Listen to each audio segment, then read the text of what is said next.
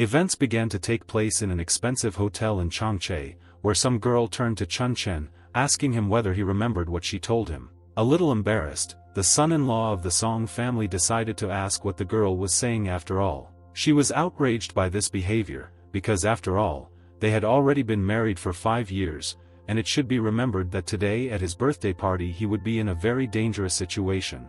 This girl was Song Yen, or Miss Song Jiansan. She was going to give Chun Chen some money, and he would have to leave Chongqing and hide. The main character didn't want to listen to it anyway, and while his wife was talking, he instantly fell asleep because it was so boring. Meanwhile, the Song family's butler, Song Ruhai, opened the car door for the girl, and she only wished that her husband would sleep in the car. As soon as the third daughter of the Song family was seen not far from an expensive hotel, all the paparazzi immediately began taking pictures of her. Considering her an incredible beauty, the little-known lady invited celebrities from all walks of life to her birthday, and today something big was going to happen. Also, the paparazzi saw a guy in the car, and immediately realized that it was Chun Chen, the husband of Mrs. Song Jiansan. No one could believe that they were still together, because everyone thought he was an idiot.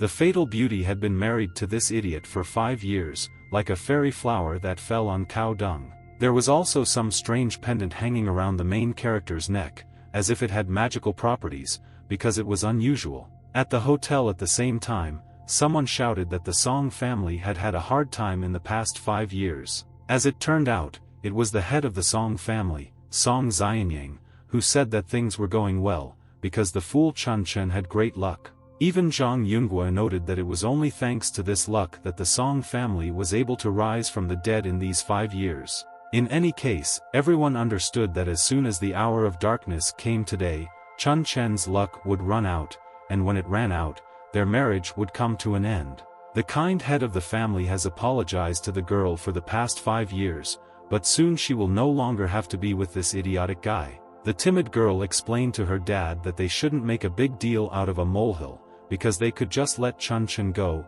and the father, in turn, said that he was doing all this only for the good of his daughter. Everyone in the city knew that Song had been a fool son-in-law for 5 years. Today she had to break off her marriage with Chun Chen in front of the whole city, and Song Jiansan should also know that the young master from the imperial court had already liked her.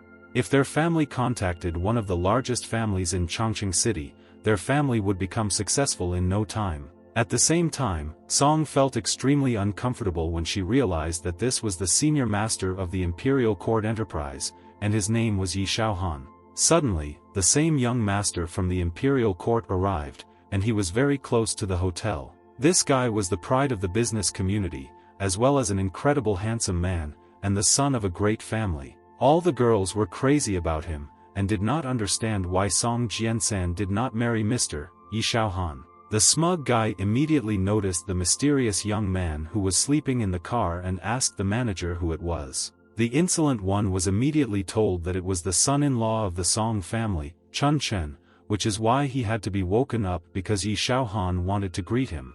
The servants immediately approached the guy and began to wake him up, calling him an idiot. No matter how much they pushed him, Chun Chen still continued to sleep and did not even think about waking up. The arrogant managers believe that only pigs sleep so soundly, and this fool sleeps like a well-fed pig. The hero, meanwhile, didn't even suspect anything, and continued to sleep peacefully in the car. Shaohan began to leave, although he hoped to talk to this fool. Suddenly, part of the protagonist's medallion began to fly in an unknown direction. This direction turned out to be the back of the head of the arrogant guy who dared to wake up the innocent Chun Chen. As if nothing had happened, the hero came out of the car, saying that his name was Chun Chen. Then he asked what he could do for young master Yi Shaohan, showing his superiority. The unsuspecting impudent man was surprised, because he had no idea what awaited him next. The servants began to be indignant, asking the eccentric why he dared to throw something at the master. As it turned out, Yi Shaohan knew that Chun Chen had not spoken a word since he became a member of the Song family, which made the managers laugh even harder. And since he is so pitiful, Shaohan wanted to tell him what he doesn't understand. Tonight his status as the son-in-law of the Song family will come to an end, and his famous little wife will become the young master's woman. Smiling arrogantly, Yi Shaohan wanted to ask the hero whether he even understood what he was telling him, or whether he was completely stupid. All this time the hero continued to remain silent, and the impudent man did not pay attention to this, after which he gradually began to leave. Suddenly, the boy asked if he was really considered a fool. As it turned out, 5 years ago he learned the art of magic, and thought that he could become famous for his abilities, but did not realize that when he learned the soul suppressor, he accidentally went out of control and locked away his souls and power. At this time, he was hit by Song Yan's car, which is how he ended up in the Song family, after which he lived in it for 5 years. After 5 years of being a fool, today he will be abandoned and he will become a laughing stock for the whole city, despite the fact that everyone there has long wanted to kick him out. Song Yan seemed to be the only one who did not want to give up on him, because the girl protected him from all adversity, as well as from her family. He got a good wife for a reason, as she silently protected him for 5 years. And now, it was Chun Chen's turn to protect his own wife. Getting out of the car, someone immediately turned to Hero, calling him a stupid son-in-law, because today he should become the most important star. It was Song Qingpeng, Song Yan's cousin, and he said that they were looking for Chun Chen everywhere. I think he is a dunce, with an incredibly pitiful face. With an angry look, the guy immediately looked at this impudent man. After all, he remembered that for 5 years, no one from the Song family took him seriously. This Song Qingpeng secretly inflicted all kinds of violence on him because he considered him an excellent whipping bag. Even now, the relationship has not improved in any way, and Qingpeng spat into the glass of wine, with the desire to give it to his son-in-law. As an apology, this glass should go to the hero, and as a reward, Song Qingpeng will not beat it today. Showing surprise, the hero asked if he could really drink this wine. The impudent man confirmed this, saying that the guy could safely do this. As if suspecting nothing, the guy began to raise the glass to his mouth, and everyone around him laughed at him, considering him an unrealistic fool. Everyone was literally dying of laughter, and Song Qingpeng didn't understand why he couldn't come up with such a funny way to humiliate him before. Unable to bear such mockery, Chun Chen shouted that since Qingpeng wanted to drink wine, he needed to go a little lower. Taking him by the throat, the self-confident guy began to pour wine with saliva directly into his throat, mocking him and humiliating him in front of all the guests. The stunned guests did not understand how this was possible, because a guy who was stupid in their opinion was able to humiliate one of the most influential members of the family. Continuing to mock Song Qingpeng, the hero threw him to the floor, asking if he had drunk the delicious wine. The trembling guests did not understand how this even happened, and how the idiot managed to defeat such a strong opponent. Song Qingpeng could not bear such humiliation. After all, he had lost face in front of a large number of famous guests. Because of this, he took out a knife from his back pocket and wished the hero only death. I mean that now he is a corpse. Suddenly, someone stopped the impudent guy, a second before he would use the knife. The man asked what Song Qingpeng really wanted to do with so many high-ranking people in the city, and did he really want to disgrace the reputation of the Song family. This man was the butler Song, who was told by the insolent man that this guy publicly humiliated him, which is why he wanted to take revenge. The smart butler asked the guy not to do this in front of others. The master wants to see him now, and later Song Qingpeng will still have the opportunity to take revenge on the hero. Qingpeng began to leave, pushing the guy.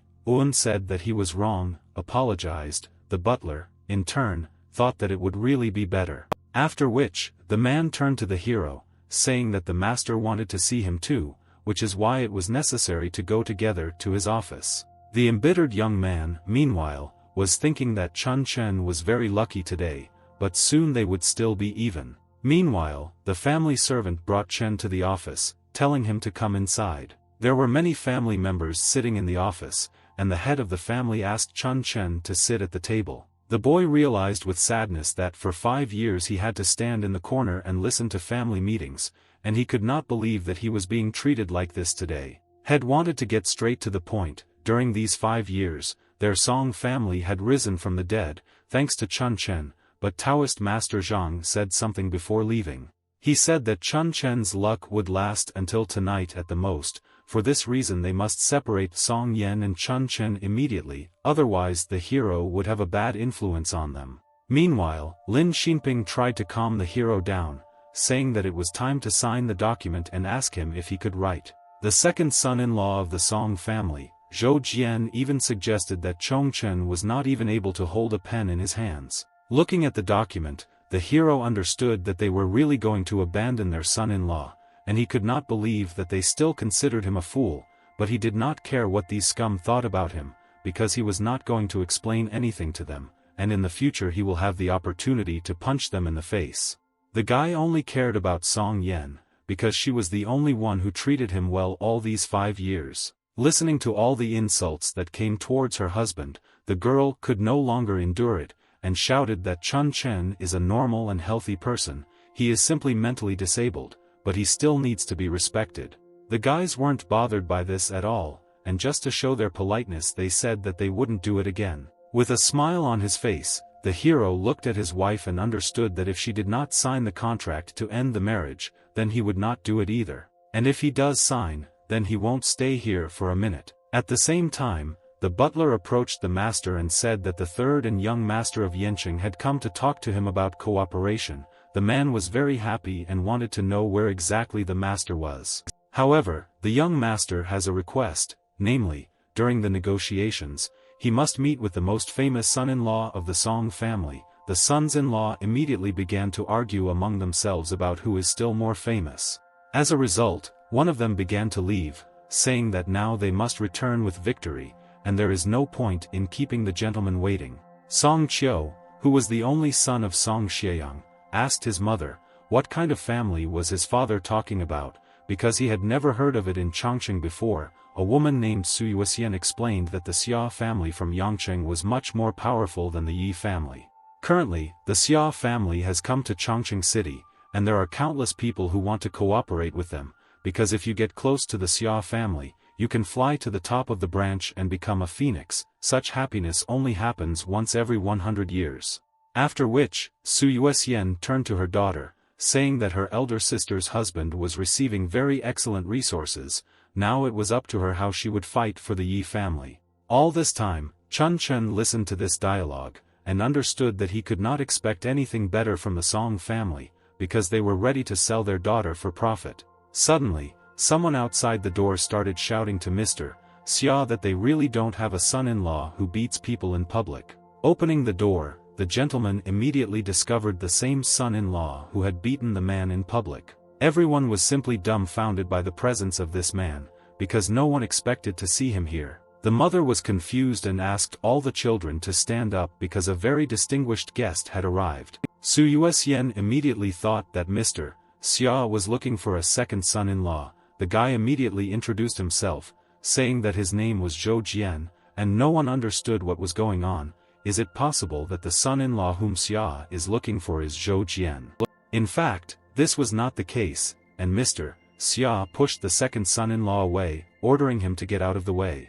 Approaching Chun Chen, Mr. Xia said that he saw him beat up a man in the hall. Stretching out his hand, he introduced himself, saying that his name was Xia Bei and he admired Chun Chen, and then asked if he could ask him to talk to him privately tomorrow. Absolutely no one could have expected such a turn of events, and everyone was simply furious and confused, not understanding what was happening here. The amiable hero also introduced himself, saying that he had nothing to do tomorrow anyway, so he didn't mind. After shaking hands, Xia Bei and Chun Chen agreed to meet in person tomorrow. The head of the family did not understand how this was possible, but the mother explained that this turned out to be the same son-in-law whom Mr. Xia wanted to meet. But still no one understood why this happened, because everyone considered this guy just an ordinary fool. Some time later, a discussion began between the family about the event that had happened, because everyone wanted to know what was the matter. Some family members learned that Mr.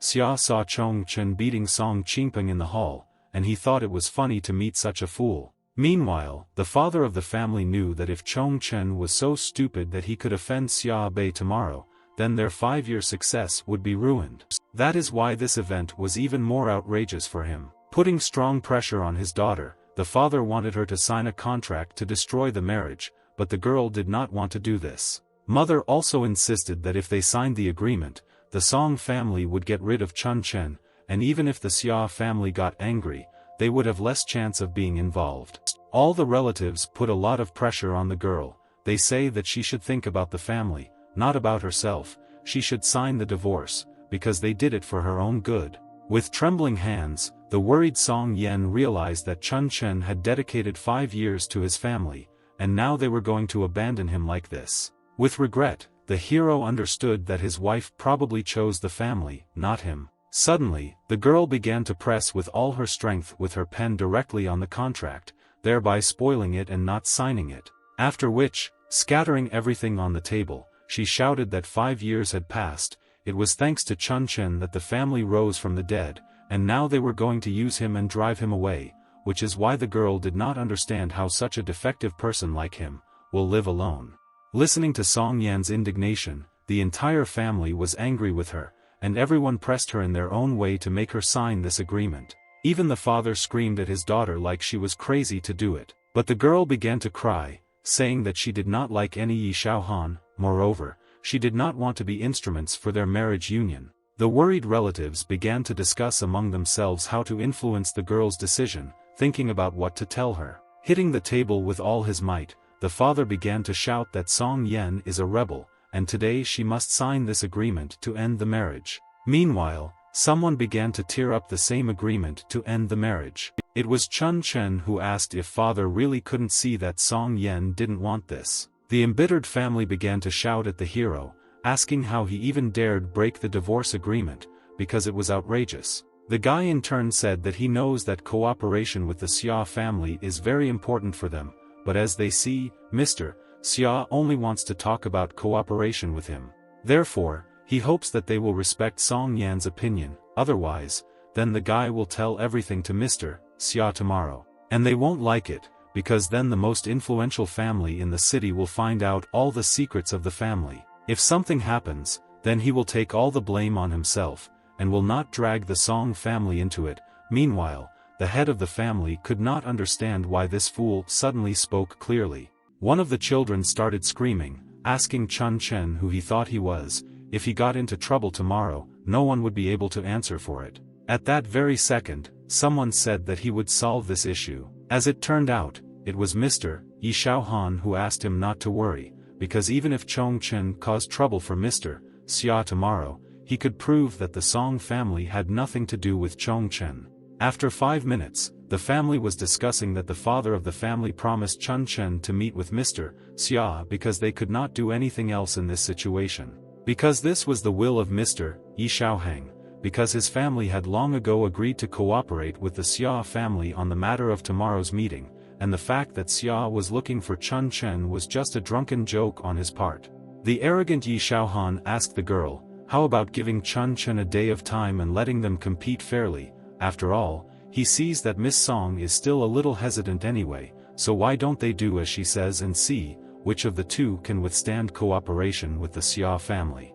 The father of the family decided that he wanted Chong Chen to lose convincingly. This would show Song Yen Yi Xiaohan's strength, and then she might come to her senses. But just in case, the head asked the butler to make sure that someone sent Chun Chen back to his usual state. The girl in love, in turn, thanked her husband for saving her, and thought about how he stopped being a fool and took the whole blow upon himself. Smiling proudly, the hero understood that he owed his wife, so he did it. Meanwhile, the butler exclaimed to the lady that it was already late and she needed to go home, and Chun Chen needs to return home and rest. The butler was tasked with taking care of the hero. At the same time, in the women's restroom, the girls were discussing that the idiot son-in-law had beaten Song Qingpeng in public today. They also knew that Song Qingpeng wanted to fight back, but the butler publicly stopped him.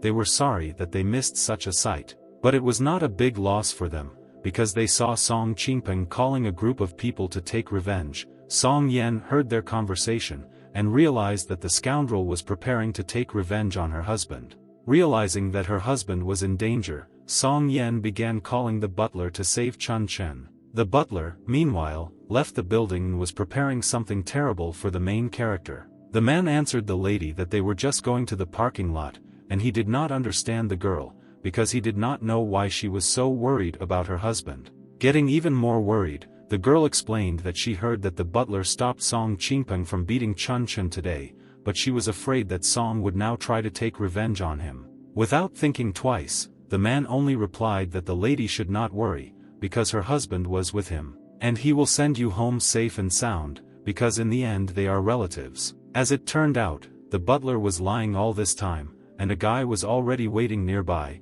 who were ready to beat the hero. The wife, in turn, thanked the butler. They say that he is a really good worker, after which they said goodbye. After which, the arrogant man told Song Qingpeng that he had especially found an opportunity for him to take revenge. The impudent man asked the man to leave the parking lot. The butler immediately began to leave as if nothing had happened. Under the chief's orders, he could use any method to get rid of Chun Chen, and it was truly excellent. As a precaution, the head wanted to be 100% sure that Chun Chen would not see Xia tomorrow. The hooligans were already waiting for him.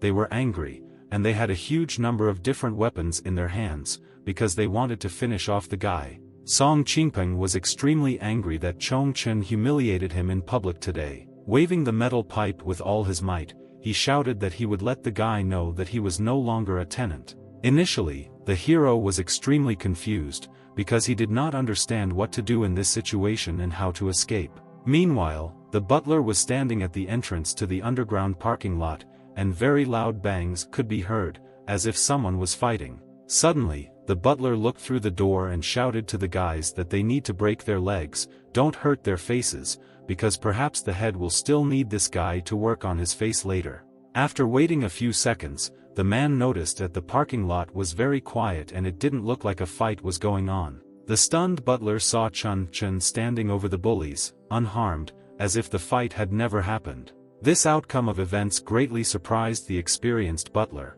because he had never seen anything like this before. Some time later, the hero thought that he had finally used the skills of the Nine Xian clan for the first time since descending from the mountain. But he was also sorry that he had to deal with such scum. Unexpectedly, someone behind exclaimed, asking Manager Pan if the fun would continue. The fun was really about to continue, because many more scoundrels came, who were promised that there should be an interesting spectacle, and they should beat up the son-in-law in order to send Yi Shaohan to bed with Song Yen. None of those present immediately understood what kind of people they were, and only Chun Chen realized that his life was again in danger. The brave guy asked the impudent cockroaches what they were doing here and why they came here. Without hesitation, he shouted that he needed to apologize for such daring actions, and he was waiting for an apology from all the hooligans in turn. The karateka immediately began to shout that he would never apologize to such an idiot in his life, but suddenly, behind him, the guy stopped him, because he remembered who it was. They all started laughing because they realized that this was an ordinary idiot who could not oppose them and was not capable of fighting. Approaching closer, the scoundrel asked if Chun Chen knew that today he would be killed, and his girlfriend would no longer sleep alone. The hero clearly could not tolerate such impudence, and he hit the impudent guy right in the face with all his might to pacify him. In fact, he warned this impudent person earlier, telling him that first he needed to apologize before talking. Of the hooligans present, no one could believe that such a weakling could overthrow their leader and destroy him with just one blow. The leader himself could not believe what was happening, not understanding how this son-in-law dared to hit him. The rage was visible in his eyes. The leader of the group of hooligans was ready to finish off the main character for such humiliation. The managers knew that it was all over, and this fool dared to hit Rong Dong, the young master of the Rong group. This group is one of the most ordinary groups in the city, and the young master originally owned a boxing gym. That is why the young master immediately wanted to finish off the hero for such a shame. The hooligans also started shouting that they only wanted victory for the boss and for him to show his boxing skills and beat him. From such a weak blow, the hero did not even begin to worry. He only looked at the scoundrel's attempt to hit him. After which, he kicked with all his strength right at the secret place of the young master Rong, and he screamed in pain with all his might. This blow was dishonorable for everyone present, because no one dared to strike it before. The young master shouted in anger at his assistants, because they did not want to help him at all, and only watched as he lost in this fight. Experiencing intense rage and pain, the scoundrel shouted for all the hooligans to start attacking his son-in-law in order to cripple him. He even wished him dead, and it is said that his henchmen could even kill him without mercy. Meanwhile, events continued to happen in the parking lot, with the butler addressing Song Qingpeng. The man, who did not understand anything,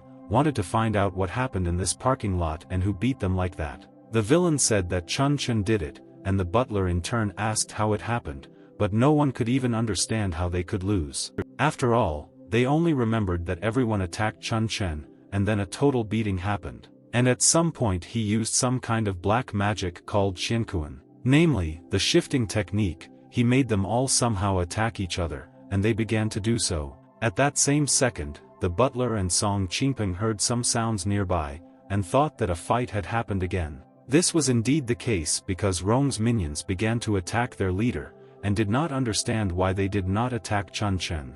With all the strength of the hero, he stepped right on the back of the main villain to show his dominant position in this situation. The smart guy shouted that now the scoundrel couldn't take a single step closer, otherwise he didn't know how long their boss would live. The scoundrel continued to shout, saying that he was the young master of the Rong family. If he was treated like this, he would take harsh revenge. In fact, the hero didn't care at all who he was, and he wants the guy to apologize to him and his wife now, otherwise the young master will end. Master Rong could not believe that this was even happening, because this was the territory of the young master Yi Shaohan. It was also surrounded by his people, but still Chun Chen was able to win this fight. Rong understood that he had only come to observe what was happening, but it turned out that he was humiliated in public, and could no longer fight. The main character decided to press harder on the scoundrel's back, and Rong began to tremble in pain because of this, after which he gradually apologized to Lady Song Yen. Starting to cry, the scoundrel literally begged for forgiveness, saying that he sincerely apologized and would never do this again. Not one of Rong's henchmen could believe it, because nothing like this had ever happened before, and their boss had not apologized to anyone. The satisfied hero only exclaimed that this was very good, because it was high time to apologize to him and his wife, then this fight would not have happened at all. The managers continued to watch what was happening, and realized that now it was all over, and today's event would not be forgotten for a long time. Suddenly, the head of the family exclaimed the name Chun Chen. The father was extremely indignant, because he had previously told the guy to go home, but now he did not understand what he was doing here. Yi Shaohan meanwhile approached the manager and asked what happened here. The concerned manager explained that Rong inquired about Chun Chen's identity, and then the guy beat Rong Dong without a word. The young master could not understand how this was possible, and how this idiot was able to knock down Rong Dong, because there really is some kind of power in the Song family that protects Chun Chen. At the same time, Yi Shaohan wanted to know from Mr. Song whether he really didn't care about family. After all, he knows very well that at the moment, the most important direction for their family is three-way cooperation.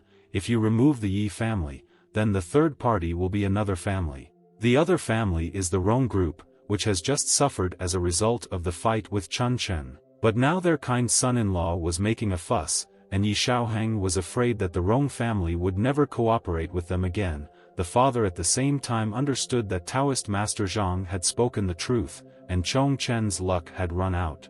It was now, after his luck ran out, that this guy began to harass the Song family. The alarmed head of the Song family told the small house Master Rong that he apologizes on behalf of the family. If they need any compensation, then they are ready to pay it. At that very moment, one of the Rong family turned around and said that he never wanted to cooperate with the Song family again because of today. Also, Rong didn't care who protected Chun Chen. If he returned home safe and sound today, then Rong was going to change his name. To change his name backwards, he exclaimed with all his might, because he believed that this was simply impossible. Meanwhile, the girl was watching everything that was happening, and did not understand what Chun Chen did to Rong Dong, because she previously thought that the guy would just go home, and now he is in trouble again. The gloating Yi Shaohan, meanwhile, was thinking that from now on, without his help, there would be a person in the city who would want Chun Chen dead at any moment. Immediately after this, the scoundrel addressed the beaten guy, saying that they were partners and there was no need to spoil the relationship over a trifle. Turning to the head of the family, the guy also said that since the birthday banquet had become so noisy, that is why he needs to return home first. As for who to take with him, the man himself should understand. The father of the Xiong family immediately began to worry, but he understood the master. He literally understood everything. Then the man exclaimed to all the guys that everything was fine and they could go, but there weren't enough seats in the car. Which is why Chun Chen needs to take a taxi because there is absolutely no room for him in the car. Song Yen was indignant at this decision, because if his father lets him go alone now, it could be the deprivation of life for the guy. The father, in turn, only replied that he did not understand what his daughter was talking about, because he simply let the guy go home, and did not take his life. He gave him one more day to become a member of the Song family. If Chun Chen can safely reach the meeting place, then he will personally come out to meet him and give him a reception. One of the sons-in-law understood that like this, if not for the master's condescension, Chun Chen would not have had a chance. Yen was trembling with fear, because she was very afraid for her husband. One of the scoundrels observed this incident and listened to the entire dialogue, which is why he did not expect that the Song family would be so sincere. Then he agrees to continue this three-way cooperation. Yi Xiaohan was happy about this decision, because tomorrow he was going to come to the Song family and take Miss Song Yen with him to the Xia family to discuss cooperation, after which he would allow the master to take on some of the cooperation responsibilities. The mother said goodbye to Chun Chen, saying that it was time for them to go home, and this was probably their last meeting. Perhaps his last success was to persuade Mr. Yi to finish everything quickly, and his relatives also shouted to the guy that he was just a loser. Lady Song Yen continued to listen to all this rudeness from her relatives, and simply trembled with anger, rage. Taking her fiancé's hand, she said that they needed to go. Until they signed the divorce agreement, now she and Chun Chen still needed to, and the girl did not want to let her relatives do something like that. The head of the family could not tolerate such behavior and expressed his indignation to Yi Xiaohan, but the guy stopped his father. After all, now he simply loves to watch how the prey tries to resist until it becomes his. Some time later, Chun Chen and Song Yen began to drive home. Their younger brother was driving them in a car, saying that this was not his will, and Dad asked to protect Song Yen, and she should understand why all this was happening around Chun Chen. With regret, the girl realized that Chun Chen had angered Rong Dong. Most likely his people were already pursuing the hero. The indignant younger brother decided to ask the guy why he started all this, because everyone made fun of him at the age of 5, but for some reason, he had never hit anyone before. Without worrying about the consequences, the hero only said that the guy he beat up opened his stinking mouth in the wrong direction. At the same time, the brother understood that reaching out to people is power, that there is no point in being stupid and strong without power. These are three things that depend on each other. The concerned wife, in turn, said that a little later she would take Chun Chen out of the city, and from now on, the guy should be as honest as possible with her, when suddenly, several cars behind them began to chase them. A moment later, one of the cars that was in pursuit rammed right into the bumper of the car. Everyone in the car began to get very worried, the driver was furious, and the girl did not understand what had happened, and only Chun Chen was calm. The girl asked her younger brother to break away from his pursuers, because they had to leave the city. Suddenly, Chun Chen said that there was no need to flee the city and asked Song Qiu to let him out of the car, because while he's inside, these guys pose a threat to him, and he'll only be safe if the hero gets out of the car and lures them out. The wife was against this, because she believed that Chen had gone crazy and these people would kill him as soon as he came out.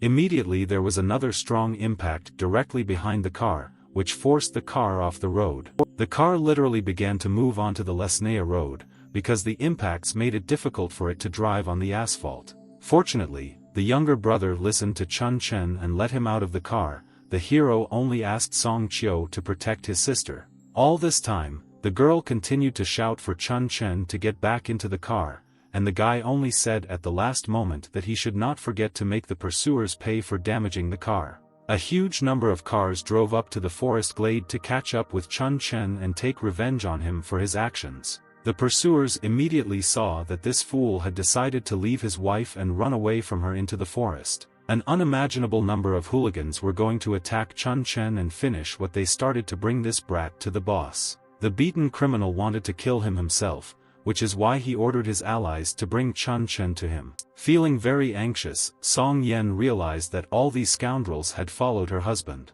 I understand that it is necessary to somehow avoid beating the guy. The girl wanted to get out of the car to talk with the gang bosses, but her brother was against it, because he had to protect her. Yen still believed that this was not necessary, since people from the Rong group are not strong enough to dare to attack her.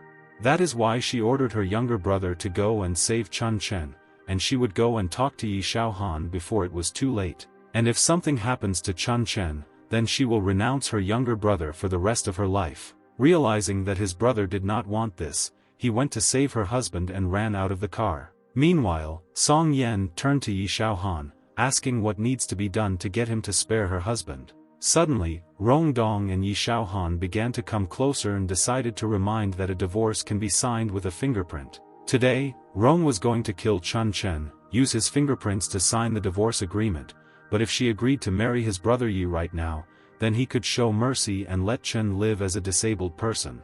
Song Yan understood that this was not fair, because they were taking advantage of the opportunity, and this was against the rules, and one should not even think about it. Suddenly, Yi Xiaohan came closer and ordered Yan to shut his mouth. The arrogant scoundrel said that he had already given the Song family a chance 3 times for her sake, and now she was responsible for it. The master's patience has run out. Now he wants not only for her to be his tonight, but also for Chun Chen not to be able to get out of here alive. As it turned out, all this time the younger brother was watching everything that was happening, and understood that 2 adult men were threatening his sister. They should be very ashamed. But the guy also understood that he was still a real macho, and he needed to move to help his sister, even though he was trembling with fear. Suddenly, someone behind him turned to the guy, asking if he would really continue to watch his sister being bullied. It was Chun Chen. The younger brother was surprised because a whole crowd had been chasing this guy earlier, to which the hero only replied that they were probably lost. But they decided to get down to business, and the guy asked his brother if he didn't say that he was like 10 people in the Rong group in terms of strength, but for some reason he was inactive. The trembling guy admitted that he really wants to go, but if he goes, he will make the Song family the enemy of the Yi family and the Rong family, so he can't even move his legs. The brave hero, in turn, called this guy just a loser, because he is not able to protect even his own sister. As Chun Chen continued walking, he asked Song Qiu to remember his words. Then the main character said that if someone dares to offend the one you love, you must answer him in kind, and no matter how strong this person is. The scoundrels instantly saw the guy, and were glad that this fool himself had come to certain death. Even if it hurts, even if you have to start all over again, it's still worth it to protect the people you love and love. If you are a man, you must behave like a man and strike first at your offender. Stunned, Song Yan did not understand whether her husband was really capable of defeating such strong opponents. In fact, he really could do it, and with all his strength he hit the villain right in the stomach, which is why he began to scream in pain, because the blow was delivered without remorse. After this, the scoundrel is unlikely to be able to fight, because he, experiencing such severe pain, could hardly survive this first strike. None of those present nearby could believe their eyes, because everyone had previously considered Chun Chen to be an ordinary fool who was not capable of anything. But in fact, this guy turned out to be so strong that he could easily defeat one of the strongest fighters, namely Rong. Looking straight into Yi Xiaohan's eyes, Chong Chen said that it was now his turn to fight, when suddenly, at that very second, the scoundrel began to laugh.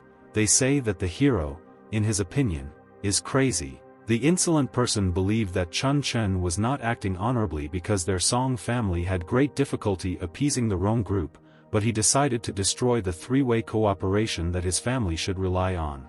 We are all so clear that the Song family can only prosper by rising to the level of the Yi family, and now he has completely angered the Rong group, which is why they will take all measures.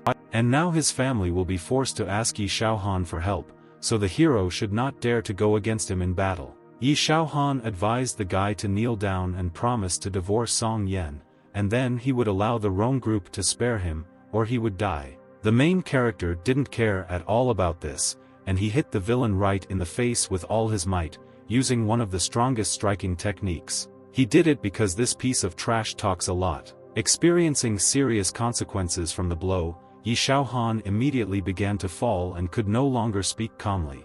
All of this was indeed correct, because Chun Chen believed that garbage should know its place. But it seemed that Yi Xiaohan was lost, which required him to be taken home, and the hero wanted to throw him straight into the trash can.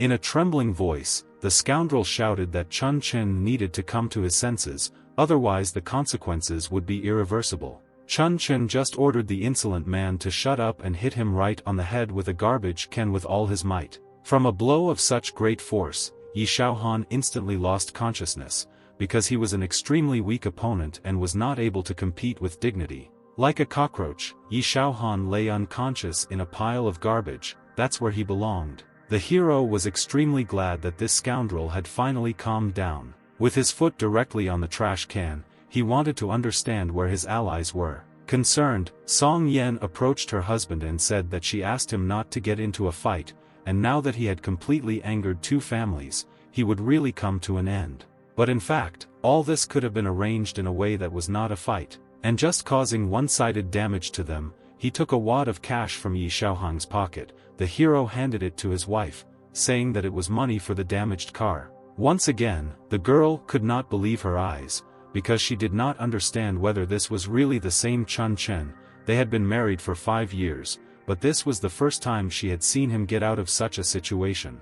Realizing that they needed to escape, the girl again took her husband's hand, saying that they needed to leave. Chun Chen, in turn, knew that Song Qiu nearby was still in a state of paralysis, and he needed to get out quickly. As if nothing had happened, Song Qiu crawled out of the bushes and said that he was coming now. Thus, all the enemies were easily defeated, and the heroes left safe and sound away from this place. Leaving along the road, they already understood that they would soon leave this city. The slightly alarmed girl still asked the guy to be more careful in the future and not get caught. The joyful Chun Chen only said that you should not worry, and everything will be fine. Suddenly, Song Qiu turned around and shouted that Chun Chen was crazy, and the Song family would not be able to protect him. Sooner or later they would find out about it, and even if Yi Xiaohang and the others did not figure it out, his father would still want to end him. Song Yan also admitted that her brother was right in this case. The smart guy, in turn, understood that if some fool beats the scoundrel, then he obviously won't tell anyone about it. This was indeed true, because it is simply not profitable for bandits to talk about the fact that a simple guy beat them up. Therefore, the hero thinks that this shame will die with them. As for their people, they should also remain silent. Besides, they agreed, and Chen will have one more day. And even if the hero is sent out of town, he will still return.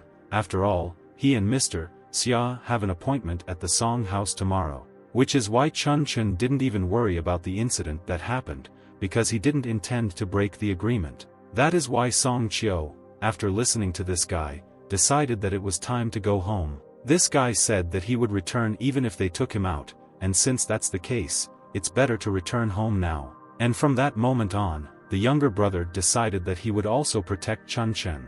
At the same time, the hero understood that he didn't even need this guy's protection, because he was capable of protecting himself. In any case, it's time for them to go home, but first they need to call Dad so that he knows that they are okay. Some time later, events continued to occur in the Song mansion. As it turned out, the head of the family was complaining to the elder that Chun Chen had done terrible things tonight. For the past 5 years, they have relied on Chun Chen's luck, thanks to which he was able to become the head of the family, but the elder believes that today he caused a lot of trouble and wanted him to give up his place to the second.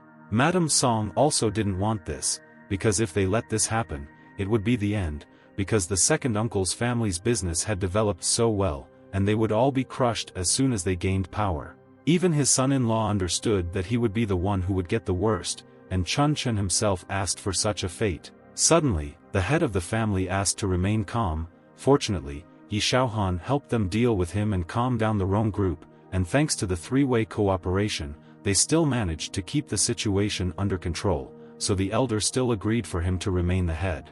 The girls were very happy about this, because they believed that Chun Chen's death was really worth something. After all, this really calmed them down, because the more painful the death, the better for the Rong group. Suddenly, the head of the family received a call from Song Yan, who said that she and Chun Chen had returned safely. Hearing this, the man could not believe what his daughter said because it was literally impossible. Fear and horror were immediately audible in his voice, because he understood that if his son-in-law was not dead, then his family could now be in danger. Realizing the complexity of the whole situation, the father immediately threw down his phone.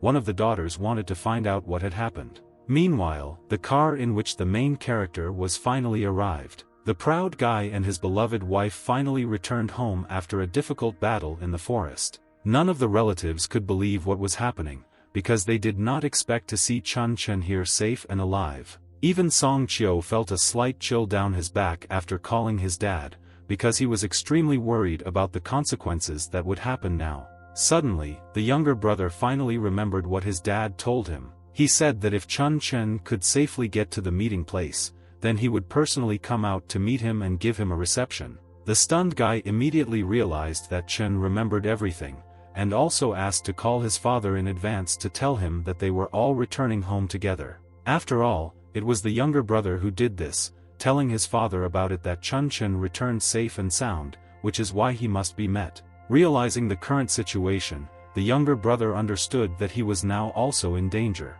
Song Yen decided to ask her brother what happened to him, but the guy only trembled with fear and said that he was a corpse. At the same time, someone began to emerge from the doors of the mansion. It was the entire Xiong family, and the head of the family in particular, because he was supposed to meet Chun Chen. Barely containing his anger, the man said that he was glad to see his son-in-law and wanted to invite him home. At the same time, the children watched their father's face, how dissatisfied it was. Everyone sensed that today they would be severely punished. Smiling like an honest man, the hero asked if everything was okay and if he did everything right. The hero didn't understand why everyone was looking at him like that, but his wife at the same time understood that he was doing this all on purpose. The second son-in-law was also here, and the guy was not afraid to ask him if he had made tea. Everyone began to think that Chun Chen was rushing to heaven. Not only was his father-in-law personally greeting him, but he also wanted his eldest son-in-law to pour him some tea.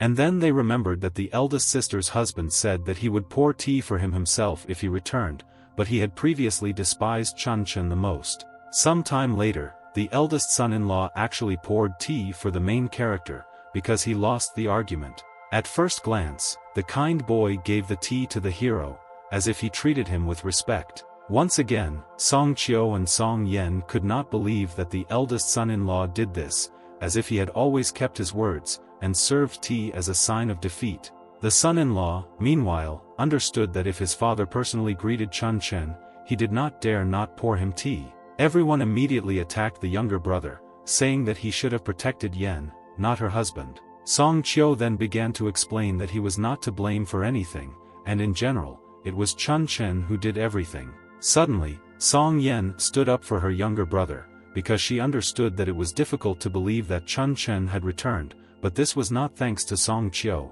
because he was simply protecting his sister, and the hero himself dealt with the people of the Rong group and returned with them. Hitting the table with all his might and feeling very angry, the head of the family could not believe these words, because for him it was ordinary nonsense. The entire group could not cope with just one person, and it really sounds like stupidity. The younger brother was threatened with punishment with a whip, and he, in turn, understood that after all, his father and the others still did not know that Yi Shaohan had been beaten, otherwise this punishment would not have happened. The butler really brought the whip to punish his younger brother for lying. A moment later, the head of the family began to take out an ancient weapon to flog the young man. Swinging his whip with all his might, the formidable father shouted that today he would teach his youngest son a lesson. Suddenly, Chun Chen stopped his impudent father, because he did not want the innocent guy to suffer from punishment. Having stopped the hand of the head of the family, Chun Chen turned to his father. They say that even the evil tiger does not eat its children, and brother Chio is still too young, and he will not be able to withstand the blow, killing him.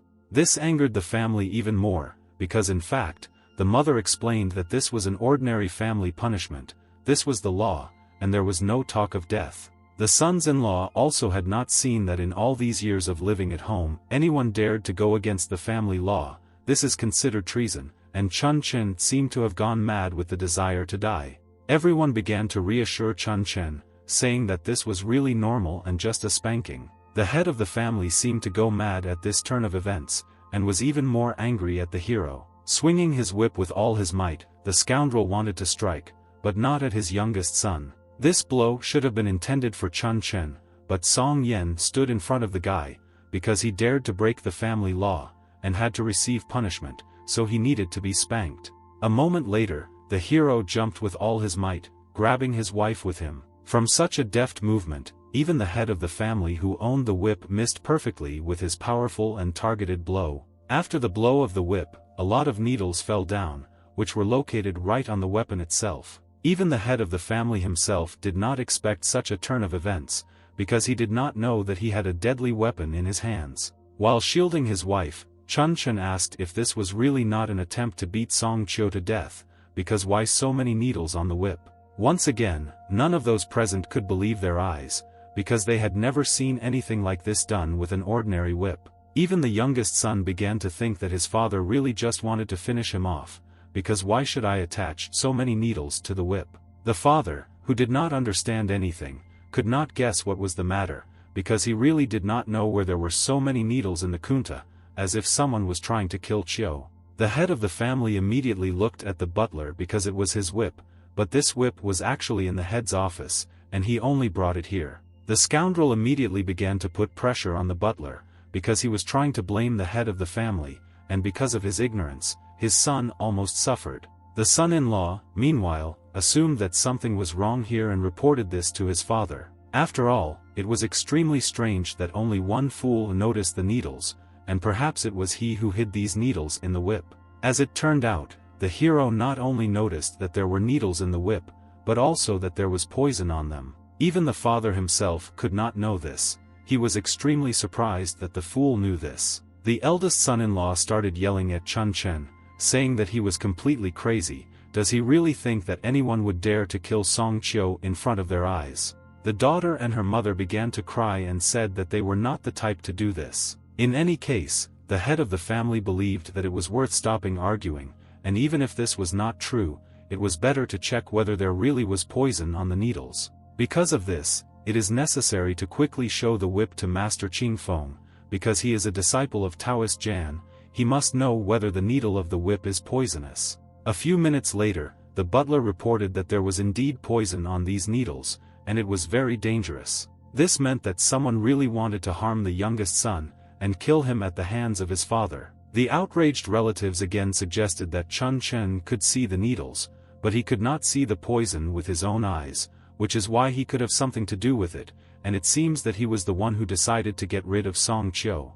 Listening to all this, Song Yen could no longer endure it, and trembled with anger because she wanted to express all the hatred to her relatives. Meanwhile, the hero did not react to this at all, and calmly drank hot tea. Unexpectedly, the head of the family shouted that there was enough arguing, and Chun Chen had nothing to do with it at all. The relatives were horrified by such a statement, because they did not understand who could now be involved in the attempt and murder, and also did not know why the head of the family was protecting a fool. He defended him because if Chong Chen had not spoken, then Song Chio would truly be gone, and there was no point in continuing to argue. Without thinking twice, the father ordered the whole family to disperse. As if nothing had happened, Chun Chen thanked his father for protecting him and for really believing him. As soon as all the relatives began to disperse, Song Chio decided to turn to his son-in-law. Falling to his knees, the youngest son began to apologize and thank his savior, because he felt grateful for such a noble deed.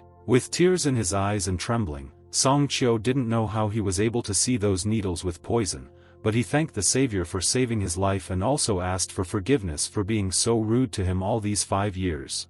The good-natured guy, in turn, really excused him, saying that everything is fine because they are relatives. Some time later, Song Chio was asked if he was angry with his father for that night. Song Chio explained that everything was fine and he knew that it must be someone trying to harm him. The father, in turn, also admitted that he was also to blame, but wanted to ask his youngest son something else. Namely, he wanted to know why Chun Chen returned. Given the strength of the Rong group, such a return would not be accidental, and the guy should really tell his father the truth. This question really surprised the son a little, because the answer to it would shock his father, so first he must ask the head of the family something. The caring younger son asked his father if his blood pressure was high or if he was having a heart attack. The angry father shouted that he had never experienced anything like this, and his son needed to quickly tell him what really happened there. A few dozen minutes later, Song Chio told his father the whole truth, and he even mentioned that he could have easily saved his little sister,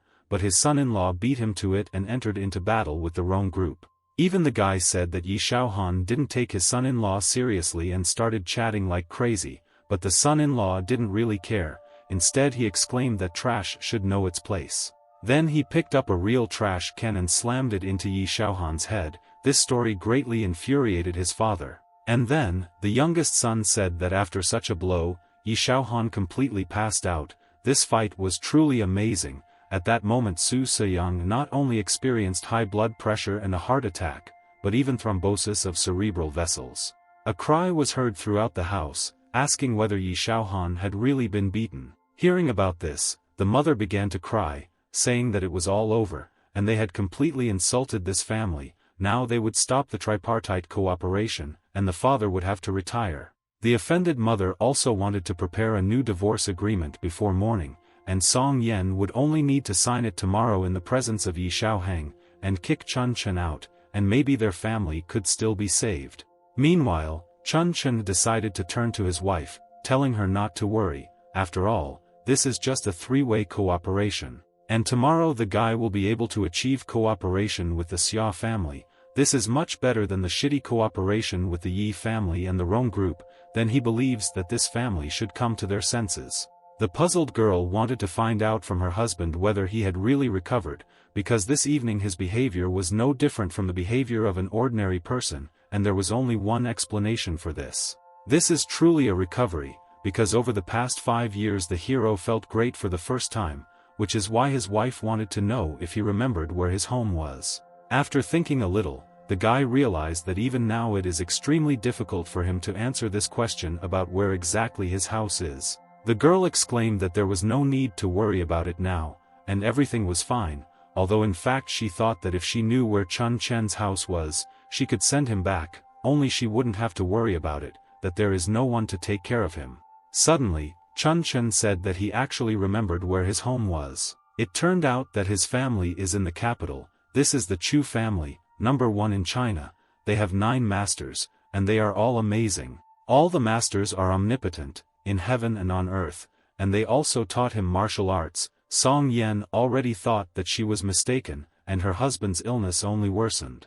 Without thinking twice, the girl said that she would forget about it for now and asked him to tell him what feelings he had over the past 5 years. At the same time, she understood that Chun Chen had not been able to express his feelings for 5 years. He must have suffered from humiliation, pain and indifference. He must really want to talk to someone. After all, she is the only one who has been there all these years. Suddenly the hero exclaimed that even though she is his wife, she still doesn't care about their relationship.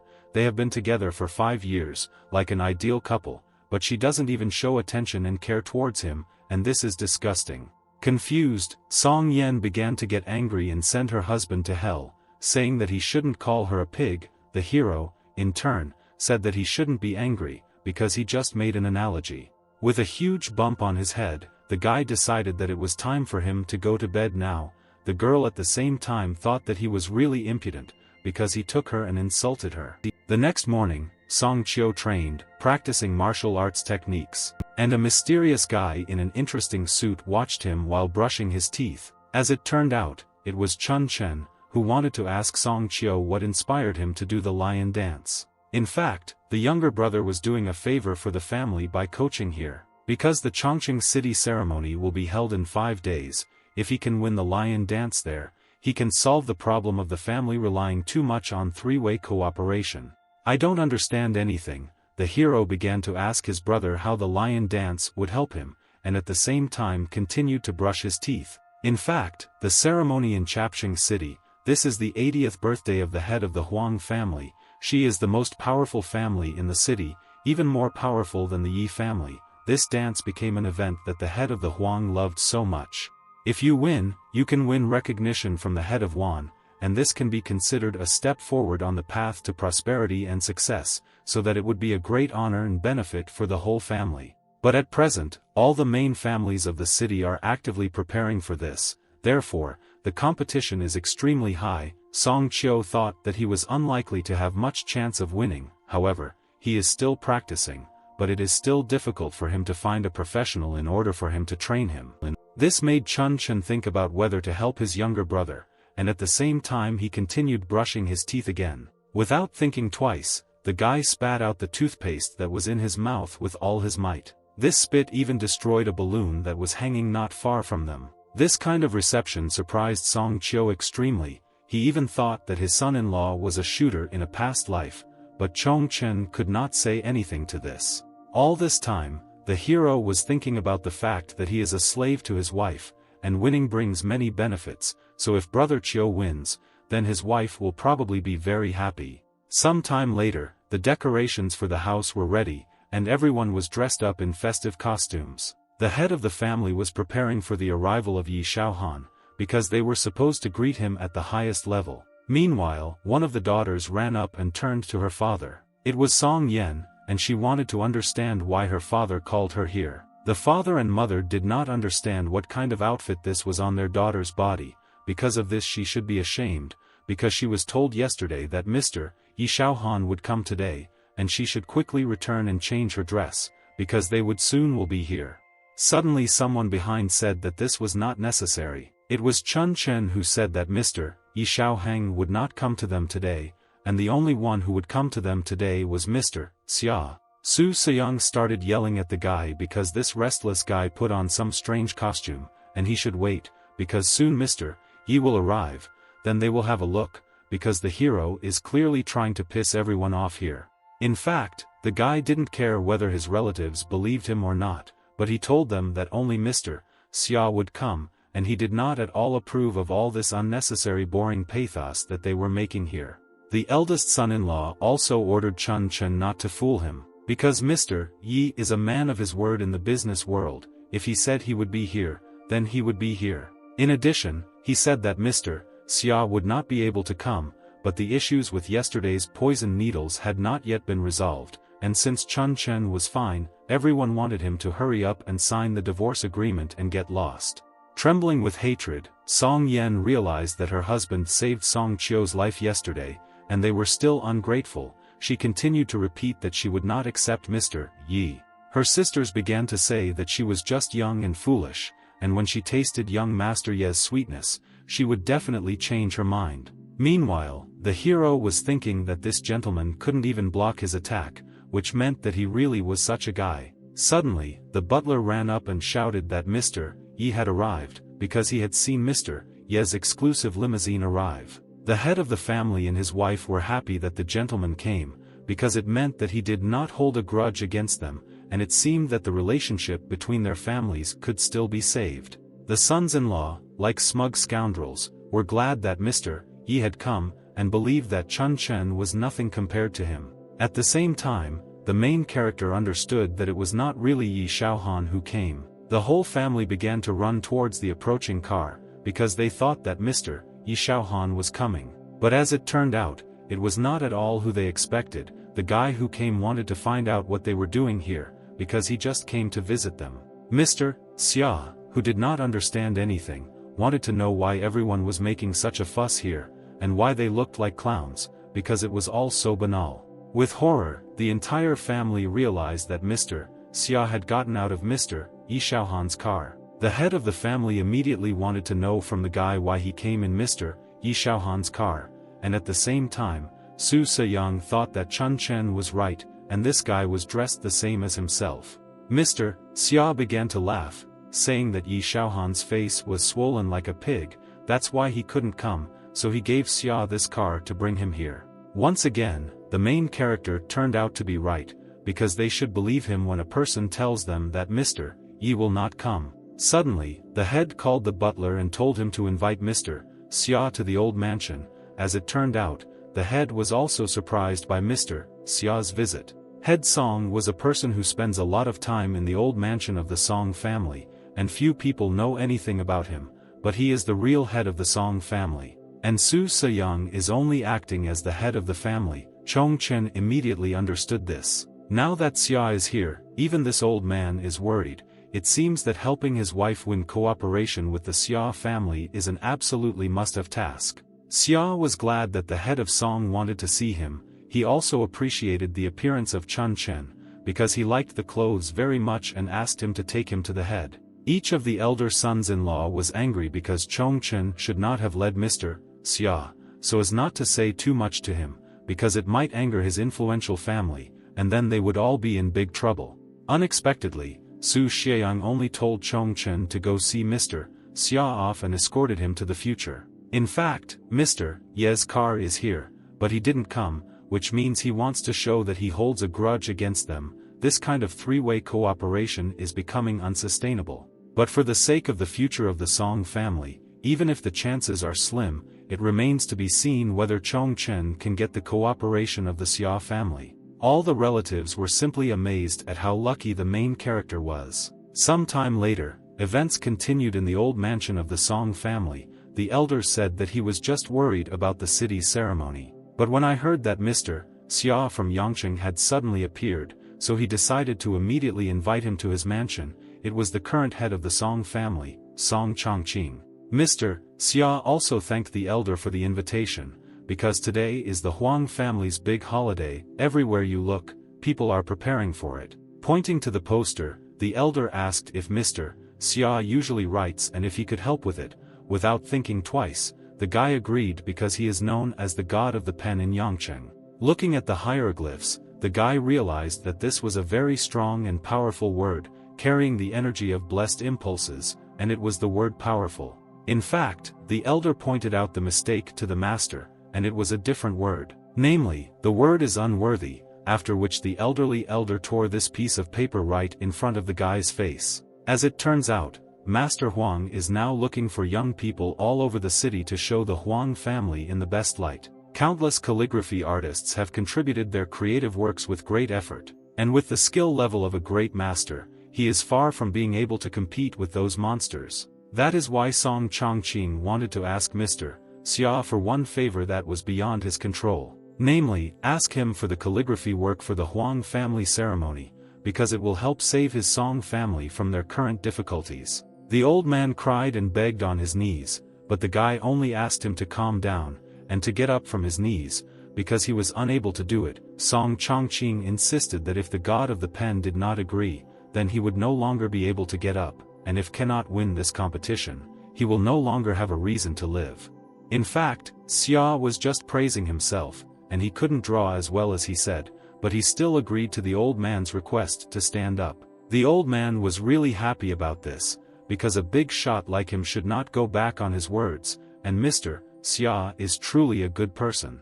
The dumbfounded guy immediately realized that this impudent old man was using him, but still asked him to go first, and let Chun Chen come in and talk to him while he wrote, and they talked. The wise old man was not against fulfilling the guy's request and inviting the hero. Coming out of the office, Song Chongqing turned to Chun Chen, saying that Mr. Xia was waiting for him in the office. Two guys were also sitting nearby, and were really shocked that the gentleman wanted to see him. The joyful hero entered the office, and the gentleman was already waiting for him. A little worried, the guy said that he had just boasted to the old man, and now he asks him to write to the location, and Xia decided to ask the hero for help, so that he would tell him how it was drawn for him.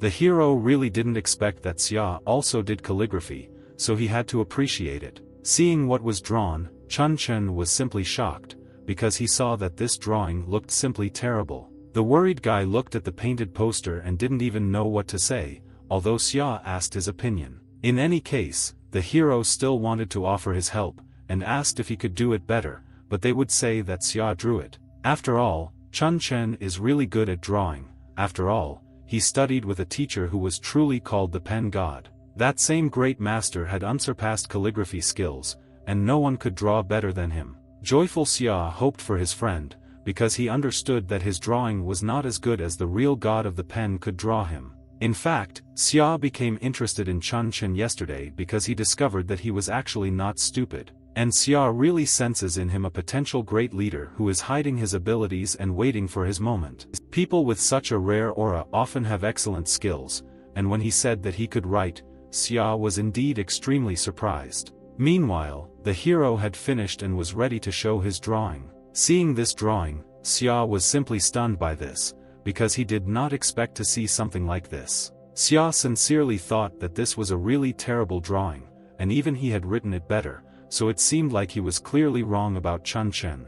At the same time, Song Chongqing started knocking on the door and asked Xia if he was finished because the old man was looking forward to his masterpieces. The guy, trembling with fear, understood that if the old man saw this, he would lose face, and must quickly write another poster without typos. Suddenly, Chun Chen let his grandfather in, saying that Xia had finished a long time ago. The drawing was completely ready. The joyful man wanted to admire the young master's drawing, although Xia was not ready yet, but for some reason Chun Chen let the old man in. Fearing failure, Xia wanted to hide Chun Chen's writing in his other hand so as not to accidentally show it, then take out his own, and although there were typos in it, it was probably better than the hero's.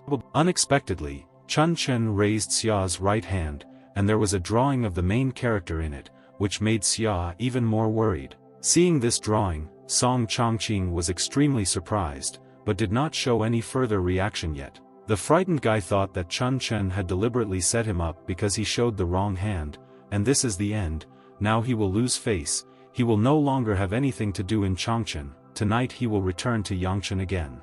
The elder continued to remain silent, and only pointed his finger at the poster, with great surprise. Suddenly, the old man ran up to the poster and took it in his hands, after which he began to cry, saying that it was just a beautiful drawing, and it was truly worthy of the god of the pen, because he had never seen a young man be able to write so beautifully. Surprised, Xia clearly did not expect such a reaction, and did not understand why this drawing was excellent, because he believed that even his was better. According to the master, this drawing was really excellent, and Xia is too modest. Although he says that he is the god of the pen, it was written there that great plans and great dominion, laughter despite drunkenness in life. It rhymes with Huang, and expresses the great ambitions and desires of Mr. Huang, and is also written in words that fools cannot even read. With joy, Song Chongqing also exclaimed that Master Huang really loves ancient cursive writing, so he should really like this poster. If this calligraphy is used to participate in competitions, then the old man was sure that there was a great chance of victory. In Xia's opinion, this writing was still not as good as his, but still had a chance of winning the competition. Still, the guy calmed down and told Song Chongqing that it was just calligraphy he quickly wrote, and nothing special. If old man Song sees something special in it, then let him take it. Suddenly, the old man said thank you for this letter to Mr. Xia, but also clarified that he forgot to sign it, which is why the old man wanted to see how he would do it right now. The stunned guy did not show it, but he understood that this old man clearly wanted Xia to humiliate himself in front of him right now. Suddenly, Xia began to wriggle out, saying that he couldn't sign this letter because the signature meant that he was the owner, and why not let Chun Chen sign this letter, because in fact, he was the one who was supposed to be destined for this letter. Continuing to make excuses, the guy said that he was really sure that he wanted to give this letter to Chun Chen. The worried old man also asked the guy not to spoil the drawing, because he believed that Chun Chen did not have the proper calligraphy skills. The hero, in turn, really tried very hard to sign this work, because he himself had written it earlier. For the old man to see such a signature was extremely strange, because the age is the same, but for some reason there is a big difference in skills, and he was sure that the calligraphy that Xia had just hidden was written by Chun Chen. At that very second, Mr. Xia suggested that Song Chongqing finally begin to discuss issues of cooperation. The elder did not even suspect that he had actually come to discuss the issue of cooperation.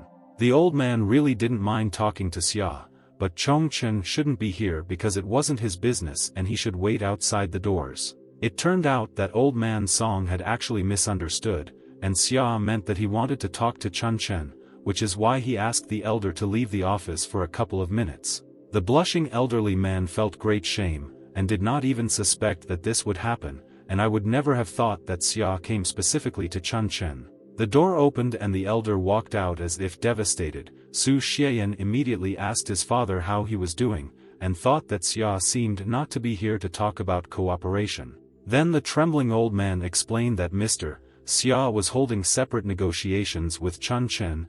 In addition, he gave him an excellent calligraphy letter. Now with Chun Chen's blessing, their Song family has a chance to get the green light of the Huang family at the ceremony. Hearing this, all the relatives were simply shocked by this news, and only Song Yen was happy about what she heard. Meanwhile, Events continued to happen in the office, and Xia thanked Chun Chen for helping to save his reputation, but he still did not intend to give up this opportunity for cooperation so easily. Which is why Xia decided to clarify the situation. In fact, even before he came to the Song family, he used to go to the Yi family and talk to them about cooperation. After all, if you decide to choose one partner for cooperation, then the family Yi wins over the Song family in every aspect. Looking into the master's eyes, the hero admitted that this was indeed the case. At the moment, Xia's team was at the Yi family's house, and he said that if he didn't give them an answer before midnight, they could automatically enter into an agreement with the Yi family. This meant that the Song family only had a few minutes left to convince him to enter into cooperation with them, so now Chun Chen would have to answer a few questions. If he can give satisfactory answers to these questions, then Xia will abandon the Yi family and choose the Song family to cooperate. But if Xia is not satisfied with Chun Chen's answers, then he will only tell the Song family for now. Meanwhile, the relatives were furious because they did not understand why Xia wanted to discuss such serious issues with Chun Chen. Because if he manages to conclude an agreement, then they will not be able to kick him out of the family, and if they don't kick him out, then his influence will become a threat to them. Trembling with emotion, Su Xian understood that the Xia family does not choose random partners, although he is called the third young master without success in Yancheng, but this is not because he is a slacker and frivolous in his affairs. It was rumored that Mr. Xia asks his partners the strangest questions, and in all these years no one has been able to answer them correctly. And all because he is very picky about his partners. This is what caused Xia's failures in business. If only they had allowed the old and cunning gentleman to negotiate, there would at least be a chance of success, but now with the rude and careless Chun Chen, the chances of getting the right answers are almost zero. Meanwhile, Xia asked questions to Chun Chen. The first question was, if merit in some major matter decides him, what will he choose, revenge or patience? The smart hero immediately responded that he would give the fame, fortune, etc., to someone else because he didn't care. The second question sounded like this: if he was faced with a choice, on the one hand, power over the whole world, and on the other, his beloved woman, what would he choose then? The smart Chun Chen replied that he would choose power over the whole world and sleep next to his beloved. This answer was really good, but if this statement is applied to real life. The next question from Xia was how to achieve both goals in this case, success in business and success in love. The guy literally begged him to give him a good answer that would satisfy him. Otherwise, their conversation might end here. From such a statement, even Chun Chen began to worry, because he did not quite understand how to respond to this. Meanwhile, Su Seyang's phone rang, which surprised him greatly. A slightly excited man immediately answered the call, hoping to hear some good news. As it turned out, it was Yi Shaohan who wanted to ask the gentleman how he was doing today. Yi Shaohan immediately assumed that Mr. Xia was now at their home and was discussing cooperation issues with Chun Chen, and this was indeed true. Then the impudent one told Su Xian that in fact Xia had already agreed with him. He was planning to formally sign an agreement with the Xia family soon, but Mr. Xia went to meet them just to complete the formalities. Not understanding what to do, the gentleman just listened to this news and began to worry even more. Soon after, Yi Shaohan hung up, and Su Xian tried to persuade him to talk again, but the guy didn't want to talk anymore. Realizing the hopelessness of the situation, the man only said that it was all over, because it turns out that Xia had already made a deal with the Yi family, which means that Chun Chen no longer has a chance to reach an agreement. Assuming that by marrying Song Yan to Yi Shaohang, they would have a chance to save the Song family, the father ordered one of the sons-in-law to bring a new divorce agreement, because tonight they would need to find a way to marry their daughter to Yi. Song Yan watched all this and realized that Dad's determination this time was really great, and she began to suspect that she could really marry Yi. Meanwhile, people from the office began to say that everything went well and the issues had been resolved. At the same time, Yi Shaohan gloated, because he considered the Song family very simply to see how he would punish in the future. Soon after, representatives from the Xia family walked in, and Yi Shaohan suggested that they should sign a cooperation agreement at this time. One of the representatives said that they decided not to sign the agreement because Xia suddenly changed his mind. Mr. Xia said that from his side there was no answer to the questions he needed, but Chun Chen was able to give a perfect answer to Mr. Xia's test question. Therefore, in the future, the cooperation of the Xia family in Chongqing City will be completely transferred to the Song family. The protagonist's answer truly satisfied Xia completely, and he exclaimed that his answer was simply truly wonderful, and now all of his family's affairs would be transferred to the Song family, and as for Young Yi, let him continue to play his games further. No one could believe what was happening again, because nothing like this had ever happened in this family before. Su Xieyang decided to turn to Mr. Xia and ask if this was really true, and if he really chose to cooperate with Chun Chen. Laughing, Xia explained that this was absolutely true. Chun Chen's answer was absolutely in line with his preferences, and he was the ideal choice in his opinion. Returning to that question, Xia said that Chun Chen said that you have power over the world, and sleep next to your beloved, but how to achieve these goals, because if the answer is unsatisfactory, their conversation will end in an instant. Laughing at this question, Chun Chen explained that in public opinion, people often use the fish and bear analogy to talk about choices in life. This reminds everyone that one must be able to give up one in order to choose the other. But at that very second the hero stood up and shouted that he was the one who strives to conquer the world. If he does not have the opportunity to take two good pieces, then there is no need to do anything at all. At that very second, Chun Chen asked Xia if he was really called the third young master without success in Yangqing City. The gentleman immediately confirmed this. Because of this, the main character invited the guy to collaborate with him, and guarantees him enormous success in business and the opportunity to truly become the first son of Tiannan. In general, people's opinion is often considered that you cannot combine different things together, like fish and bear. But in Chun Chen's perception, only whale, fish and bear are incompatible. Not understanding this answer, Xia wanted to clarify why this was so, because there were other options. Pointing to the next poster, the hero only said that this is all because such transactions are simply illegal. Laughing even harder, Xia exclaimed that Chun Chen has ambitions to conquer the world, but also has the common sense to not overstep his boundaries. No one had ever expressed such a beautiful answer, which made Xia want to know how successful he was according to his listeners. From this story, Su Seyang and his son-in-law were furious, because they could not believe what they heard, that they were talking about the first son of Tiannan, and did not understand how Chun Chen could even humble himself to say something so arrogant. Since they had now agreed to work together, Xia immediately began to leave so as not to linger here any longer. Although this guy had a unique taste, Chun Chen prepared an answer that was just perfect. After reading the divorce agreement, Su Xieyang realized that this was indeed true. The sons-in-law in turn believed that once Chun Chen left his home, he would no longer be so arrogant. But at that very second, the head of the family tore up the divorce agreement and said that Chun Chen was indeed right, and their disputes were pointless. Today, their three-way deal between the families has been successfully completed, and now it is necessary to rely on the cooperation with the Xia family that Chun Chen made and the letter that Mr. Xia wrote. If they kick him out, then there will be nothing to compete with the old man's second son, and there will be no opportunity to participate in the ceremony.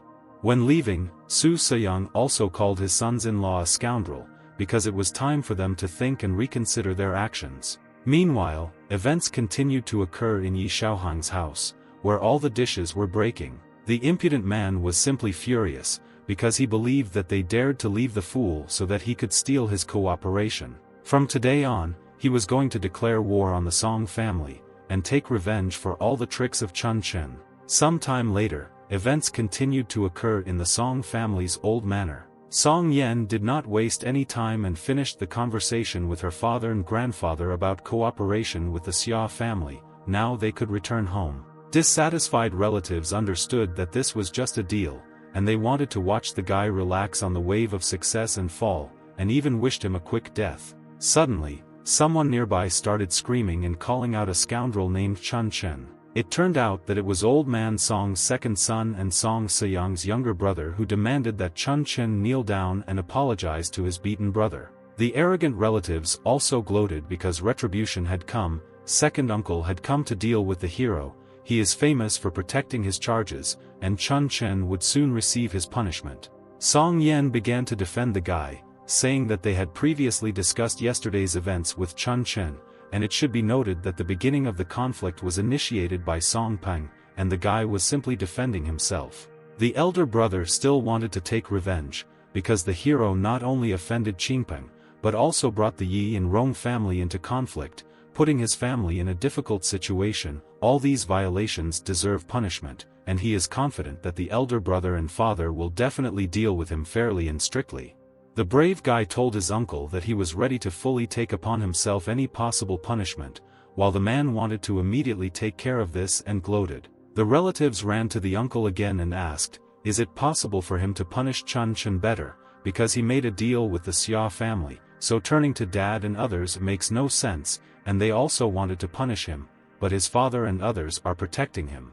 The man admitted that his older brother and father had always disliked Chun Chen. Moreover, he acted according to the family rules, which was why they had to protect such a fool as a hero. Uncle also believed that Chun Chen could not make a deal with the Xia family, and this was simply absurd, which made him want to go explain everything to his elder brother and father to see what kind of punishment they would prepare for him. Su Xieyang and Song Chongqing confirmed some time later that Chong Chen was indeed able to make a deal with the Xia family. This answer truly surprised the relatives, who were thirsty for revenge, and they simply stood rooted to the spot, because they didn't even know what to answer. And besides, Song Chongqing believed that Chong Chen was a decent guy. It was unlikely that he would start a fight first. In this situation, everyone thought that Song Qingping started the conflict first, and the hero was just defending himself. In addition, the relatives also understood that Chong Chen was their son-in-law, and Song Qingping had no right to offend him, because it was truly unfair. Now the two of them were going to be punished, and they were ordered to go and rewrite the family rules 10 times. In the end, they were the ones who were punished because they started pestering Chun Chen. The depressed guests were shocked by what they heard, and simply did not understand how this was even possible, and why the guy was able to transform himself in just a few days. The two losers began to leave because they had been punished and now had no influence on Chun Chen. Suddenly, the hero decided to turn to his beloved wife to tell her something. Taking her hand, the guy decided to ask her about Song Muyang. Such a question immediately made Song Yen blush, and she wanted to find out from the guy what interests him. The girl was shocked that her husband took her hand, and they were only husband and wife on paper, and in real life they even slept separately. As if nothing had happened, Chun Chen asked his wife to think carefully about whether there had been any recent conflicts between her uncle and father. There were no direct conflicts as such, but since childhood, my uncle always considered his father his sworn enemy, so they did not have much control. Now the hero realized that he seemed to be right, and Qiu is the only son of Song Seyang, and if he died, then the management of the family would pass to Song Muyang's family. Perhaps the case of the poison needles is somehow connected with this family.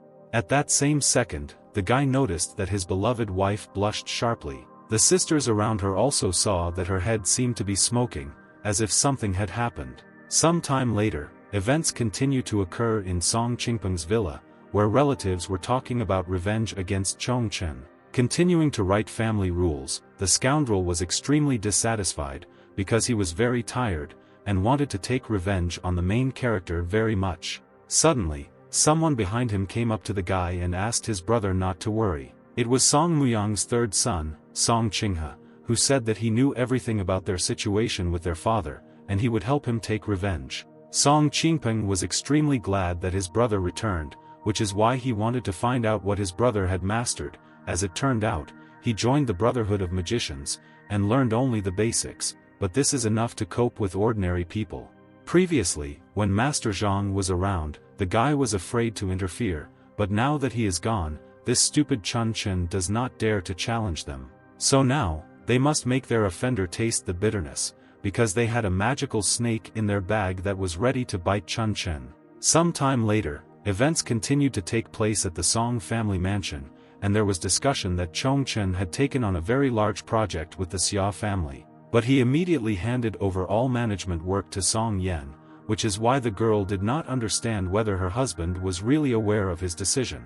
Laughing, the guy explained to his wife that he promised that cooperation would help her achieve success, but he was not very versed in business matters. Therefore, he absolutely trusts her in this matter, and is also ready to fulfill some of her responsibilities to make things much easier for the girl. The puzzled Song Yen, in turn, understood that all her husband did was sew and clean, which is why it might be worth thinking about more serious ambitious tasks. Suddenly, at that very second, something seemed to happen to the guy, and he very abruptly stopped cleaning the room. "I don't understand anything," the girl asked the hero what was wrong with him, because perhaps her harsh words finally made him think. "I was a little distracted from cleaning, and after taking off my hat, the hero only said that he needed to do something very important." With a determined and angry look, the guy shouted that he needed to go to the toilet. Watching the hero, Song Yen laughed because such sudden movements were just to go to the toilet, and it was really too strange.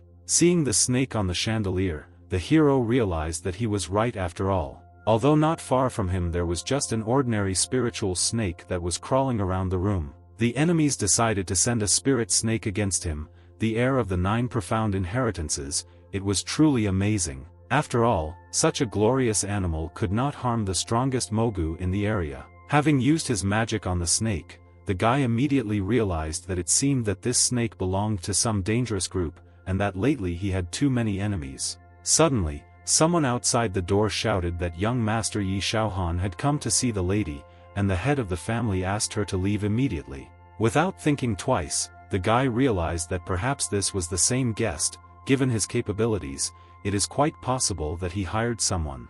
And if he really wanted to make an attempt on the hero's life, then he himself would suffer from it, which is why Chun Chen wanted to go out with his wife to an important guest. Meanwhile, Yi Xiaohang and his uncle were discussing the 3-way cooperation that they wanted to enter into together. The excited father and mother listened to this entire dialogue, and were extremely alarmed by what was happening and what they heard. As it turned out, Mr. Yi deliberately handed over the 3-way cooperation to Song Muyang right in front of the family head's eyes, and it seemed that he had decided to support his brother in the fight against them. And this was indeed the case. Yi Xiaohan deliberately conveyed cooperation with his brother to Su Xian, and he probably regretted it extremely now. Meanwhile, Chun Chen approached them and immediately decided to greet the guest. As if nothing had happened, the hero smiled and waved his hand, asking the guest how he slept last night and whether he had a cold. Remembering the events of the past, Yi Xiaohan literally took his breath away, because he remembered how bad it was at that moment. Yi Xiaohan suddenly decided to go inside the building and discuss their cooperation.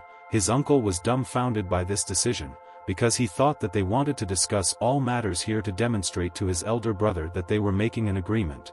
Like a bunch of cockroaches, they began to run into the building, and the hero just admired it and laughed. Since the scoundrel has decided to come, his snake must return to its owner. All this time, Chun Chen continued to watch how the snake was getting closer to the so-called enemy every second. The relatives were angry at this outcome of events, because Mr. Yi Xiaohang, in their opinion, really wanted to support his uncle. His uncle's business was now flourishing, and now cooperation will give him the opportunity to expand his business. The joyful guy decided to calm them down, saying that he had agreed to cooperate with Mr. Xia, and the agreement between Xia and the Yi family was on a completely different level. The angry sons-in-law began to shout that the agreement with Xia was not forever, and this family has only been here for a short time, so it cannot resist local powerful families such as the Yi family. At that very second, the hero realized that since this was the case, then let them have fun. With a deft movement of his hand, the guy used a magical technique with which the snake was supposed to attack the impudent man. Suddenly, someone suddenly began to scream very loudly, experiencing severe pain. Meanwhile, Song Qingpeng and his brother were gloating because they believed that the prey had been hooked and a member of a local family had been bitten by a snake. The villains even filmed the guy on his phone as he moaned in pain, and wanted to quickly post it on the internet, because they thought it was Chun Chen who was moaning. While filming all the events on their phones, the insolent people discovered something, and it surprised them greatly. Because in the frame there was Mr. Yi Xiaohan, who was bitten by a snake right from behind. During the filming, it was clearly visible that it was one of the relatives of an influential family who was writhing in pain. No one could have expected such a turn of events, and Song Qinghe understood that it was his fault, although the snake should have been aimed specifically at Chun Chen. The head of the Song family also decided to intervene in the dialogue, and told his uncle that this guy had been bitten by a snake, which is why it was necessary to call an ambulance as soon as possible. Trembling with fear, not others understood that the brother was mistaken, and he urgently needed to find an antidote, otherwise he would sign his own death warrant. Looking at these idiots, Chun Chen immediately guessed that one of them had such power. As it turned out, it was really Song Qinghe, who showed the strength of a snake, and the hero inadvertently thought of Mr. Yi Shaohan.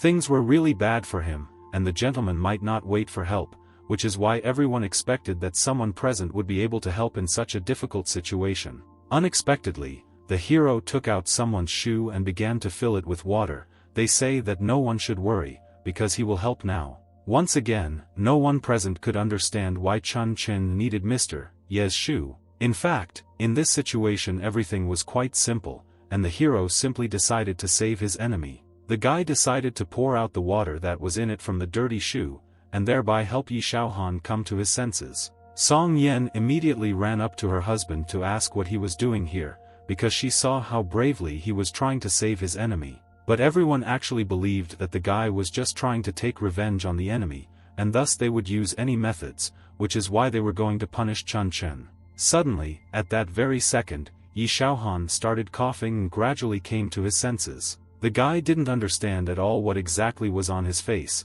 because it stank very much, and he didn't know how he was saved in the first place. Then they said that Chun Chen took off his shoe, filled it with water, and splashed it in his face, which helped in this case. Although Mr. Yi didn't know why the guy helped him, it was unclear why he took his shoe. After all, he has foot fungus, after all, and it's just disgusting. The gentleman began to foam again, but fortunately, an ambulance arrived and they wanted to take him to the hospital for further treatment. The lady, in turn, understood that although Chong Chen saved Yi Shaohan, it was in an incredible way, which is why he definitely holds a grudge against him. It's better for him to stay at home at such a time, and as soon as he leaves the house, it could end badly. Without thinking twice, the hero decided to call Mr. Xia to ask if he was at the Tianhao bar, because he was planning to go straight there. The embittered wife did not understand why her husband was going to go there, but the guy only replied that he needed to be there because Mr. Xia was waiting for him. Soon after, the guy began to calm down the worried wife, saying that they had just signed an agreement with Mr. Xia, and he couldn't miss this opportunity. Even the younger brother shouted that his sister should not worry, because he would protect her husband. The girl at the same time understood that Chun Chen clearly did not need protection, because on the contrary, someone should protect others from Chun Chen. Literally a few minutes later, the brother and the hero drove off into the distance to meet with Mr. Xia. The girl clearly felt awkward, because the further, the more Chun Chen becomes uncontrollable, and Song Qiu too. Meanwhile, events continued to occur in the hospital. The gentleman screamed in pain, but the doctors could not determine what was the cause of this condition. All examinations were carried out, and all indicators turned out to be normal. Suddenly, another villain heard a familiar voice nearby in the ward. The scoundrel immediately recognized Mr. Yi Shaohan and wanted to understand what he was doing here. The angry and smug guy shouted that it was all Chun Chen, and he should be found soon to be beaten, because he wanted the hero to suffer. "I smell the smell of old socks." Song Qingpeng was extremely surprised, and thought that it was Chun Chen who tried so hard. The guy continued to scream in pain again while doctors examined him. His brother-in-law, in turn, asked Mr. Yi Shaohan not to worry, because he was going to tell his guys to be ready, and as soon as Chun Chen appeared, they would not leave a living place from him. Meanwhile, events continued to happen in the bar where the old friends gathered. The hero asked Bao Huang if he was afraid that his grandfather would find out that he was using Lev's dance to make money, because the old man might get angry because of this. As it turned out, several years ago the best masters paid attention to him, and he learned something from them. His grandfather had a high opinion of him. Even if he found out, he would not test him. Mr. Xia wished Bao Huang as much money as possible, and decided to wet his throat to seal their union. The girls also liked the master, and they asked him to teach them the art of dancing, because they really wanted to see it. Laughing, the guy decided to show what he had. Taking out a paper figurine, he asked the girls to tell him the date of birth according to the horoscope, and he would write it on the figurine and be able to control all the actions of this person. Stunned people did not want to tell him their date of birth so that the guy could not control them in this way. Xia, in turn, understood that this was nonsense and sounded implausible, and in general, hardly anyone would tell Bao Huang his date of birth according to the horoscope.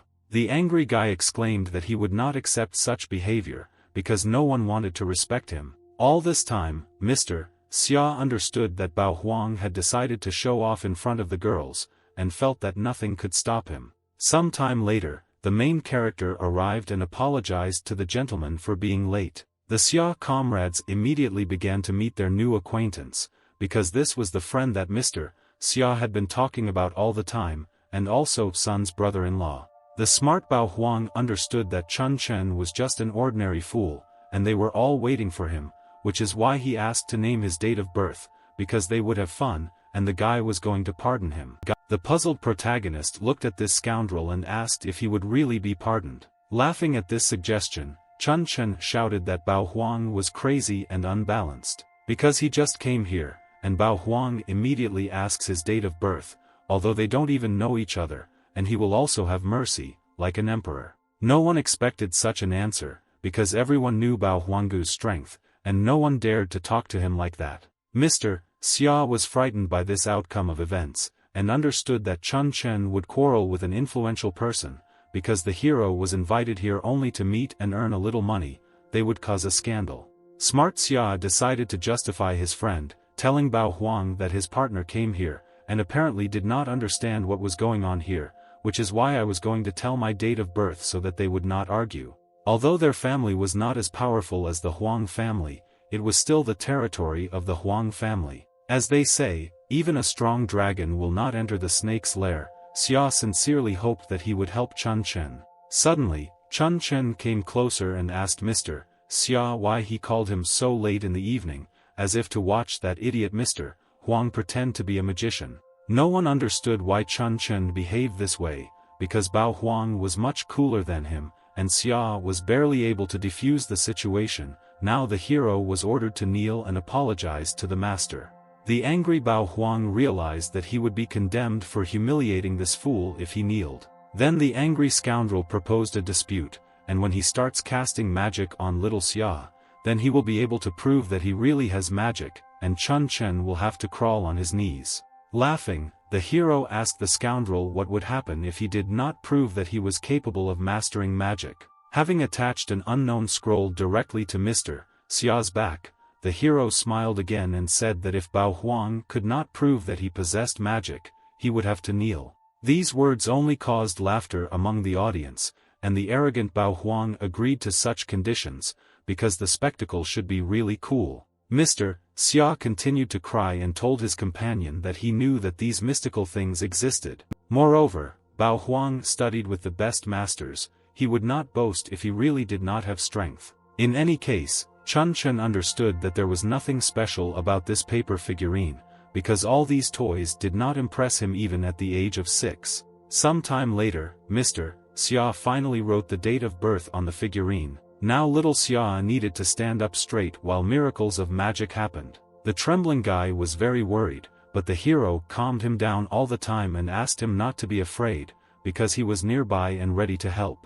Bao Huang began to pull the other figure directly by the arm so that the guy raised his left hand. Frightened, Xia stood motionless and was looking forward to being controlled. Suddenly, the worried guy realized that he didn't feel anything at all. It all seemed like some kind of joke, because he didn't feel anything at all. As it turned out, Bao Huang admitted that it was just a warm-up, and the next magic trick should work. Now the scoundrel decided to raise his right hand, but it also did not move, and Xia did not feel anything at all, as if Bao Huang was laughing at him like a crazy person.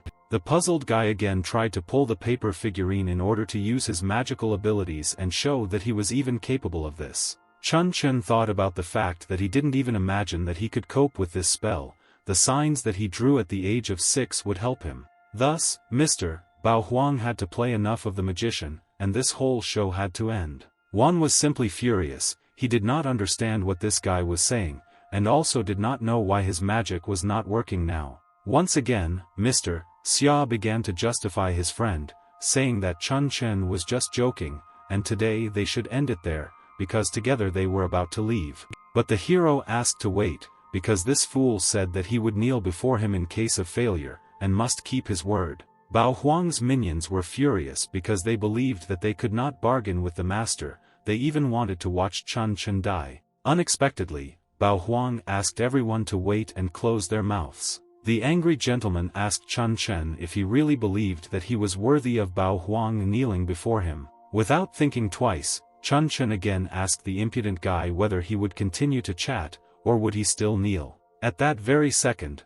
Bao Huang knelt down, saying that he was a good person. But watching the hero with an evil gaze, he also added that he should know something. Namely, that Bao Huang would never tolerate such disgrace. This sight surprised absolutely everyone present, because no one could have expected the proud Bao Huang to kneel before Chun Chen. Mocking the impudent guy, the hero asked him to stand up, otherwise his knees would start to hurt. All this time, Mr. Xia did not understand why his comrade was behaving like the Lord God. Suddenly, a lot of unknown people began to approach the company of young guys. Unknown men surrounded them, as if they wanted to take revenge for the hero's act in this way. The scoundrel was furious. He shouted that now sweet revenge awaits Chun Chen, because death will be on his conscience. Xia was very worried because he did not understand what to do in this situation. The caring friend even wanted to distract the enemies so that Chun Chen could escape, because they would not dare to raise a hand against Mr. Xia.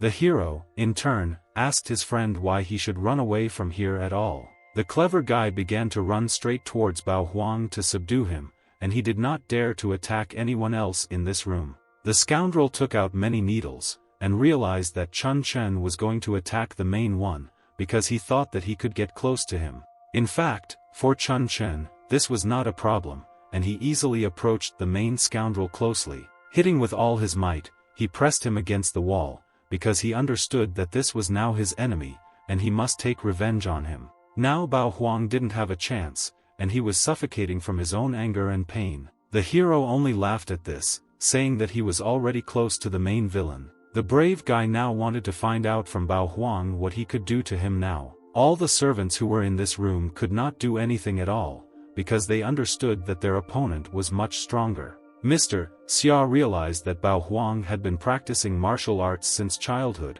and this fool defeated and neutralized him in one fell swoop. The henchman began to run to the aid of the scoundrel, saying that Chun Chen dared to raise his hand against Bao Huang, which is why they all need to go on the attack.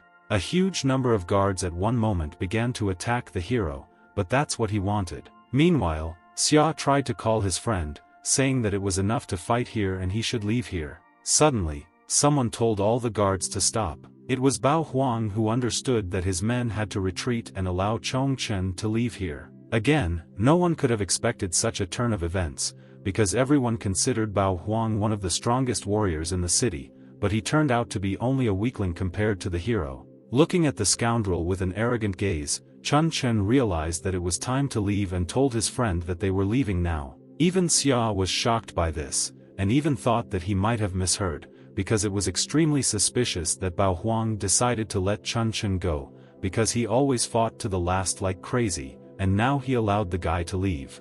His servants also did not understand why Bao Huang allowed this arrogant guy to leave this building. The trembling villain ordered his servants to shut up because he was just now realizing that his powers had disappeared. The anxious scoundrel understood that Chun Chen also knew something, and the level of his ability was much higher than his. Looking around and seeing this gigantic hole in the wall, the impudent man realized that all his ideas in the eyes of Chun Chen were just pathetic attempts. Suddenly, one of the servants received a call from his friend. It turned out that he received good news, and there are a bunch of Rongdong's fighters near the bar. It seems that they are here on the orders of Yi Shaohan, and they are looking for Chun Chen specifically to kill him.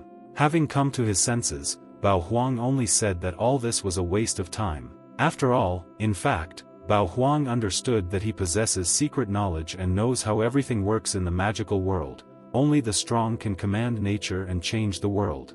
Coming out of the bar, one of the opponents was simply shocked by what he saw, because all of Rongdong's servants were defeated and could no longer fight. Now Bao Huang realized that it seemed that they would have to invite the most powerful magicians to deal with Chun Chen, or it would be better not to mess with him at all. Coming out onto the street, Xia immediately wanted to ask his friend what was happening in the bar. The friend wanted to know how Chun Chen was able to kill such a large number of fighters. Laughing, the hero only said that he himself did not understand what happened.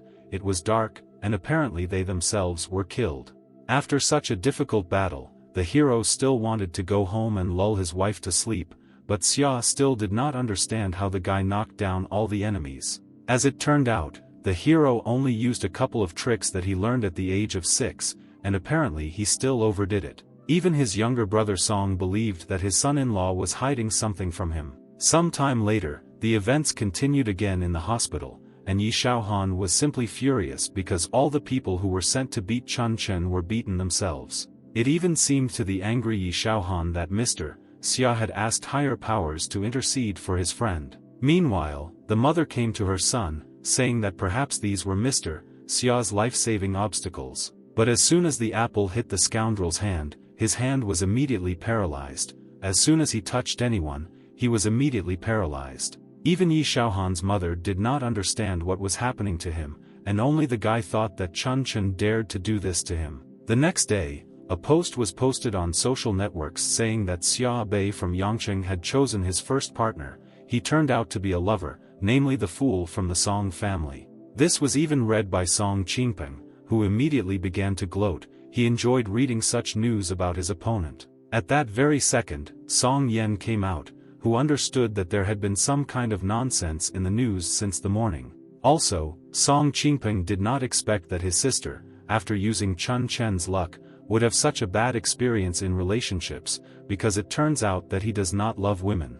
This news and the hero only made him laugh, because he understood that this was just stupid gossip. The wife, in turn, understood that her husband was extremely thick-skinned, and she was worried that the Xia family was very famous, and these stupid gossip could interfere with their cooperation.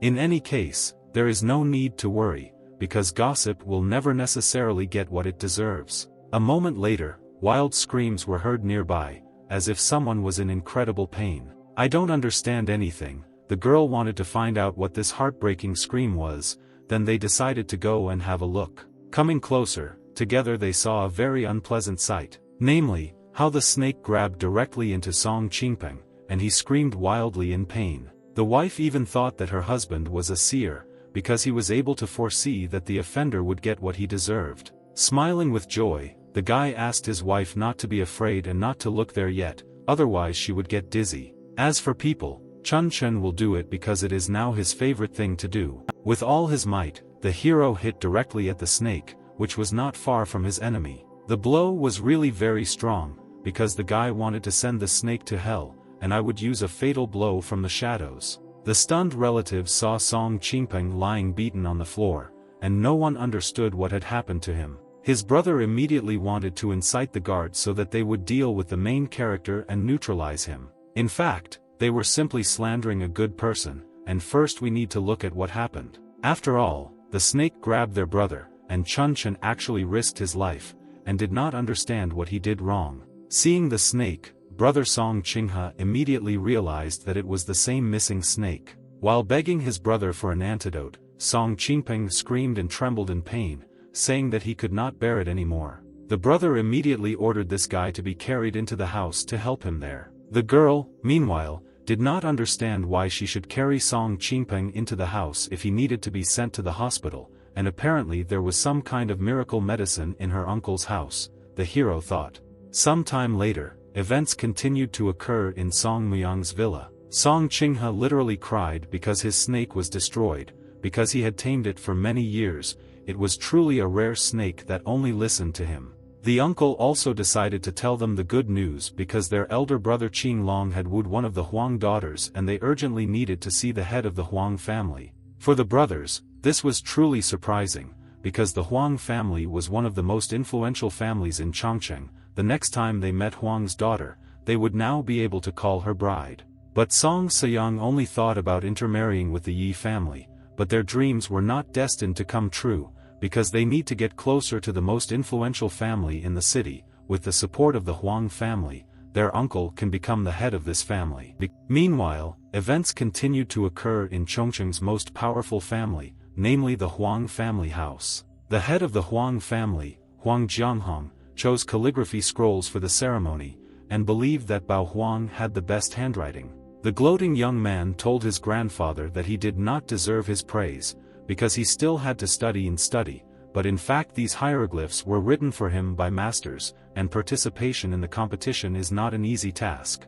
Huang Jianghong also asked his grandson to remove the other works because he didn't even want to look at the other calligraphies. While examining Bao Huang's work, he discovered one familiar name. As it turned out, one of the scrolls was signed with the name of the Song family, Chun Chen. The scoundrel immediately wanted to look at the retinue, and thought that he did not expect that you are an ignoramus who knows how to write, and his maximum is a little magic. Although it was poorly signed, the guy still wanted to look at this shameful creation.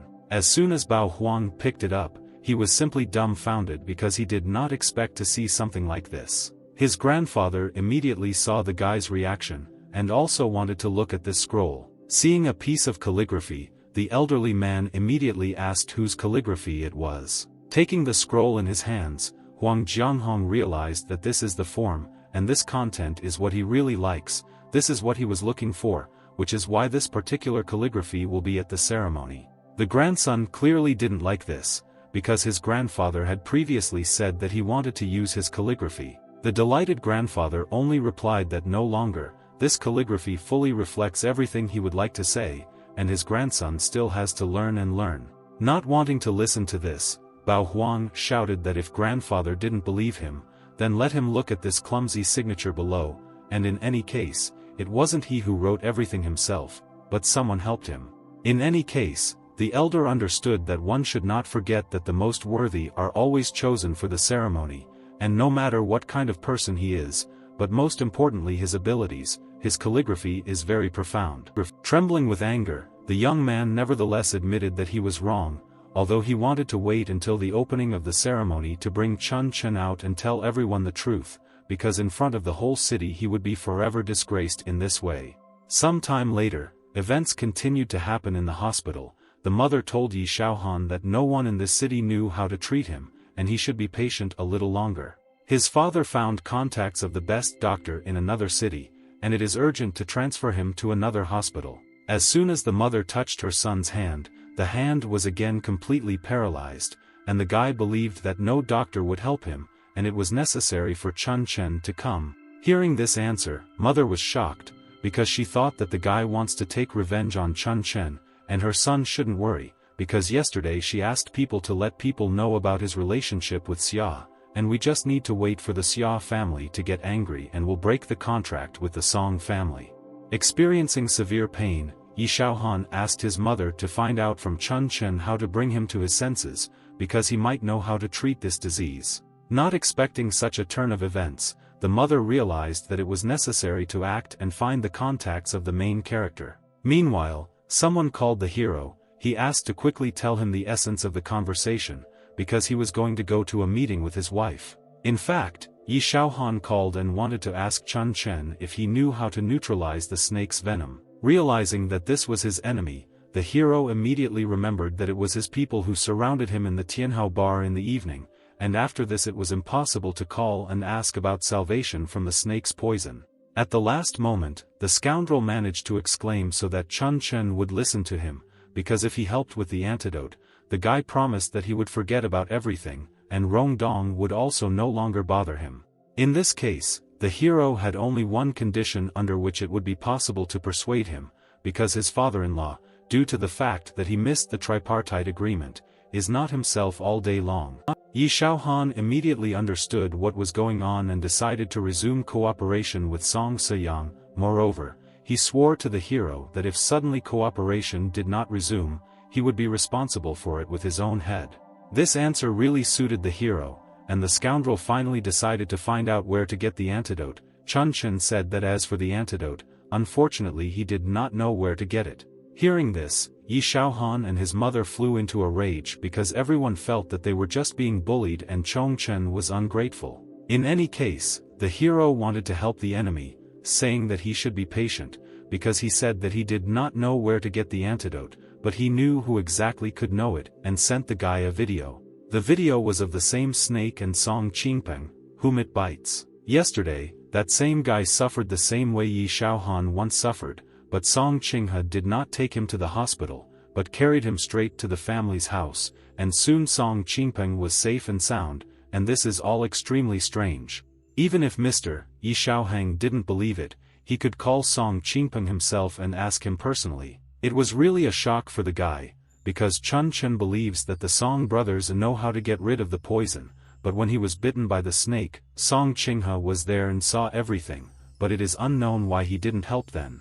The sick son immediately asked his mother to call Song Qingpeng to personally verify that Chun Chen was not lying. The hero, meanwhile, was thinking that it would be interesting to see how Song Qingpeng would get out of this situation. Meanwhile, events continued to occur in the Song estate. The man said that he previously did not believe in cooperation, but after looking at the Song Yen project, he sees that he can increase his income.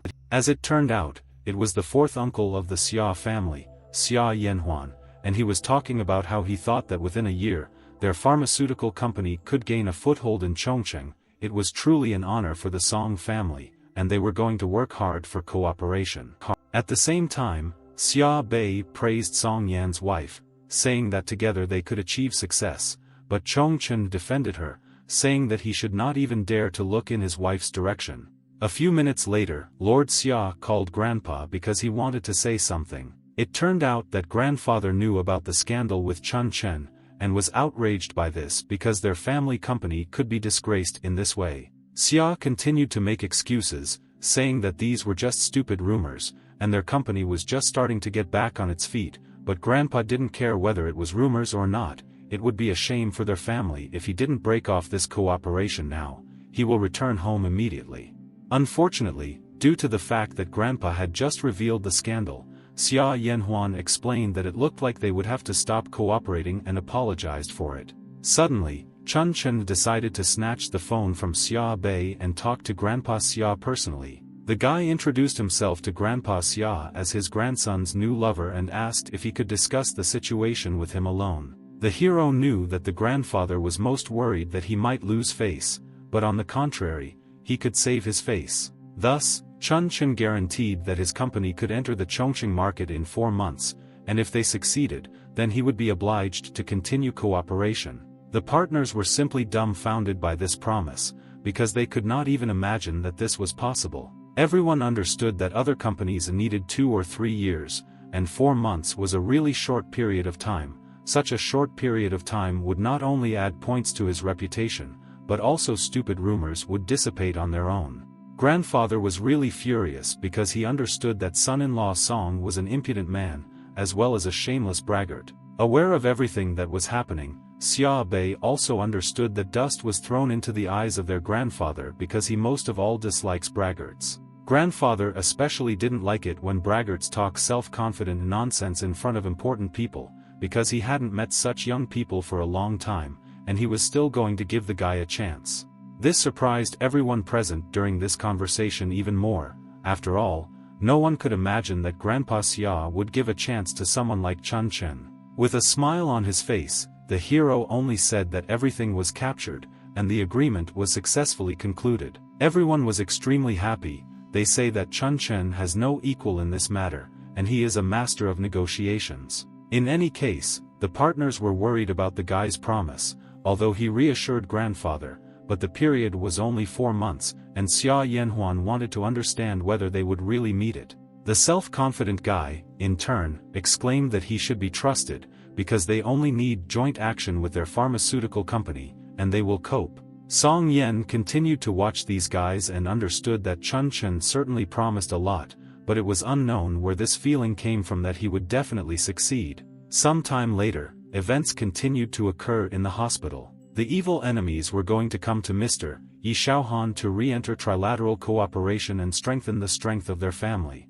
They also gloated because with such an alliance, they could easily defeat Chun Chen, and they just had to wait a little. Soon after, the seemingly good-natured scoundrels came to visit Yi Xiaohan, greeting him. The displeased mother immediately turned to them and shouted for them all to kneel down. No one could have expected such an outcome of events, and the scoundrels immediately fell to their knees to bow before Yi Xiaohan's mother. The embittered Yi Xiaohan wanted to ask Song Qingpeng, since they could rid him of the poison, why didn't they tell him right away? I don't understand anything, the guy immediately asked why Mr. E was asking this, and why was he suddenly saying this. As a sign of proof, the guy decided to show a video of Song Qingpeng suffering from the bite of the same snake that had previously bitten Yi Xiaohang. After seeing this video, the scoundrels realized that their affairs were bad, because it was filmed by Chun Chen, and it was unknown how this video ended up in their comrade's possession. The criminals began to talk about how they could neutralize the poison, but they just wanted to teach Chun Chen a lesson, and did not expect that the snake would bite Yi Xiaohan. The mother immediately began to beat one enemy after another, shouting that they were scoundrels and had harmed her son, and after that also hoped for a good relationship. Yi Xiaohan shouted with all his might that he would continue to cooperate with Song Seyang, and he no longer wanted to have anything to do with them. Realizing that this was the end, the scoundrels only had to give up the antidote and then get out of here. Leaving the hospital, they now understood that Yi Xiaohan had now finally said goodbye to their family, and it all happened because of Chun Chen, because he set the snake on the guy. Suddenly, something came to my uncle's phone, and he was very happy. As it turned out, the brother also wrote that he had settled everything with the fifth daughter and in the Huang family. Tomorrow evening her father is calling them to dinner to discuss all family matters. Father understood that in Chongqing only the Huang family decides everything, and it is necessary to become related to the Huang family. Even if he breaks off all relations with them, there will be no difference. Now they only need the support of the Huang family, and they will crush Song Seyang's family, and in the evening they were going to torture Chun Chen to death. Some time later, events continued to occur in the Song family mansion. One of the sons-in-law said that he heard that tomorrow evening the Song Muyang family and the Huang family will become related. This event caused everyone to be apprehensive, although there was a lot of gossip, but the tripartite cooperation with Mr. E could thus pass to the second uncle, and as soon as the uncle became related to the Huang family, the father would immediately lose his status as the head of the family. And my uncle still believed that it was the father who was to blame for the death of the aunt during childbirth, and they still harbored a grudge against each other. Because of all the situations that happened in their family, now the Song family could be completely destroyed. At the same time, someone began to enter the room. They say that second uncle is just meeting the Huang family. Nothing is clear about the wedding yet. It was the main character, and he said that his family was very worried about something that was still not really known, and he had news. Now not only will they not lose contracts with Xia, but also, now they will continue trilateral cooperation with Yi Xiaohan. One of the sons-in-law did not believe it, and considered it nonsense, because this fool cannot have reliable news. In fact, the main character's source of information is not entirely ordinary, because otherwise, how could he find out about the poison needles in the whip? Even the head of the family wanted to find out from Chun Chen what his source of information was, and how he found out about the needles last time. Relatives were impatiently waiting for the hero to tell him what kind of source he had for obtaining such hidden information. The joyful guy showed on his smartphone that the source of his news is a magic shell, and they can safely ask her anything they want to know.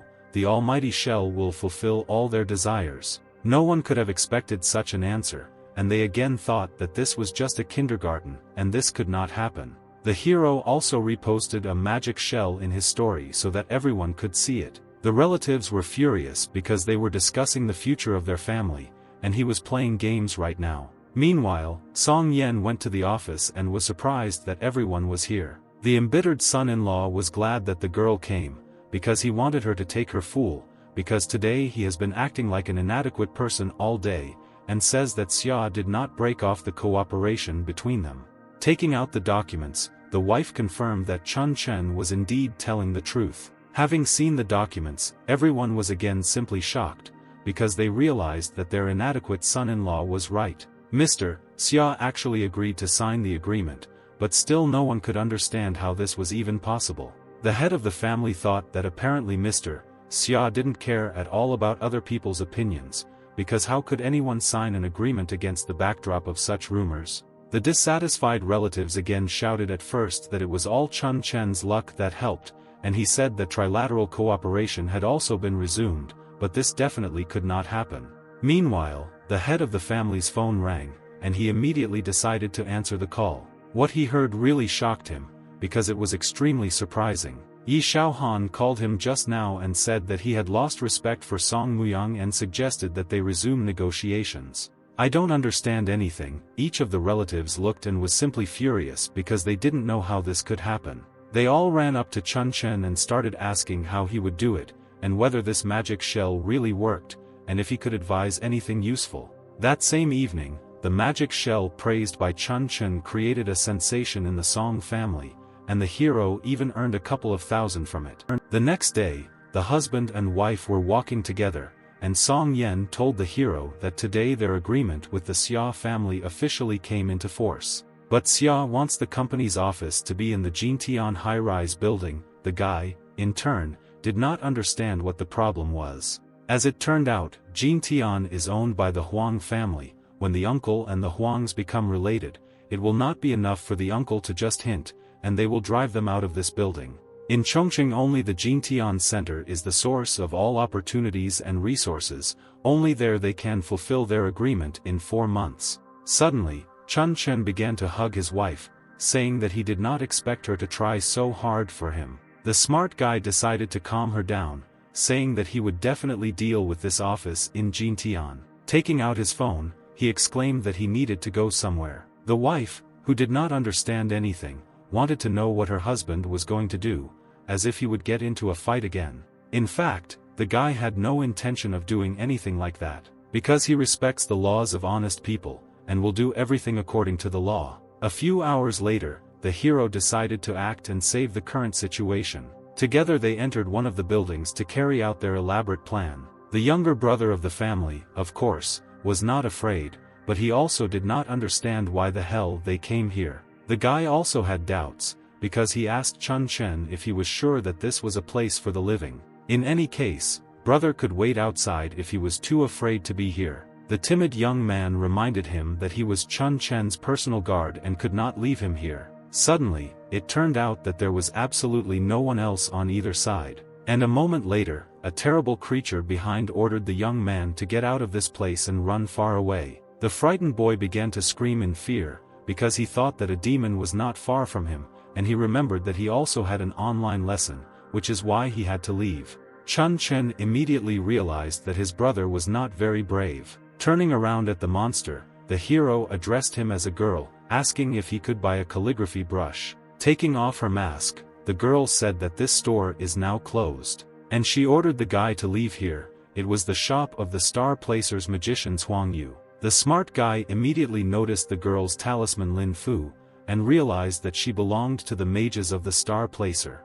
I don't understand anything. The mysterious Wan Yununo only asked how he knew about the mages of the Star Placer. The guy, in turn, said that he had been familiar with this trend for a very long time. After all, he is the senior disciple of the chief mage of the Star Scattering, Luo Yun. And since Huang Yununo is from the younger generation, then she should honor Chun Chen as her senior mentor. Patting the girl on the head, he showed that he was superior to her in all skills. The embittered girl could not tolerate such rudeness, and used magic called Keep Your Pocket Wider. Having hit the guy, she began to ask where he came from, and how he dared to discredit the name of her teacher. Because until the guy apologizes, he won't be able to leave here. Overcoming the pain, Chun Chen realized that he was now in a hopeless situation. But he was still able to hold the girl's hand so that she couldn't hit the main character. With ease, Chun Chen was able to stop the attacking girl and asked what she was doing. The guy was literally furious because his wife bought him this suit,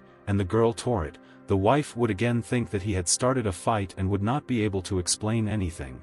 At that very moment, Wan Yununo realized that this guy was not so simple, because he was able to grab her. If he had not already promised Master Luoyun that when he met the mages of the Star Scattering, he would take care of them, he would have already extorted compensation from her for the torn suit.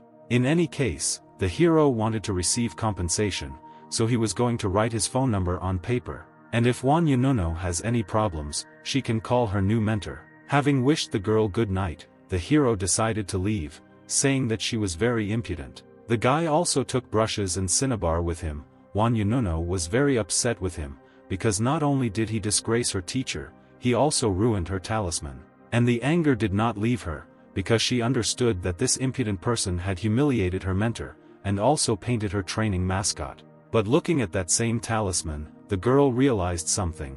Namely, she trained for several months, but could not understand these inscriptions earlier. Now that he had written his phone number, it finally dawned on her what was written there. After which, Wan Yununo delighted her grandfather, saying that she had finally deciphered the meaning of the talisman. Chun Chen also heard the girl shouting to her grandfather, although this girl was rude, but he, as her mentor, had to give her at least some gift. Meanwhile, someone began to leave the room, saying that only a few months had passed, but the girl was already able to understand the essence of the talisman. It was Huang Xian who said that since Huang Yununo has such abilities, it is quite possible that she will be able to touch the ninth heaven. The surprised girl wanted to find out from her grandfather why they need this ninth heaven. In fact, all earthly talents originate from the ninth heaven. The gate of the ninth heaven is a sacred place on earth, which does not fit into their life framework.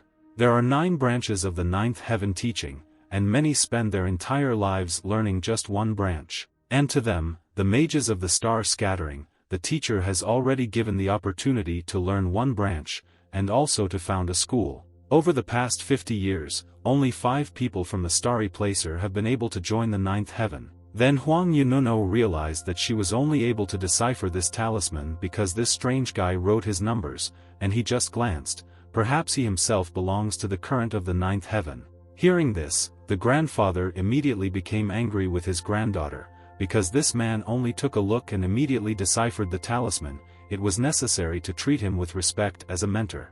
In fact, this guy didn't look like a mentor, he looked to be a little over 20 years old. He also started bragging that their chief elder was almost his brother, and the girl drove him away.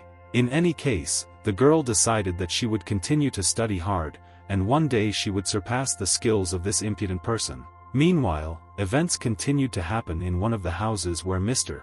Huang was invited to make him feel at home. Dear Huang decided to please the Song family and come to them for dinner. The 5th son of the head of the family was also happy to attend this dinner. After all, the main thing is that the eldest son Song Qinglong takes care of his daughter. Because his daughter Xiuxiu really needs a strong shoulder and love. The smart guy believed that her father was really right, and the girl was worthy of love. Taking her hand, Song Qinglong said that as soon as he saw her, he immediately fell in love, and it seems that she is the only one for him for life. Starting to cry, the guy literally swore to Xiuxia that he would take care of her for the rest of his life, and would also love her with every cell of his heart. Embarrassed, Xiuxiu also began to cry with happiness and say that this love was truly mutual. Taking Song Qinglong into her arms, Xiuxiu was very happy about this union, and really fell in love with her new boyfriend. The relatives were very happy that they had now discussed matters of the heart and were ready to begin cooperation. The smart uncle immediately approached Mr. Wan, saying that their family had recently encountered some difficulties, and he wanted to ask Wan for a favor. For the man this was not a problem because they were related. The uncle immediately told about his brother. In order to retain the position of head of the family, he tried in every possible way to set him up. He originally stole his trilateral cooperation agreement that belonged to him, and even found a way to offend his sons. His uncle didn't even know how to fight back, and can only suffer in silence. These words really hurt Wan because he realized that his family could now be in danger. Song Qinglong should participate in the development of the Jintian Center, but his brother's daughter also wants to go to Jintian, and they will not allow Qinglong to settle there, and the guy himself does not know how to negotiate and he will have to compromise. Getting even more angry, Wan hit the table with his fist with all his might, and he shouted that this bastard Song Seyang was insulting his new son-in-law, and he would not tolerate this. Because Qingtian is the property of the Huang family, including him, they don't even dare to set foot on the threshold of this building. The satisfied uncle gloated, and I thanked the matchmaker, because now Song Seyang will not be able to conduct business in this building, and will advance in Chongqing. All this time, Chun Chen was eavesdropping on this conversation, and realized that the old fox was again starting a dirty game, and also wanted to harm his wife's business. The hero, in turn, understood that this impudent man had gotten involved with nothing, and wanted to take revenge on him. It seemed to the guy that they were extremely bored drinking together, which is why it was necessary to use a little magic. Having drawn an element of magical technology, the hero began to use his abilities in order to take revenge on the villain. Instantly, magic fell on Song Qinglong, and he instantly began to rise in price. No one understood what was happening to him, and even the guy himself just stood rooted to the spot and could not say a word. His beloved was already waiting for a proposal from this guy, and did not understand what was happening to him at that moment. Suddenly, Song Qinglong spilled wine on Huang Qida's daughter Huang Xiuxiu, and he said that he thought that two fat people would show him respect. The father asked Song Qinglong what he was doing and could not understand why his son was acting very arrogantly and spilled wine directly on his friend's daughter. Song Qinglong told his father what's wrong, and he just says what he thinks, and his dad saw how powerful and best Huang Xiuxiu's family is. Song Qinglong told Huang Xiuxiu that if it weren't for this, why would such a handsome man like him be a macaque like her, and he wouldn't communicate with the ugly one. Huang Xiuxiu was shocked and asked Song Qinglong what he was doing and how he could behave so brazenly, and she did not expect such behavior there. Huang Qida was furious and asked Song Qinglong what he was talking about and how he wasn't ashamed to behave like that and he would receive punishment for all his words. Song Qinglong asked Huang Qida what he was talking about and said that he had never said anything to an old and stupid idiot like Huang Qida, and it was true. Song Qinglong told Huang Qida that he was looking at his daughter and learned that he had fed her sports nutrition since childhood, and that is why she is strong. It was painful for Huang Qida to hear such words, and Song Qinglong asked the old man if he really disagreed with his words, and he never lies. But suddenly, at that very second, Huang Xiuxiu stood up and slapped Song Qinglong in the face with all her might and told him to shut his mouth right now. Huang Xiuxiu continued to beat Song Qinglong and said that he played with her feelings and now he will get for everything he did to her and will not go anywhere. Huang Xiuxiu grabbed Song Qinglong by the scruff of the neck and said that she was very disappointed in their family and he was just lying to her and did not respect their family. Huang Xiuxiu began to strangle Song Qinglong and said that he was a loser and they were breaking up with him and she never wanted to hear from him again. Huang Xiuxiu told her father that they should leave there and there was nothing keeping them there, and she was disgusted to communicate with their family like Song. Huang Qida told Xiuxiu that he saw how she quickly defeated this Song Qinglong and he would block this family at all levels forever. Song Qinglong's father was shocked and thought that his son had ruined everything and now Huang Qida would no longer do business with them and this was their problem. Brother asked Song Qinglong what he did and why he said all these vile words to the Huang family and offended them and now they will block them. But the assistant asked the family to wait and said that he felt a magical trace and someone was controlling Song Qinglong and controlling him. The guy asked Song Qinglong's father if there really is a magician in Song Seyang's family, and so controlling a person is definitely the work of the magician of their family. The father was surprised and asked the guy if he really thought that Song Seyang did all this and why he needed it and why should he bother him there. Song's father asked, but how did they know that they were meeting with the Huang family, and did they know who could spill the beans and reveal all the family's plans? The guy raised his hand and told Song Muyang that he could explain to him how it all happened, and it seems that he knows all the information of the data leak. The guy told Song Muyang that today he boasted to everyone that they wanted to become related to the Huang family and there they could find out about their plan. And at that very second, Song Muyang slapped him in the face and said that he had just set up the whole family and ruined all their plans and that was a problem. Song Muyang told the guy that he could only do dirty tricks and he ruined everything for them and now everything was covered and they lost all their chances. Song Muyang thought, does Song Seyang really want to destroy everyone, and if he gets a chance to take revenge, he will hurt the bastard. Chun Chen himself thought that he just forced Qinglong to tell them the truth and did not think that his truth would be so prickly, and this is strange. But suddenly Chun Chen noticed that the man was hitting the wall and said that he got lost again and went the wrong way and he was furious and angry. Chun Chen was surprised and thought who this person was and why he was very angry there and thought that it seemed like something had happened in his life recently. The man continued to hit the wall and said different things, and he also continued to say that he made a mistake and took a wrong turn and hit the wall. The man asked himself how to get to this damned place, and for a long time he could not find the way there and was tired, and this makes him very angry now. Chun Chen approached the man and told his friend that it is not good to spoil this state property on the streets and he does not pay for it there. The man there called Chun Chen a skinny dog and said that he came to Chongqing to learn fist fighting and become a future champion. But the man told Chun Chen that his phone was a mess and he couldn't figure out where to go, and that was the whole problem and it made him angry. Chun Chen told the man that if he got lost, he could just call a taxi there and show the driver the address and he would take him to the place. But the man told Chun Chen that he gets sick in the car and even on a bike he can't ride and he feels sick and doesn't know how to cope. Chun Chen told the man that if he is looking for a place to learn fighting, he knows one such place and he is sure that he will really like it there. Chun Chen asked the man to add him as a friend and he would write to him how he could get there and they would be happy to help him there. And the man said thank you to Chun Chen and he scanned his WeChat and he asked his brother what his name was and he wanted to know his brother's name there. Chun Chen told the man that he was always happy to help him and he could write him down as Dong Rong and he could contact him with their questions. Chun Chen realized that judging by their behavior, their fist-fighting technique is not bad and they can defeat many strong fighters and this is a fact.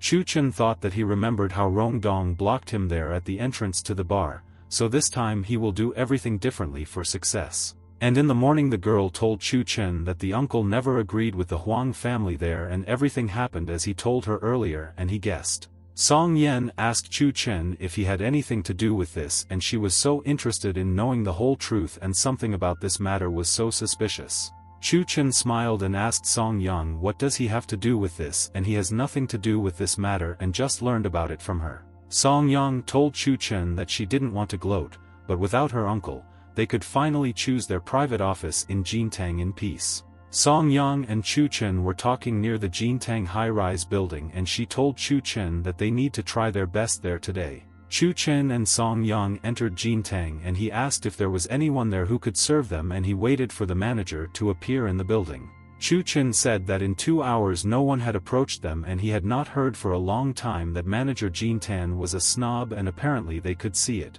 Song Yen was angry and told Chun Chen that he could have removed his feet from the table and it was so ugly and if the manager appeared there he would be offended by them. But at that moment a man appeared there with coffee in his hand and asked them for forgiveness for the long wait and he had important business there now. The man said that he was Director Huang and he was in charge of all the offices on this floor and Chun Chen thought that Huang was slowly drawing out his words. Song Yang asked Director Huang if he was looking at the offices on the 21st floor and she wanted to know information about the offices. Manager Huang told Song Yang that he is in charge of these offices and guests may not ask the price for them and he thinks that they will not afford them. Manager Huang said that Mr. Ye's office is also located on the 21st floor and he heard that they are not on good terms with him and this is their problem. Manager Huang said that Mr. Qian's pharmaceutical company is also there and he is their competitor and he and Mr. Yi are best friends. Manager Huang told Song Yang that therefore, in such a situation, it would not be wise to choose an office there and this could become their problem. Manager Wan told the guests that he thought that they would not last a couple of days there and would lose all their money and go bankrupt very quickly. Chun Chen asked Sweet Song Yang what kind of pharmaceutical company was in the office and if she could tell him more about these matters. Song Yang told Chun Chen that this company is owned by the Qian family and it is one of the 5 most powerful families in Chongqing City and influential. Song Yang told Chun Chen that there are 5 major clans in Chongqing and they are all the Huang family, the Zhao family, the Sun family, the Qian family and also their Song family.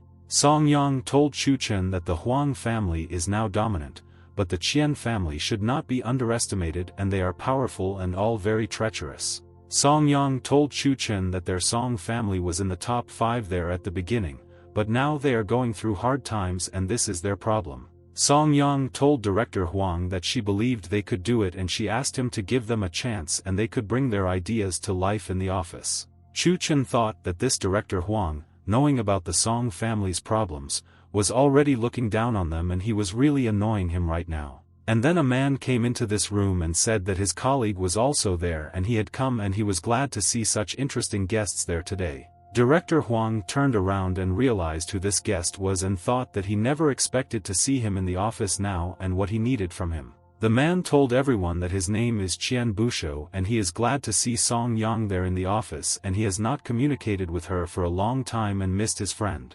Song Yen stood up and said good afternoon to Qian Bushai and she was very happy to see him there and hoped that everything was fine with him and business was going well. Director Huang also stood up and told Mr. Qian Bushai that he could come and sit down and he would do whatever the boss said. Song Yen asked Qian Bushai from the pharmaceutical company he and she want to know more information about this company of their Mr.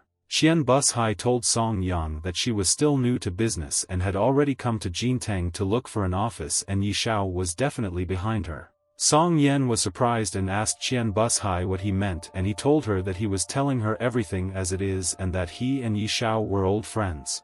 Qian Bushai told Song Yang that if she is Yi Shao's person, then he will not interfere at all, but if she is not with him, he may not expect friendship.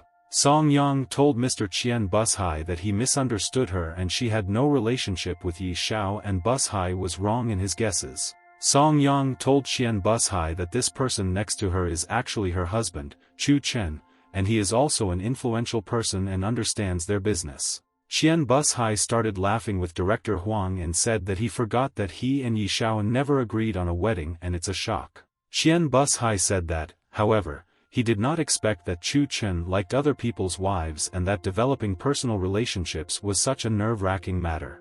And at that very second Chun Chen stood up and thought that Qian Bushai was allowing too much there and he would punish him for his brazen act there. And suddenly at that moment Chun Chen walked up to Qian Bushai and hit him in the face with all his might and wanted the scoundrel to shut up and Bushai to be an idiot. Chun Chen told Qian Bushai that they came there to choose an office, but since his appearance, they don't even talk about business and he's distracting.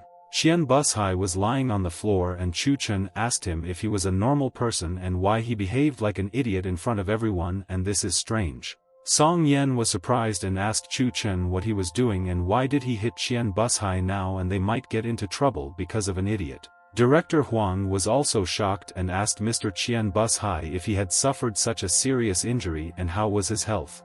Qian Bushai told Chun Chen that he came there to warn them and did not think that he was such an arrogant guy and Chen also beat up Rong Dong. Qian Bushai told Chun Chen that everyone who wants to start a business asks for his permission and since he is stupid and decided to start a business, he will close them all. Qian Bushai told Chun Chen that they say that he is brave and he is so brave that he will continue to slap him in the face in front of everyone and that is so cool. Qian Bushai told Chun Chen that since he is not afraid of dying, he is also not afraid that their agreement with Xia will fall apart and they will cancel all actions. Chun Chen told Qian Bushai that if he himself insisted that he hit him, he would do it and suddenly Chun Chen tripped him up. Qian Bushai began to fall to the floor and realized that he was in a hurry and he would face hell there and why did he say so much nonsense to his enemy in the office. Director Huang also fell to the floor from the pressure of Chun Chen and realized that he did not want to rent an office to them and was mistaken and he would regret everything. Chun Chen kicked Qian Bushai in the face and said that in his entire life he had never heard such a moronic request and who was he to violate them. Chun Chen threw Qian Bushai out of the office and thought that he no longer wanted to listen to his words and he was tired of threatening him and he was disgusted. Qian Bushai asked Director Huang to quickly call people to the office so they can help him because he suffered from Chun Chen's blow and this is so brazen. Qian Bushai told Director Huang that since Chun Chen behaves like this, he will now get the full punishment and they should punish him. Director Huang told Mr. Qian Bushai that the guards were already there and they should beat Chun Chen and how dare he hit him in the face now. But Song Yang asked the guards to stand and they can call the police to resolve the conflict and there is no need to use force to resolve the problem. But Chun Chen asked sweet Song Yang that she should not be nervous and he had already written a message to Xia and she should come to the aid of her friend. Chun Chen told Song Yang that they would wait until Xia contacted Yu Hai and he would definitely settle all the issues and quickly solve all their problems there. Qian Bushai told Chun Chen that he is an idiot and does he really think that Yu Hai cares about him and he can't help him with his enemy? Qian Bushai told Chun Chen that today they went against the rules and he also knows how to break the rules and he will be a cripple all his life. The guards asked Song Yan to move away from them and she interfered with them and now Qian Bushai asked to quickly grab them no matter what the order. Song Yan told Chun Chen that the guards might beat him up and asked him if he could break free and should quickly run away from there. Chun Chen asked Song Yang not to be nervous and not to be against this and said that later the guards would still apologize to them for everything. Qian Bushai was happy and asked Chun Chen if he would apologize to him and said that he was a dreamer and didn't know how he solved it all. Director Huang told Qian Bushai that this idiot Chun Chen is delusional and he has no idea who he got involved with and huge problems await him.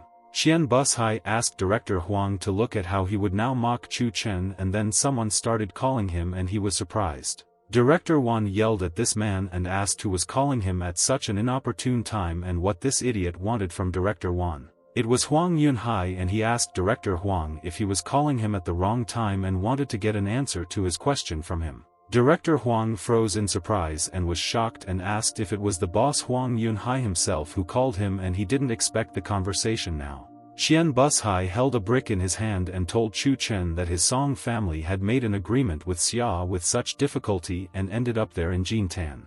Qian Bushai told Chun Chen that now because of his stupidity they would now lose everything and asked if he was really ready for anything and a pathetic coward. Qian Bushai approached Chun Chen and said that he did not believe his words and now he will suffer 100% at his hands and he likes it. Qian Bushai swung his hand and told Chun Chen that he would spend the rest of his worthless life in a wheelchair and would not be able to think. Song Yen screamed at her husband Chun Chen and asked him to hold on and said that help was on the way and they would punish the scoundrel for his actions. And at this moment, suddenly Director Huang asked Qian Bushai to stand and not make sudden movements, and this was very dangerous for himself. And at that very second, Director Huang slapped Qian Bushai in the face with all his might and said that Chun Chen should not be touched, and this was their huge mistake. Qian Bushai fell to the floor and could no longer threaten anyone, and Chun Chen was glad that this businessman was silent for a while and Qian was tired. Qian Bushai screamed in pain and said that he could not feel his face and asked Director Huang what he did to him and why he hit him. Director Huang asked Mr. Chun Chen for forgiveness and asked the boss if he was okay and if he had suffered from Qian Bushai's attacks there. Chun Chen asked Director Huang if he really hoped that he was not okay now, and he said that they did not understand each other and he was wrong. Song Yang asked Chun Chen to go quickly and thought it was unclear why Director Huang was crucifying himself in front of Chen and the office didn't work out today. But Director Huang asked Miss Song Yang not to leave and he acted like a snob and she can buy an office with a 30% discount now. Qian Bushai asked Director Huang if he has gone crazy, why is he being polite to Chun Chen and is this some homeless scoundrel from the street? But Director Huang told Qian Bushai that he had just spoken with Boss Huang and he would punish anyone who interfered with Chen in Jintang City. Director Huang told Qian Bushai that Boss Huang told him that this man would fall out of favor with the Huang family if he dared to do all this.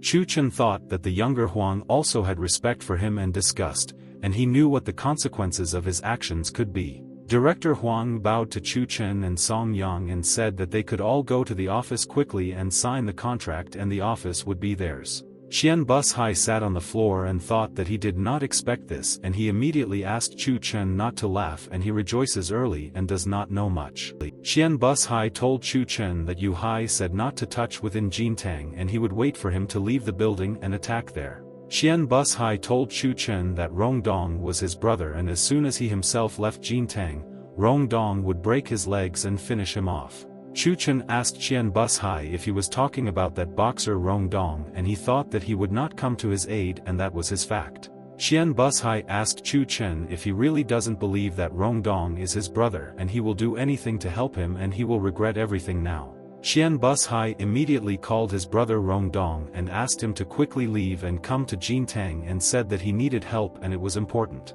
But suddenly Rong Dong asked if it was Qian Bushai and he asked him to come quickly and save him and Qian was very surprised by his answer. Chun Chen told Qian Bushai that since he understood his brother would not come there and he knew about it in advance and showed Qian his phone now. Qian Bushai was shocked and Chun Chen told him that Rong Dong was now sparring live in his gym and he could look there. Chun Chen told Qian Bushai that it looks like his brother Rong Dong and also his manager have deflated and the manager is lying on the ground unconscious. Rong Dong told Mr. Qian Bushai that if he can't come to him, he hangs up and their live fight was great there. On the phone they said that the manager was knocked out and Qian Bushai was surprised and it should have been the other way around and who knocked out this fighter. Chun Chen asked Qian Bushai if he was asking him who beat his fighter now and he would answer his question and he would be surprised there. It was a lost big guy and Chun Chen kept him in his contacts and he told him thank you for showing him the way and for him to train.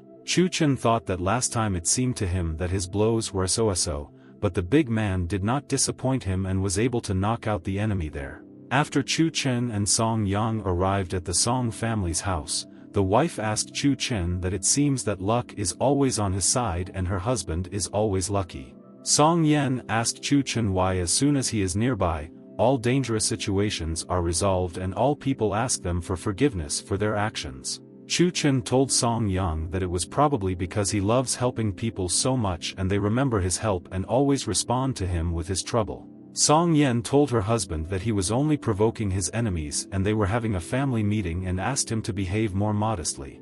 Chun Chen asked Song Yang not to be nervous and told his dear that everyone knows that he will not hurt anyone and he is modest and kind-hearted and he is a good man. Chun Chen continued to praise himself to Song Yang and she said that he values and respects himself very much and she didn't think that he was impudent and that's cool. The man told Chiu that the ceremony was opening soon and asked how he was doing with the lion dance and he was interested in knowing what was going on now. Chiu told the man that, to be honest, it's not very good, although he trains hard all day long, but compared to others, his skills are not good. The man told Chiu that in fact they didn't expect that he himself would be able to win the competition and that's why he shouldn't be nervous there. The woman told her son that the main thing is that he is not first from the end and then they can be proud that he performed well in the competition. The sister told brother Chiu that the family is saying everything correctly and the only important thing is that he does not disgrace their family and then he will be very cool. Chiu told his family that he really wanted to take first place for the sake of their family and they would be proud that he was able to defeat all the people there.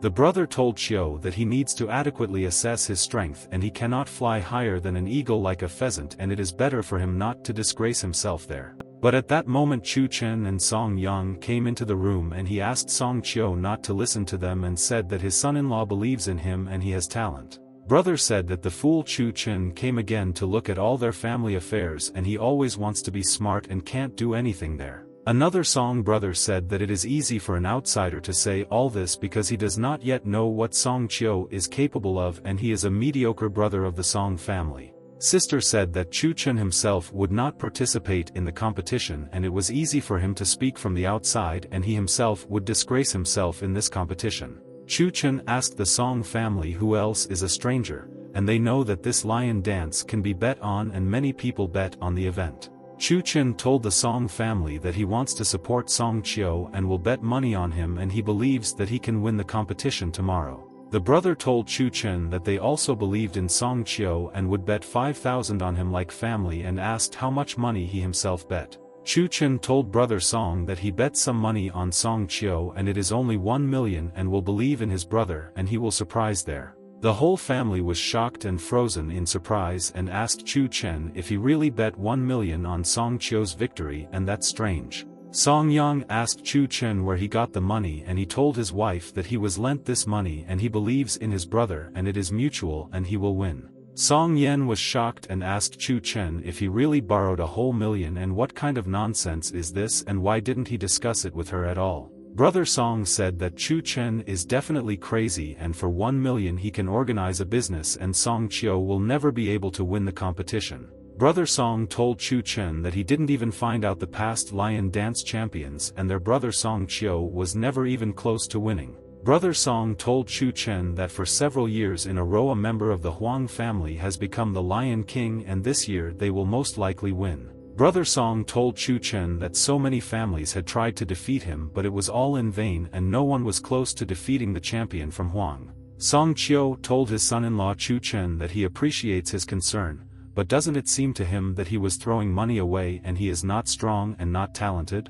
Chun Chen asked Song Chiu not to be nervous and now his chances are estimated as 1 in 20 and they will earn 20 million for this. Brother Song told Chun Chen that his brother Song Chiu could only win in a dream and how can he be an optimist and believe in success and this is so stupid. Sister Song asked Chun Chen or maybe he again asked his magic shell for advice and she told him the victory of brother Song. But at that moment all the important people came into the room and asked everyone to be quiet and said that the meeting was starting and they were ready for it. Grandfather asked Song Seyang and Song Muyang to tell him important news that he had not heard about and was interested in knowing how their business was going. The son told his father that they resumed negotiations with Yi Xiao and want to conclude a 3-year contract with him, and grandfather Xia also approved the business. The guy stood in the room and thought that his father was right and everything was getting better and soon they would be able to reach a new level of business. Grandfather told Se-young that this was good news and asked Song Muyang what happened to him and if he had any interesting news for their business.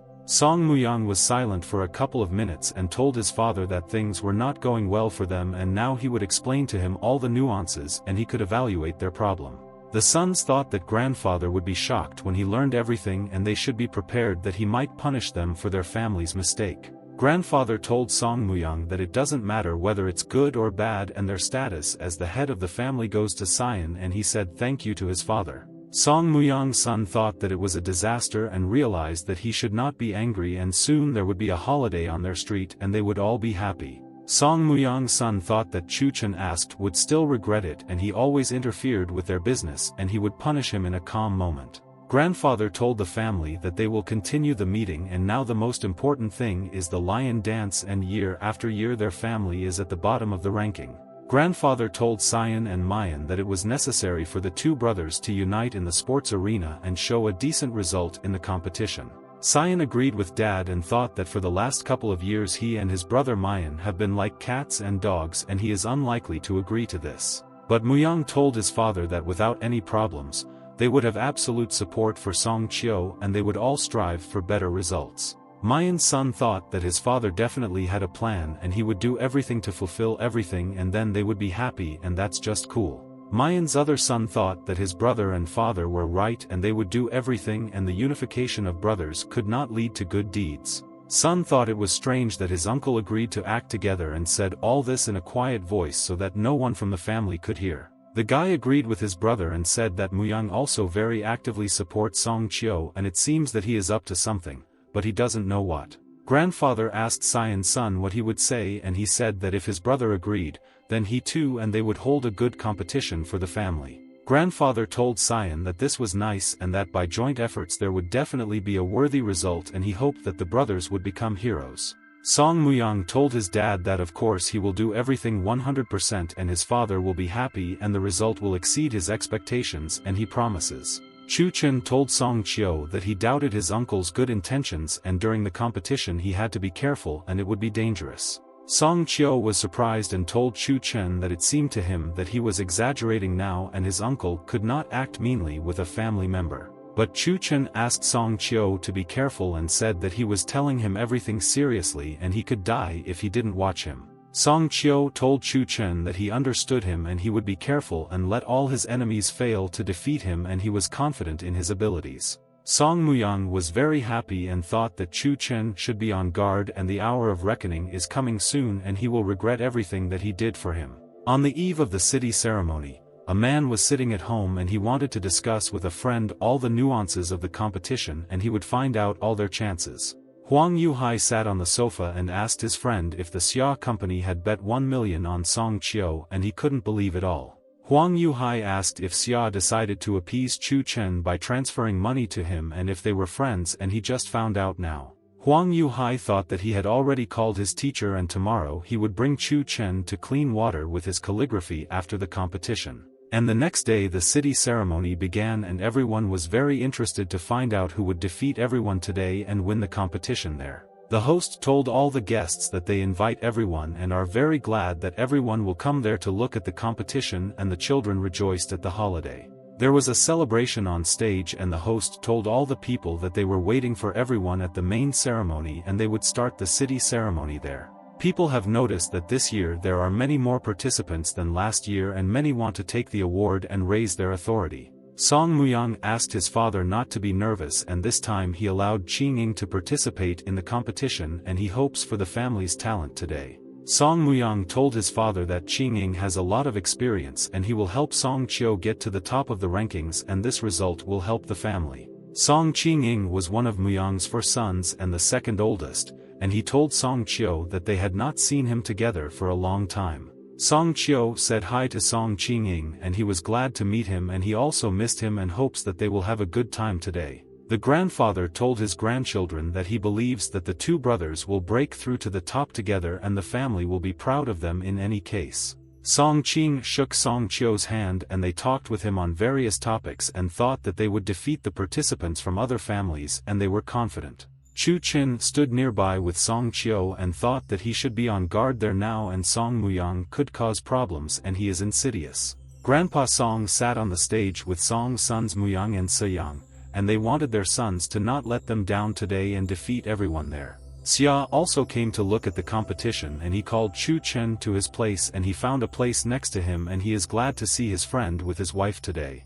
Huang Yuhai told Xia that he heard that he bet $1 million on Song Chio to appease Chun Chen and seems to have problems with his head. The man told Xia that the ceremony had not yet begun and he could change his mind there and bet on his team's victory and he would win the whole jackpot. Xia asked Huang Yuhai if they really wanted him to bet his money on them, and never in his life would anyone from the family bet on him. Chun Chen was happy and told Xia that this was a worthy answer, and without any insults he was able to put the insolent people in their place, and that's very good. Huang Yuhai and his friend were angry with Xia and Chun Chen and said that this was nonsense and their family would again defeat everyone in the competition and take the reward for everything.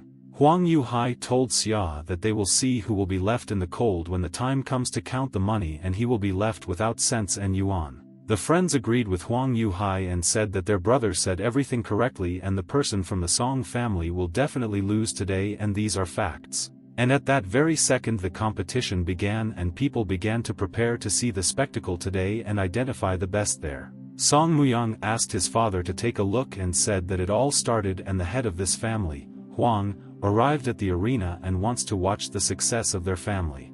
People on stage began to prepare for the tournament and wanted to meet their champion there, and they had been waiting for him for a long time and were proud that he came there. And at that very second, the head of the Wan family appeared on the stage and he was accompanied by guards and he wanted to take a place of honor today. And at that moment, someone came on stage and thought that they should all give people a show and then they would please all their viewers. A man in a dragon costume appeared there and thought that this should be a grand show and then people would be satisfied and happy there. And then the Lion King appeared on the stage and everyone met the Lion King Huang Shixiang, and he is the best lion dance expert in the whole city. The presenter told people that for many years Huang Shixiang has no equal, and today he will also become the first and will not notice any of the contenders. Huang Yuhai thought that the Lion King was his cousin and he learned battle tactics from magicians and he needed him to do everything as usual, and that's cool.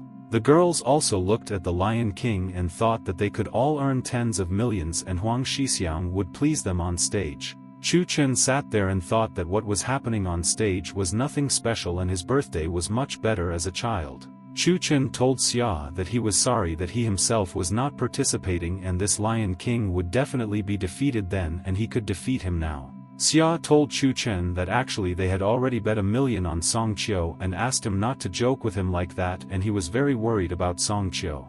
Mr. Huang said that today, as always, the main part of this whole ceremony is the tournament of lions, and after that he will name the best calligrapher. Chun Chen was sitting there and people were wondering who this handsome guy was, and that getting the approval of the Huang family would elevate their lucky guy to the skies. Song Yen thought that Xia wrote the hieroglyphs, and if they suddenly choose Chun Chen, then old man Huang will be angry and will definitely understand that this is all a deception. Boss Huang told the people that he will not delay them anymore, and on this day he announces the Lion Dance Championship and he wishes good luck to all the people.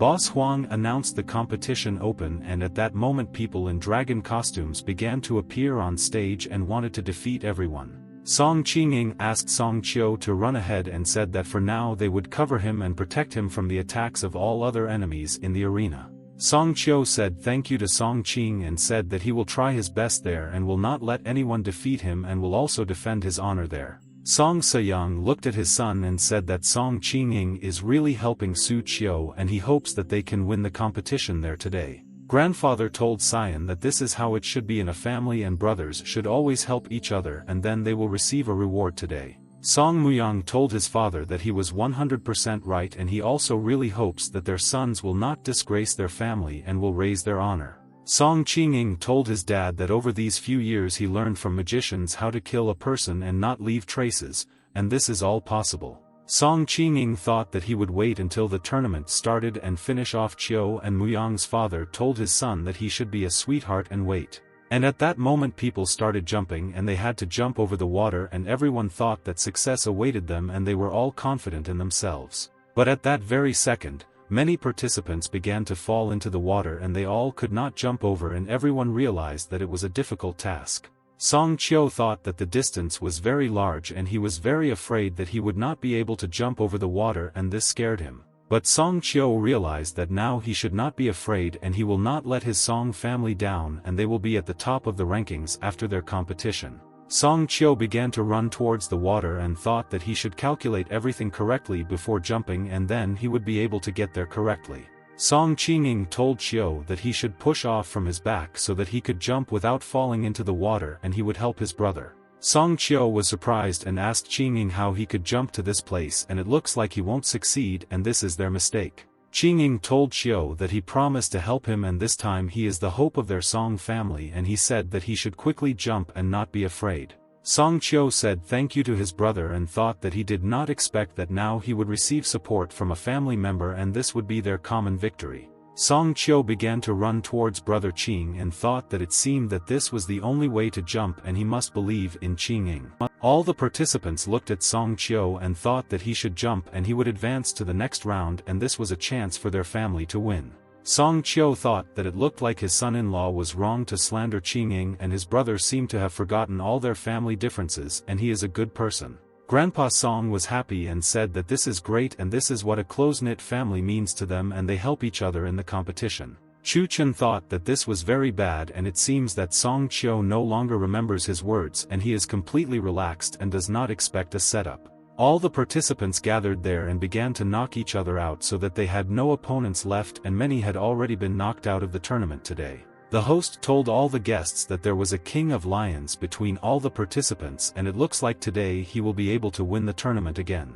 Song Chio thought that the Lion King was currently fighting his main rival and he would not be distracted by the tournament newcomer. Song Chio thought that now he could quietly slip forward and the boss would not be able to reach him and he could defend himself from his attacks right there. All the people were very surprised and wondered if Song Chio had just taken the lead and he was the main contender to win now. Grandfather Song continued to say that the unity of the brothers makes him very happy and together they will be able to defeat everyone and he believes in their success. Xia was shocked and told Chun Chen that he was shocked and could they really win money, and it was not for nothing that he bet on Song Chio's brother. Chun Chen didn't want to rejoice and thought that there was something strange there and he didn't trust Qinging and he could still frame Song Chio's brother. The Lion King noticed Song Chio and asked if he had decided to bypass him and began to rush forward and thought that he could catch up with his opponent. Song Chio thought that now there will be a third obstacle and he just needs to jump well and he can get around the obstacle now.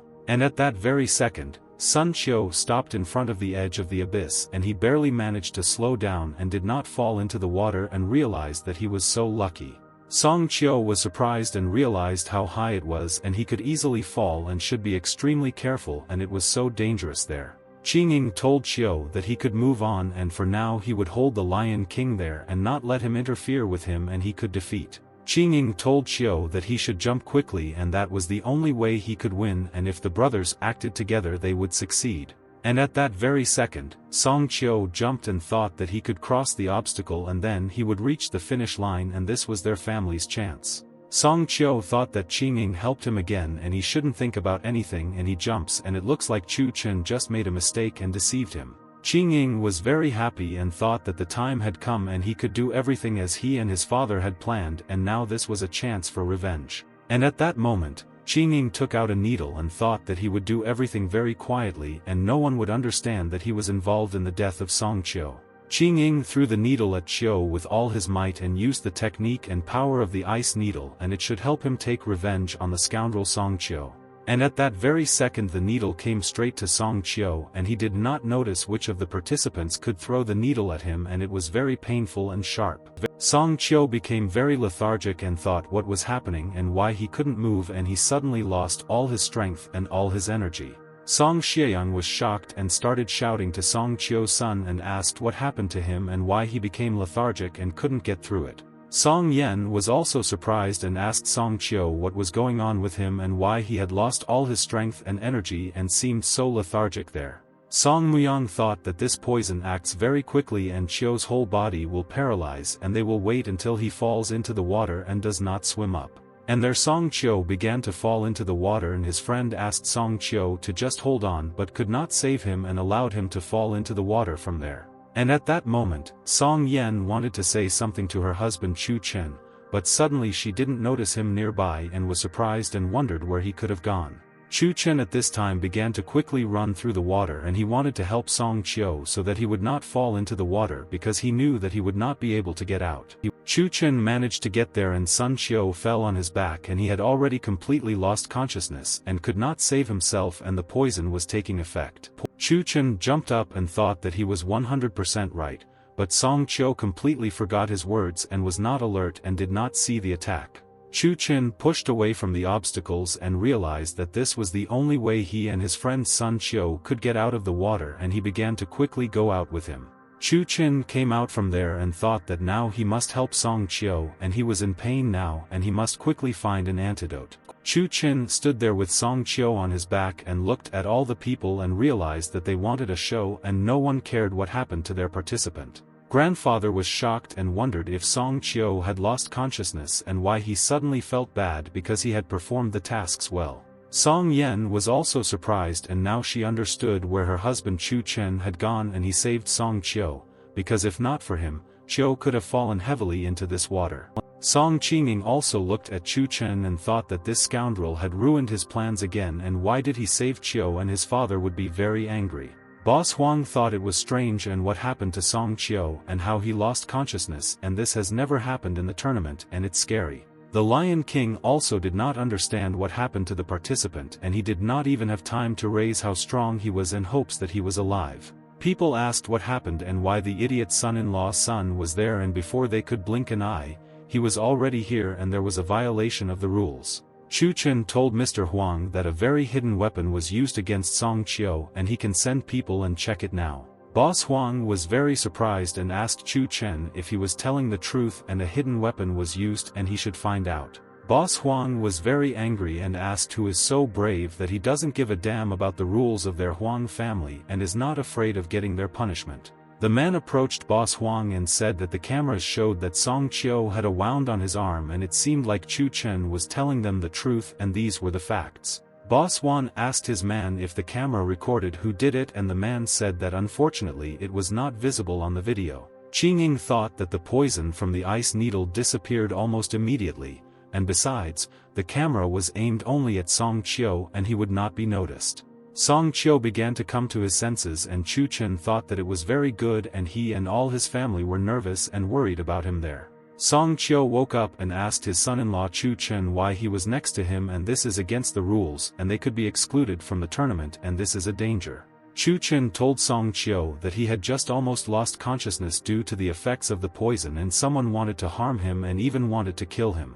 Song Chio's friend was horrified and asked Chun Chen if there were those at the tournament who wanted the death of others and this was terrible and why no one was watching. Song Chio's partner began to run away from there with all his might and said that he was leaving the game, and Song Chio asked him to stand and the tournament was not over yet. Grandfather Song told his sons that Song Chio no longer has a partner and apparently everything is over, and today they tried to defeat all their enemies. Song Se-young told his father that the main thing was that Song Chio was okay and he was afraid that he was seriously injured and would no longer be able to continue his journey. Song Muyang told his father that this time they were at least not last from the end, and this year they performed much better at the tournament and this is their success. Chun Chen picked up the dragon suit and thought that he didn't want Song Chio to lose in the tournament and he should help him in difficult times. Chun Chen asked Mr. Huang if he would allow him to perform in place of Sun Chio's runaway partner and he could easily replace the participant there.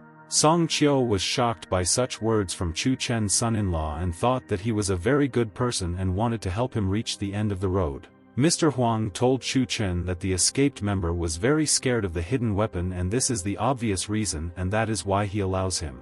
Chun Chen told Song Chio that he would control his head and he should only follow his movements and then they could walk together. Song Chio asked Chun Chen's brother-in-law if he knew how to operate this dragon suit, but Chun Chen said that he couldn't and had only seen it on video. People from the Huang family started laughing and said that Chun Chen will be the head of a lion and it looks like a prank or a dream of a drunk guy.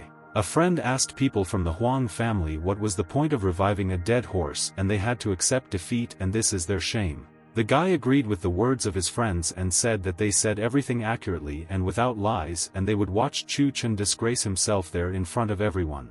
Chun Chen asked the rest of the participants to be more courageous, and although he is the son-in-law of their Song family, they still do not know what he is capable of and what his talent is. Chun Chen told all the participants that he would now deal with all 10 participants in one fell swoop and would not feel any threat. The participants said that all these years the Song family has been at the bottom of the rankings, and what does he think of himself and why does he think that he can defeat everyone? A friend said that Chun Chen is an arrogant guy and they should teach him a lesson so that he can no longer bully them and they will punish him there. Ching Ying thought that now Chun Chen would see what the hidden weapon was leading to, and first he would anger all the participants and they would get rid of Chu.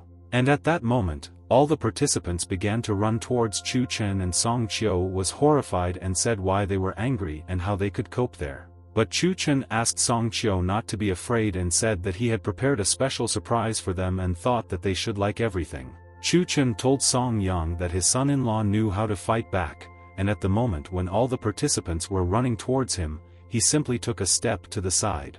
And at that very second, many participants began to fall into the water and they did not even understand what Chun Chen did and how he was able to quickly dodge them. People from the Huang family were shocked and asked if Chun Chen is not stupid and he really knows the lion dance, but how is this possible because he is an idiot? People from the Huang family asked what kind of person Chun Chen was and how he managed to outwit everyone, and even experienced participants could not defeat. Huang Yuhai thought that Chun Chen was definitely one of the magicians and the magician was participating in the tournament there, and this could lead to serious consequences after. Xia was very happy and told his friend Chun Chen that he was mega cool and could defeat all the experienced people alone, and his friend had no doubt. Huang Yuhai asked his people to call their lions there and together they would knock Chun Chen out of the game, and even if they didn't beat him, he would not become a leader. The friends listened to Huang Yuhai's words and said that they would do what he said and now quickly call the strongest fighters there. At this time, Chun Chen and Song Qiu continued to go through all the obstacles and many participants left the tournament because of Chun Chen. And then Song Qiu noticed that there were very strong participants in front of them and told his son-in-law Chun Chen that these were experienced participants and they were very strong. But Chun Chen told Song Qiu that he doesn't care who it is and they all won't be able to cope with them and he must believe in his success in the tournament. Chun Chen told Song Qiu that they would all not be able to withstand even one hit and would find out that they were wrong, and Chun Chen was a very strong player there. Chun Chen told Song Qiu that he missed and asked if all these participants knew how to defend themselves, and that was interesting and he didn't know that yet. And at that moment, the players appeared in front of Chun Chen and thought that he really thought that he could defeat them with cunning and luck today. The participants said that Chun Chen's son-in-law is an idiot and his techniques can only work with young and inexperienced lions, and he will not do anything to them. The guy was happy and told Chun Chen that he delighted the entire audience, but this was the end of his heroism and they would not feel his strength. The guy told Chun Chen that he was still very far from being seasoned lions and he needed to study every day to become like them. Song Qiu was horrified and told his son-in-law Chun Chen that all these lions are some of the most powerful after the Lion King and all people are afraid to compete. Song Qiu told Chun Chen's son-in-law that they cannot be dealt with just by brute force and they know all their simple techniques and that's the end. Chun Chen thought that they were all trying to help Huang Hai make money and he didn't want to lose all his money and thought that they would defeat him. Huang Yuhai's boys told Chun Chen's son-in-law that he was a fool and the Lion King had already reached the finish line and was waiting for an opponent for their decisive battle. The guys said that all they had to do was detain him and then they would all complete their mission and it wouldn't be difficult, and Chun Chen was weak. Huang Yuhai's friends told Chun Chen that he could not escape anywhere and he was doomed and surrounded him on all sides and did not allow him to escape. Song Qiu told Chun Chen's son-in-law that since they were at a dead end, maybe they alone would just stop there and they had already gotten far and that was already great. But Chun Chen asked Song Qiu to lend him a lion and said that he should hold tight and then they could go to the finish line with him. Song Qiu was surprised and asked his son-in-law Chun Chen if he was really asking him to lend him a lion, and he was very interested in what he was up to and what the plan was. Chun Chen asked Huang Yuhai's 3 friends if they were all stupid and thought that he only knew melee combat and couldn't do anything himself. Chun Chen began to quickly move towards the guys, and Song Qiu thought that all this time he did not know that his son-in-law was so dexterous and strong. Chun Chen began to beat all the people of Huang Yuhai and said that now he will show them how to make spinners with a lion's tail, and it's beautiful. And after a couple of minutes, all three of Huang Yuhai's people began to fall into the water and thought that they had underestimated their opponent, and this was their problem. Huang Yuhai and all his friends were shocked, wondering if this was all really happening and how Chun Chen could cope with their friends. Brother Song and Song Yang were surprised and wondered how Chun Chen had so much strength and could handle strong opponents without any problems. Xia was happy and said that his friend knows how to put on a show, and he is just a superstar and no one will stop their rock star today. Song Qiu was also very surprised and told his son-in-law Chun Chen that he was so strong and all three main lions had been defeated and they already had a chance.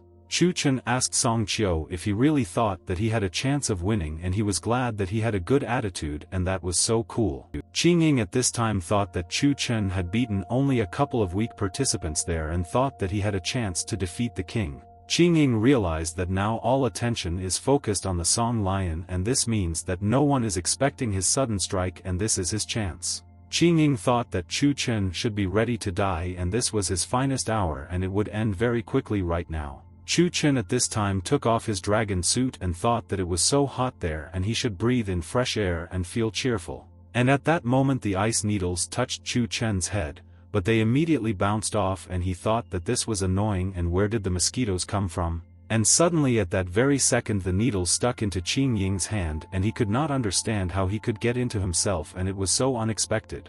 Song Muyang immediately stood up and said that this was a hidden weapon and Chun Chen used a hidden weapon on his son, and how did people not understand this? Song Muyang told everyone that Chun Chen just threw needles at Qingying and they hurt his son and he didn't expect that he was being attacked now. Brother Song said that this is indeed a hidden weapon and how could he use it against his own people, and Chun Chen has no shame or conscience at all. Brother Song said that he knew that Chun Chen should not expect anything good from him and he disgraced their family right in front of all the people there. Song Yang could not understand when Chun Chen managed to do this, and Song Muyang told Mr. Huang that he saw everything with his own eyes right now. Song Muyang told Mr. Huang that it is Chun Chen who ignores the rules of their family and cheats, and even though he is from the Song family, principles are most important. Mr. Huang said that Chun Chen is shameless and how did he have the courage to use cunning tricks and methods in their ceremony. Mr. Huang asked the guards to drag Chun Chen there and he wants to personally communicate with him and explain what will happen if you break their rules.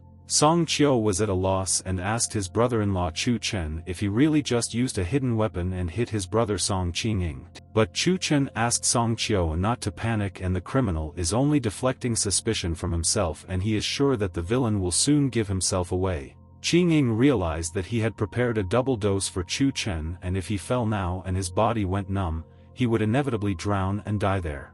Qingying was afraid and said that this would not work and he had to do something, otherwise everything would end very badly for him, and it was sad for his father. Qingying realized that if he didn't drink the antidote now, he would definitely die there and he had to do it right now and quickly. But when Qingying was taking the antidote out of his pocket, Chun Chen approached him and grabbed Qingying by the hand and did not want to let him go, and it was tight. Chun Chen asked the people that if they think that hidden weapons are his idea, then he can now answer all their questions already in the arena. Chun Chen asked the people that if the hidden weapon was his, then where did Qingying get something similar to the antidote and where did he get it right there? All the people in the arena were shocked and thought, is it really true and how dare he do this, and grandfather could not believe that the scoundrel Qing. Chun Chen told people that if they don't believe they can look at all the cameras, and he wanted to harm him and the needles accidentally bounced off him. Mr. Huang's man said that everything is correct and he just looked at the slow motion and it was Song Qingying who used a hidden weapon.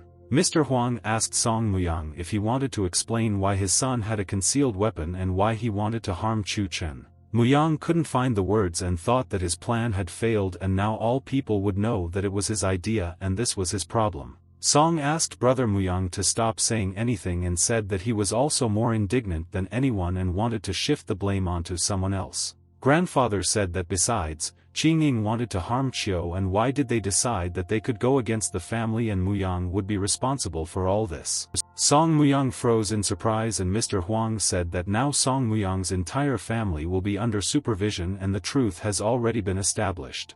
Mr. Huang was angry and said that Song Muyang had the nerve to use such vile methods of fighting now and will now be punished. All the people began to throw garbage at Song Muyang and said that he was the most dishonest liar, and the security began to escort him out of the arena. Then Song Qiu told his son-in-law Chun Chen that he was right and it was his uncle who wanted to harm him all this time, and how could he believe them and be wrong then? Chun Chen told Song Qiu that his son-in-law is always right and now he should always trust him and he will never advise a bad thing to his brother. Mr. Huang told all the people that they would return to this matter a little later, but for now they would continue the competition and everyone was interested in finding out. And the host said that only the King of Lions remained in the arena and with him the lion of the Song family. Unexpectedly, the Song family made it to the finals today.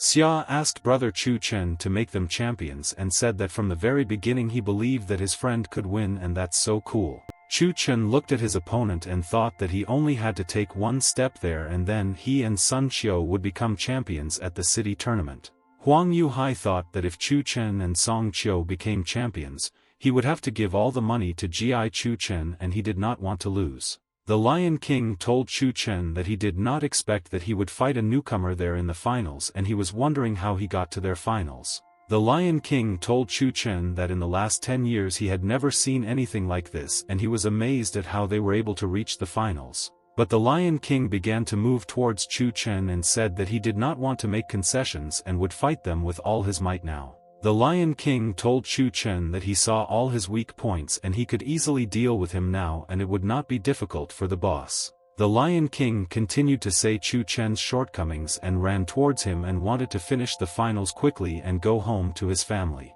Friend Huang Yuhai said that this is wonderful and it's not for nothing that all people call him the King of Lions, and he is now showing all his power. Huang Yuhai realized that a little more and Chun Chen would lose, and the King of Lions was very difficult to deal with and he would not give the crown to anyone. Huang Yuhai's friend told the Lion King that he should break Chun Chen and not leave him any chance and defeat the idiot in the finals. Xia wondered why Chun Chen suddenly became such a weakling, or is the Lion King too strong and does not give a chance to his friend. The Lion King waved his leg and thought that now he felt the power and would think before performing in tournaments with him. The Lion King hit Chun Chen on the leg and said that this is just the beginning and he has prepared the best surprises for him and will show them now. The Lion King jumped high up and wanted to kick Chun Chen harder and said that it was in vain that he met such a powerful master there. The King of Lions dealt a strong blow to Chun Chen and he flew away from the enemy a couple of meters, and all the spectators thought that the ending was almost decided there. Huang Yuhai realized that he did not think that Chun Chen, having magic, would no longer be able to cope with his cousin, and apparently his level is not so high. Mr. Huang said that it looks like the Lion King will defeat everyone again, but the fact that the Song family reached the finals will affect their place in the rankings. Mr. Huang suggested that the Song family, instead of shamefully and without a chance of losing, choose honor and surrender now, and that's good. But suddenly Chun Chen began to stand up and told Mr. Huang that he had a couple of questions and wanted answers to them right now. Chun Chen felt very good and asked Mr. Huang how he decided that their strength was running out and maybe this was their strategy for fighting him. Mr. Huang was very surprised and asked Chun Chen how this was possible and how he wanted to defeat the King of Lions, and all the contenders lost. But the Lion King told Chun Chen that it was obvious that the advantage was on their side, but they had a strong character and he would never give up. The Lion King fell to his knees and was exhausted from constantly chasing Chun Chen, and he must take a breath and then he will gain strength during this time. The Lion King was sitting on the ground and taking a break, and Chun Chen asked Mr. Huang if he should surrender to this king, and this is not so. And at that very second, suddenly all the people froze in surprise and they all thought that they were seeing this for the first time, and it looked like Chun Chen was very cool. Huang Yuhai was surprised because the King of Lions was hitting Chun Chen now to the fullest, but at the moment he fell to his knees and did not move there. The Lion King thought that he would like to beat Chun Chen, but this is not so, and there are amateurs sitting there and this is just an appearance to divert attention. The Lion King thought that from the outside it seems that he really beats his enemies so harshly and they can no longer do anything with him there. The Lion King thought that he had underestimated Chun Chen and now had to answer for his mistake, and he did not think that the guy was so cool.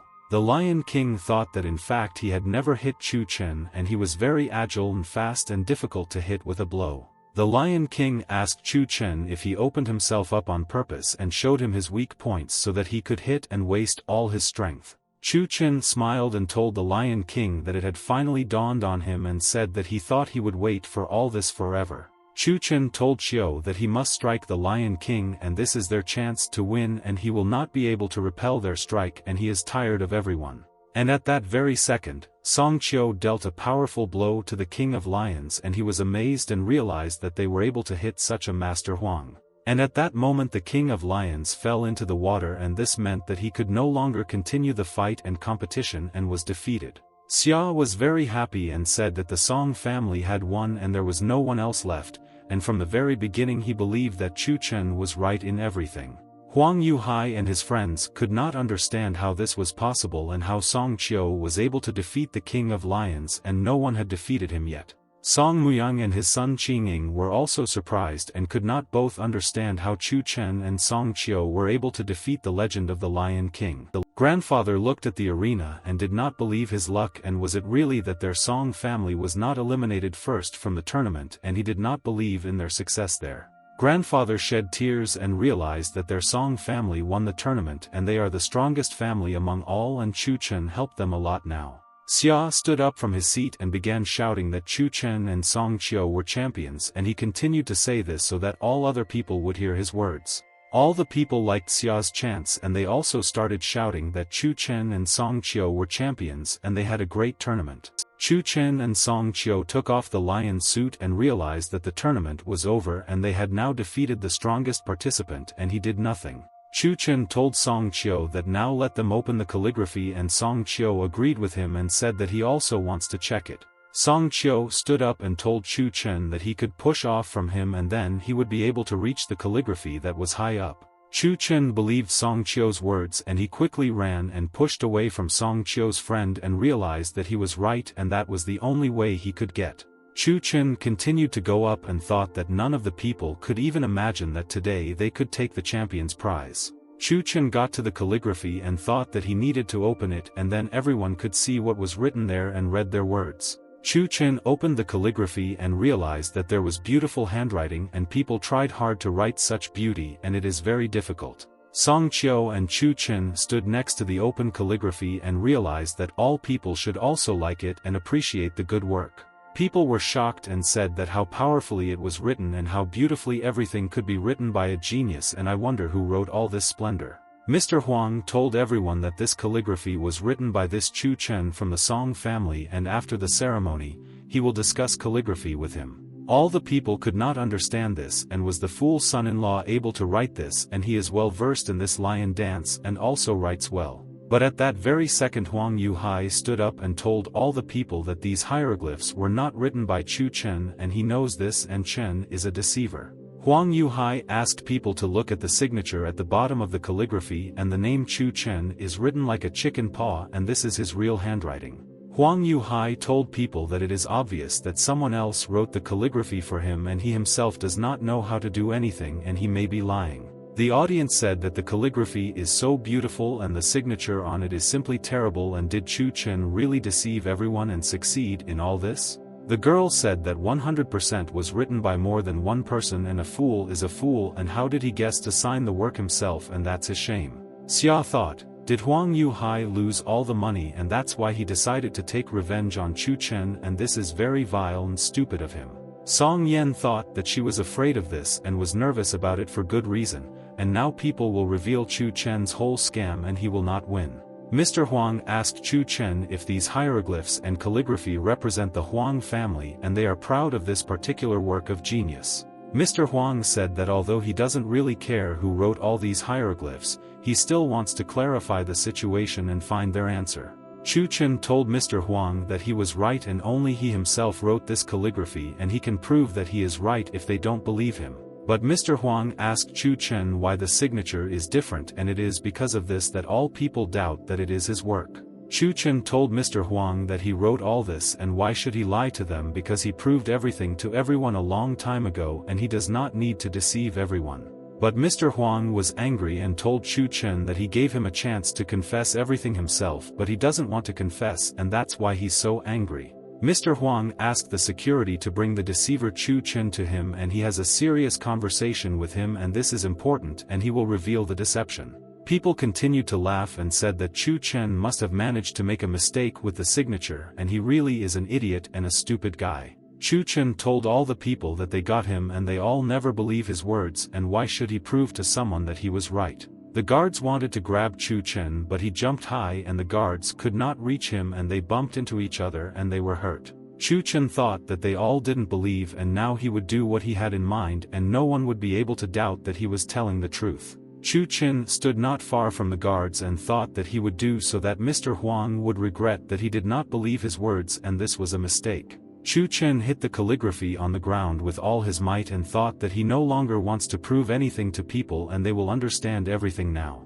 The entire Song family froze in surprise and could not understand what Chun Chen was doing now, and he was humiliating their family, and why would he lie to all the people? Mr. Huang was furious and told Chun Chen that this was impudence and asked what he was doing and had he really gone crazy after their competition. Huang Yuhai and his friends were happy and asked if Chun Chen had really gone crazy there, and now it will be fun and they like this spectacle. Mr. Huang asked Chun Chen to keep in mind that this calligraphy is the most valuable treasure and represents their Huang family, and he already knows this. Mr. Huang asked Chun Chen if he wants the relationship between their Song and Huang family to deteriorate, and this could even cause a conflict. Brother Song asked the family if Chun Chen really wants to die in the arena, and he wants to make their family outcasts and everyone will not deal with them. Brother Song asked if Chun Chen really wants to break off the relationship between Song and Huang, and they could die at any moment because they are strong. Sister Song was also surprised and asked Chun Chen what he was doing, and it seemed like he didn't value their family's trust at all and wanted to set them up. Xia got up from his seat and said that Chun Chen is crazy and they are just opening a company in the Huang building, and how can he ruin the relationship with him? But Chun Chen crumpled the calligraphy to the end in the arena and said that he was really fed up with everything and he no longer wanted to hear accusations from people. Chun Chen threw away the calligraphy and told people that if everyone there doubts that it was he who wrote it, they can give him ink and a brush already. Mr. Huang told Chun Chen that he would give him calligraphy to write and he could try because he completely ruined his last work. But everyone was shocked because Mr. Huang told Chun Chen that if he himself wrote it poorly, he would use all the power of the Huang family and punish Song. Huang Yuhai said that if Chun Chen can write, then he will kneel down in front of everyone and ask Chun Chen for forgiveness for his mistake. Chun Chen told Huang Yuhai that they agreed, and he agrees to all his conditions and will do everything perfectly, and he will regret it after. Chun Chen thought that he would surprise all the people now, and he knows that they don't believe that he can write perfect calligraphy, and that's a problem. Chun Chen started writing and realized that he was doing great, and he believed in himself and he would succeed if he didn't doubt. Chun Chen continued to write, and all the people looked with interest at how Chun Chen wrote new calligraphy and thought that he could not do anything. And after a couple of minutes, Chun Chen told Mr. Huang that he could personally evaluate his work, and it looks like he managed to repeat his own masterpiece. Chun Chen wrote perfect calligraphy and said that he tried to make it perfect and no one had any doubts. Chun Chen told people that this time he signed normally so that Mr. Huang would not doubt that this was his work and it was all true. Mr. Huang froze in surprise and thought, how is this possible, and this calligraphy and hieroglyphs are perfect, and how he could do this. Song Yen was shocked and said, could it be that her husband Chun Chen managed to write such beautiful characters and she didn't know that he was talented? Xia was also at a loss and told Song Yang that at first he thought that Chun Chen was just lucky the first time, but he repeated his success. Huang Yuhai realized that he was mistaken, and this means that Chun Chen initially deliberately made such an ugly signature to confuse. Xia was very happy and told Chun Chen that he always knew that his friend could do anything, and he surprised all the people who did not believe his words there. Song Yen thought that it was good that Chun Chen had completed this task and the danger had passed and he had put everything on the line and he had defeated the skeptics. Mr. Huang thought that this calligraphy was even better than the previous one, and in it they seemed to be looking down on the whole of heaven, and it was a shock. Mr. Huang said that Chun Chen's calligraphy is filled with the great and their best aspirations to take over the whole world, and it motivates people. Mr. Huang realized that he had made a mistake and told Chun Chen that he was wrong and unfair to him, and he apologizes for the mistake. Mr. Huang told Huang Yuhai that he had defamed Chun Chen now and in front of everyone, and said that Hai was in no hurry to ask for Chu's forgiveness. Huang Yuhai thought that not only had he lost all his money to Chun Chen, but now he would kneel in front of the entire city and be a shame. Huang Yuhai asked Chun Chen if he didn't need to kneel in front of him and would definitely help him out in his affairs in the future. Huang Yuhai asked Chun Chen to spare him, and Chun Chen was surprised and immediately asked Yuhai if he was really asking to spare him, and this is all strange. Chun Chen asked Huang Yuhai if he had thoughts of sparing him and what he would have done in his place, and it seems he would have done something different. Huang Yuhai realized that he could not do anything, and it seemed that he was doomed, and now he would not be able to escape anywhere and would fulfill his promise. Huang Yuhai didn't want to do this, but he had to keep his word, and then Chun Chen would let him go and Mr. Huang wouldn't punish him either. Huang Yuhai knelt down and told Mr. Chun Chen that he asked for his forgiveness and admitted that he was wrong and had already made mistakes in everything. Friends asked Huang Yuhai what he was doing and how he wasn't ashamed to kneel in front of the scoundrel Chun Chen, and he didn't deserve it there. Mr. Huang told Chun Chen that he wanted to apologize to him, and as compensation he was inviting their guest to the dinner party tonight. Is Mr. Huang inviting Chun Chen to dinner with the Huang family, and this is a reward and one can only dream about this, and this is a friend's chance. Xia told Song Yang that this is a great chance to make acquaintances with local tycoons there, and they can help them with business and their affairs. Chun Chen told Mr. Huang that he agreed and would come to their dinner today and wanted to chat with the Huang family there and was interested in business. And then Xia realized that Song Qiu won together with Chun Chen, and this means that the million they bet turned into 20 million. Grandfather Song said thank you to Chun Chen that he took the trouble away from the Song family and helped them in difficult times, and they realized that they can rely on him.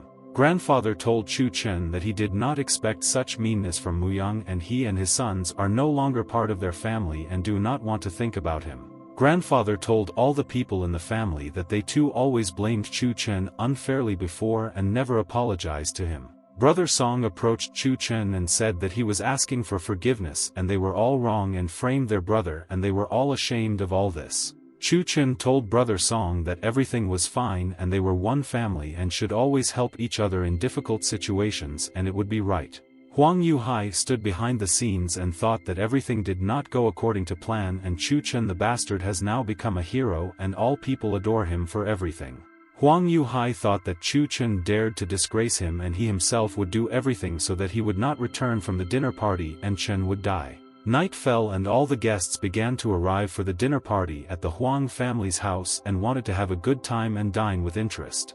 Chun Chen sat there and ate dishes, and people said that they wanted to drink to General Director Zhang there and also drink to his honor now. Chun Chen thought that everyone was having fun drinking and there was a lively atmosphere and everyone was eating quietly and no one cared about him, and there were delicious dishes. Grandfather told the whole family that there was a time when their family was held in high regard and shown, and all the people respected the Song family throughout their city. Grandpa Song said that he didn't think that tonight at the party no one would come up to them to say a few nice words about everything. And at that moment, the waitress approached Chun Chen and told Mr. that someone wanted to see him and asked him to go with her to the side. Chun Chen followed the girl and thought that it was a very dark place and who could need him there and what did he need from him. And at that very second the waitress fell to the ground and Chun Chen thought that she had just walked in and lost consciousness. Was there really a magic circle there? Chun Chen thought that it seems that the stranger's intentions are not good at all, and in vain he went with the girl now,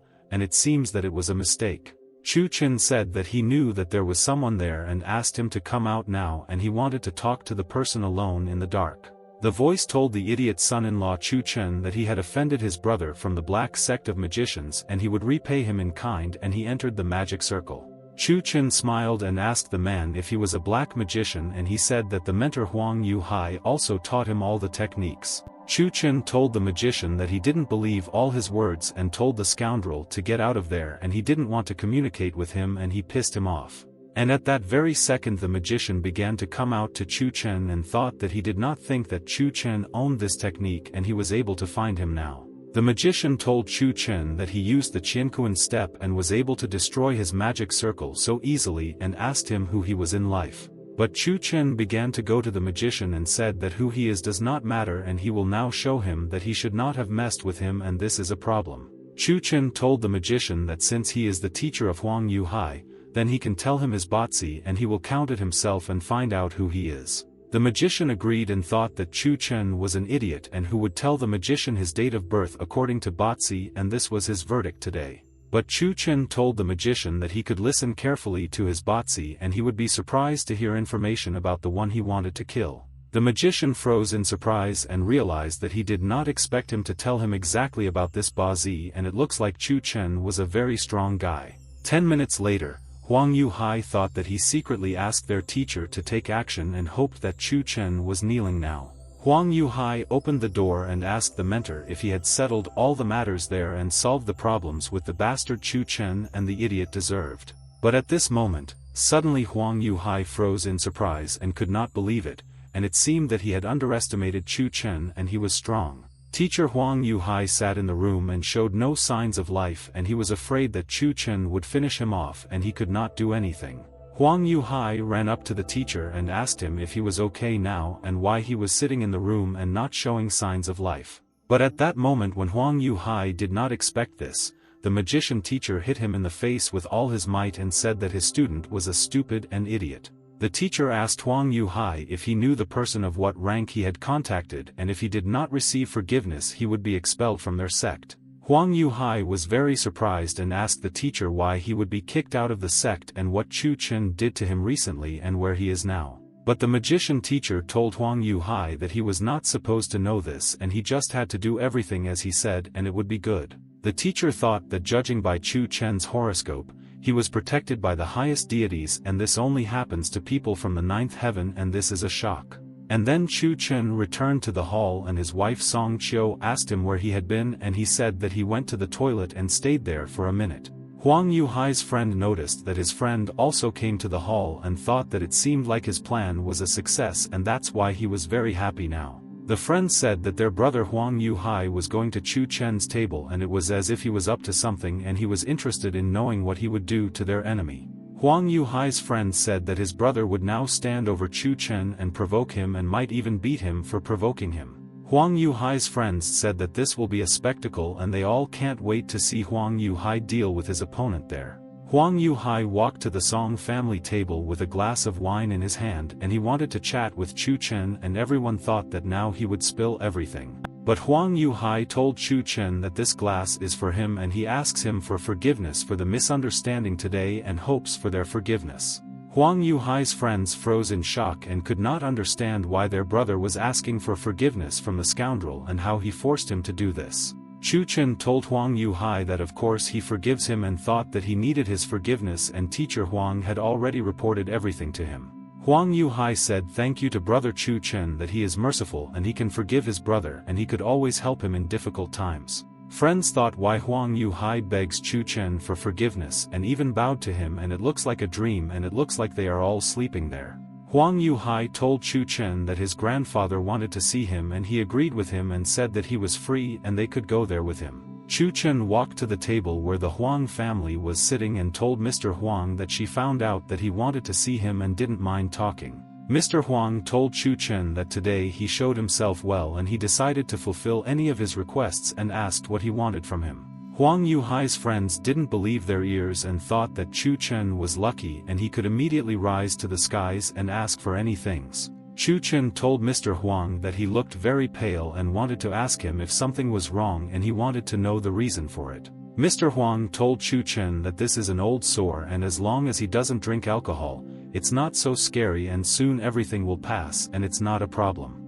Chun Chen told Mr. Huang that then he knew what to ask for, and he said that he hoped that Mr. Huang would grant just one request. And suddenly Chun Chen said that he wants Mr. Huang to drink wine on time every day, and that's all the request and nothing more is needed. The head of the Qian family was shocked and asked his son-in-law Chun Chen if the guy was crazy, and everyone knows perfectly well that Mr. Huang can no longer drink wine. Chun Chen said that he will prepare a special and medicinal tincture for Mr. Huang, and in 7 days the disease will disappear, and this is true. Mr. Chen said that their pharmaceutical company has still not been able to find a cure for Mr. Huang's disease. Mr. Chen told Chun Chen that he also beat his grandson Chen Bus High in the Jintang building and he suffered greatly from his blows. Mr. Chen told Chun Chen that on behalf of the entire Chen family, he swears that he will not be able to develop his pharmaceutical company there. Chun Chen asked Mr. Chen what if his medicine cures all of Mr. Huang's illness and can strengthen his position in their company. Mr. Chen told Chun Chen that if he fulfilled both conditions himself within 3 months, he would apologize in front of all the people. Mr. Chen told Chun Chen that otherwise he would leave Chongqing forever and would not be able to conduct his business there, and he guaranteed. Chun Chen told Mr. Chen that they had agreed and they needed to think about everything about the development of the company, and then he would quickly win his bet. Chun Chen said that for now he will prepare the tincture for Mr. Huang, and the most important thing is that he remembers to drink it on time and then it will be good. Song Yen thought that Chen Company is a pharmaceutical giant and she knows that Mr. Huang's disease is almost untreatable and everyone knows it. Song Yang thought that by choosing an opponent of such a level as Mr. Chen himself, he could lose all positions and the entire business would burn out. At this time, Chun Chen came to the Star Placer store and asked if there was anyone there, and the teacher came to them to buy something so urgently. The man asked Chun Chen if he said last time that he himself was a student of their main teacher and knew a lot of information. Chun Chen told the man that he was saying everything correctly and asked if they had the ingredients to make the 7-star talisman. The man told Chun Chen that he saw him at the Huang family party and he wanted to cure Mr. Huang and asked if he knew what Huang was sick with. But Chun Chen told the man that Mr. Huang was not sick and he was now under ordinary black witchcraft, and he was able to find out this when meeting him.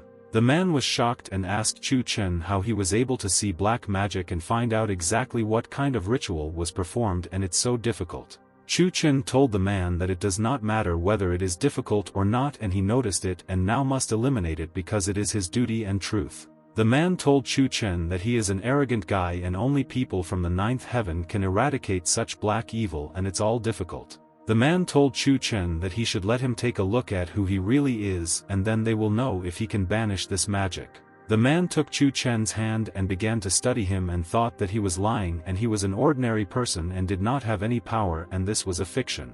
But a second later the man was shocked and told Chun Chen that he had now studied it and he was indeed a disciple of the 9th heaven and this was impossible. But Chun Chen asked him to hold on and said that he was also the brother of the main teacher of the star-scattering Luoyun, and it seemed that he did not know this truth of his. The man fell to his knees and asked Chun Chen if he really was their teacher and why he didn't know about it yet and was already very interested. The man asked teacher Chun Chen to let him ask if he knew which branch of teaching and what information he learned about everything. But Chun Chen told the man that he had learned all 9 branches of the teaching and he could not learn all the secrets and know the whole essence of all their teachings. The man was even more shocked by the words of teacher Chun Chen and asked how this was possible and how he managed to study all 9 branches of their teachings. The man thought that for an ordinary person to know one of the branches of the teaching is a rare success, but this master knew all 9 and he is a genius. But then a girl came out to them and asked her grandfather what he was doing there so late and was he really making such a loud noise because of the client and who he was? The grandfather was still on his knees and paid respects to the teacher, and the girl was in shock and asked her grandfather what he was doing because there was no one there anymore. The girl asked her grandfather why he was on his knees, did he really have a stroke, and the grandfather said that he just saw a high-flying bird. The next day at the Huang family house, Chun Chen called Song Qiu and he asked his brother if he was there and wanted to know how he got there. Chun Chen told Song Qiu that he should hand over the tincture personally to Mr. Huang and then he would greatly help his son-in-law to complete everything. Song Qiu told Chun Chen's son-in-law that he needn't worry and he was almost there and he would deliver the tincture directly into the hands of Mr. Huang at his house. But at that moment, the guards suddenly stopped Song Qiu near their Huan house and he thought that they wanted from him and should let him in. Near the entrance, Song Qiu was met by Mr. Huang's grandson Huang Yuxiu and he asked him if he had come from Chun Chen and if he had brought the tincture to the family. Song Qiu told Huang Yuxiu that he had brought a medicinal tincture and could he give it to Mr. Huang and then he would immediately leave them. But suddenly at this moment, Huang Yuxiu hit Song Qiu in the face and he no longer wanted to listen to his words, and how dare he ask for something. Huang Yuxiu grabbed the tincture from Song Qiu's hand and thought that the impudent person should understand that he gets everything he wants and he will not do anything. Huang Yuxiu told Song Qiu that everyone knows that grandfather Huang is sick and how can he be given this crappy drink and die from it. Song Qiu asked Huang Yuxiu what he wanted to do and thought that Chun Chen would be offended if he found out that he did not give the tincture to Mr. Huang. But at that very second the guards began to kick Song Qiu and he could not understand why they did not listen to his words and why they should beat him. Song Qiu fell to the ground and thought that this is unfair and they want to help Mr. Huang and his grandson beats him and it's so strange. The guards tied up Song Qiu and he wanted to explain to them that he did not pose a threat to them at all and they made a mistake and that's for sure. Huang Yuxiu asked Song Qiu who he thought his grandfather was and how they could offer him this rubbish and how he had the courage to come there. The guards began to open Song Qiu's mouth and Huang Yuxiu said that he himself should drink all the tincture and then they would find out how it works. And at that moment Huang Yuxiu began to pour the tincture directly into Song Qiu's mouth and he said that he deserved it and now he will know everything. Afterwards, Huang Yuxiu began to leave there and told the guards that they should attack Song Qiu and he would no longer be able to come to their house. The guards began to beat Song Qiu with all their might and he was in great pain, but no one could help him now and he was very upset by them. A couple of hours later, Song Qiu was brought to the Song family's house and he was in great pain and received many injuries from being beaten by all the guards. Song Qiu lay on the bed and thought that he obviously did not expect that he would be beaten today at the Huang family's house and he wanted to help Mr. Huang. Song Yang asked why Huang Yuxiu beat Song Qiu so badly because he only brought a medicinal tincture and wanted to help the boss of their family. Mom said that she wouldn't do that and she would demand justice for Song Qiu and he didn't deserve to be beaten so badly at their house. The son told his mother that it is difficult because this is the Huang family and they beat their brother but they must swallow it and then everything will be fine with him. Song Yang said that it was hard to believe that the Huang family could treat them like this even without any reason, and it seemed like they were provoking. And then Chun Chen came into the room and told his mother that it was he who sent Qiu to the Huang's house and they dared to raise a hand against him and this is their problem. Chun Chen told the Song family that he himself would go there and take revenge on Song Qiu and he would never allow anyone to lay a hand on their brother again. Sister Song told Chun Chen that if he goes for revenge, he will put their entire family at risk and he should forget about revenge and that's right. Brother Song asked Chun Chen if he was really looking for death and the Huang family would deal with him very easily and he would not be able to do anything to the family. Senior brother Song asked Chun Chen if he heard what they were telling him and if he went, he would harm them even more and set up the Song family. But suddenly, at that very second, Chun Chen hit brother Song in the face and he said that he was a rag and he should fuck off and not stop him from taking revenge. Brother Song wanted to speak out to Chun Chen but could not say anything and immediately realized that he could not do anything to him and he was very strong. And then Song Yang's wife told Chun Chen that he could go and avenge her brother Song Qiu there and he really didn't deserve to be beaten by the crowd. But Song Yang told her husband Chun Chen that he should take revenge and then immediately return quickly and she would wait for him there and wish him good luck. Chun Chen told Song Yang that he would remember her words and he would quickly and deftly do everything and come back and she could prepare dinner for them. Then Chun Chen came to the Huang family house and the guards asked him how he got there and they started screaming and saying that they were in a lot of pain. Huang Yuxiu went out into the street and asked who dared to make a scandal there and how he was not afraid that he might be punished and he would receive blows from him. And then Huang Yuxiu noticed that Chun Chen was standing in front of the entrance and he quickly dealt with the guards and already began to approach the grandson of Mr. Chun Chen asked the guy if it was he who was Huang Yuxiu and said that he was looking for him and wanted to resolve some issues and he would answer him. Huang Yuxiu asked if he was Chun Chen from the Song family and what he needed there and why he came to him and he was not happy about his coming today. And at that very second, Chun Chen hit Huang Yuxiu in the face with all his might and realized that he was a weakling and without all the security he would not do anything to the enemy. Chun Chen continued to beat Huang Yuxiu and thought that he deserved all his blows and why did he beat his brother Song Qiu and a huge mistake. Chun Chen kicked Huang Yuxiu on the back and he didn't understand why Chun Chen was there beating him with all his might and it was difficult for him to defend himself from the enemy's blows. Chun Chen grabbed the water hose and thought that he would make Huang Yuxiu understand how painful Song Qiu was, and he would know it all now. Huang Yuxiu looked at Chun Chen and thought what he wanted to do, and that problems would await him and his grandfather Huang would punish Chun Chen for all this. Chun Chen put a water hose in Huang Yuxiu's mouth and he asked the idiot what he was doing, and that trouble awaited him and he would find out how strong their family was. Chun Chen told Huang Yuxiu that this is a special answer for him for everything he did to Song Qiu, and he will know how much it hurt him then. The guard started running towards Chun Chen and told the scoundrel to quickly and immediately let Mr. Yuxiu go, and how he had the courage to beat him. All the guards surrounded Chun Chen and Huang Yuxiu told him that he was a very smelly mongrel and now he would die, and their guards were the strongest in the world. Huang Yuxiu told Chun Chen that these are all black light warriors and they are all trained by the most powerful magicians and he will not be able to defeat them there. And at that very second, Huang Yuxiu simply grabs all the guards of Chun Chen and breaks his legs, and then he will find out what their Huang family is capable of. All the soldiers began to run to Chun Chen and said that he would die there now and no one could help him, and in vain he beat Huang Yuxiu. And after a couple of minutes, many cars arrived at the gate of the Huang's house and they were members of the Song family and they only wanted to chat with Chun Chen. Song Seyong got out of the car and told Chun Chen that he should go back and he should no longer take revenge for Song Qiu and this could interfere with them. Song Xieyang thought that this was a problem and he never expected that Chun Chen would go to take revenge on Huang without his knowledge, and he didn't want to be late. Song Seyong knew that Chun Chen is a fighter, but the Huang family has black light warriors and he will not be able to cope with them and they are very strong and cunning.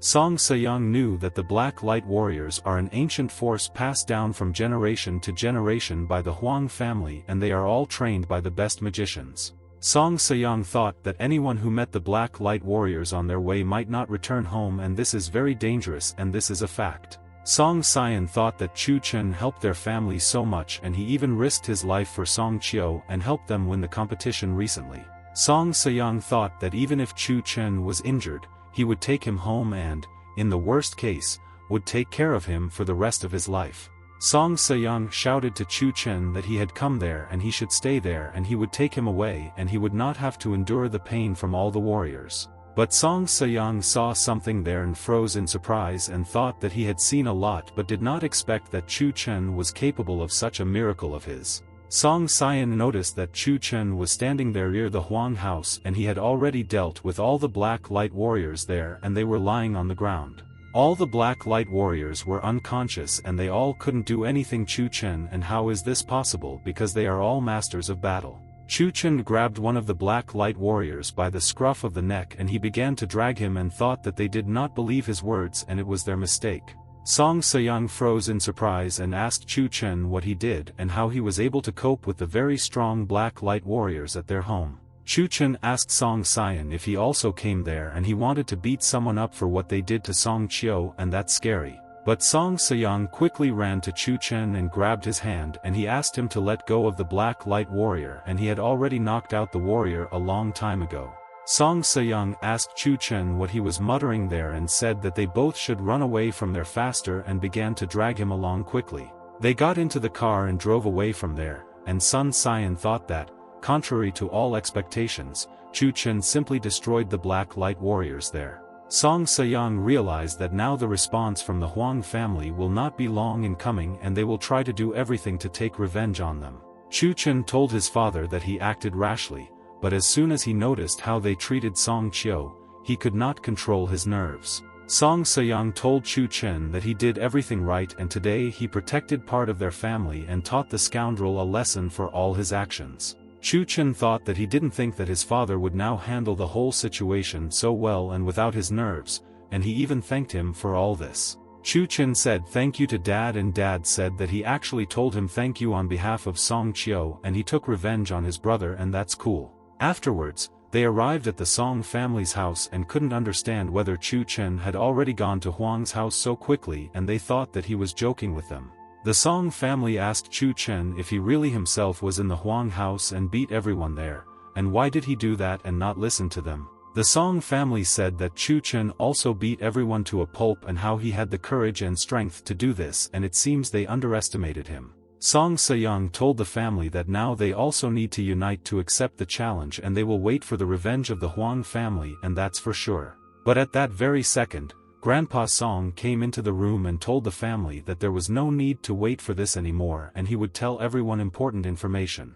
Grandpa Song told the family that the Huang family had just declared a boycott on their entire Song family and would now use all their efforts to sort it out. The entire Song family was shocked to hear such news from their grandfather, and they asked if this was the end and they would not be able to do anything to their family. Grandfather Song told the family that now their partner companies would immediately and urgently cancel all their agreements and issue a verdict. Grandfather Song told his family that in an instant they would suffer huge losses from all companies and would not be able to avoid sanctions from their partners. Brother Song asked Chun Chen if he was happy now, and it was only his fault that their family was suffering because he beat Huang Yuxiu in their house. Brother Song told Chun Chen that boycotting the Huang family would destroy their family's entire business and they don't know how to solve this situation yet, and that's their problem. Brother Song told the family that he proposed to break all ties with Chun Chen and he was harming all the affairs of their family and they could cope without him. Brother Song said that he thinks Chun Chen should go to the Huang family and ask for forgiveness and maybe they won't boycott them.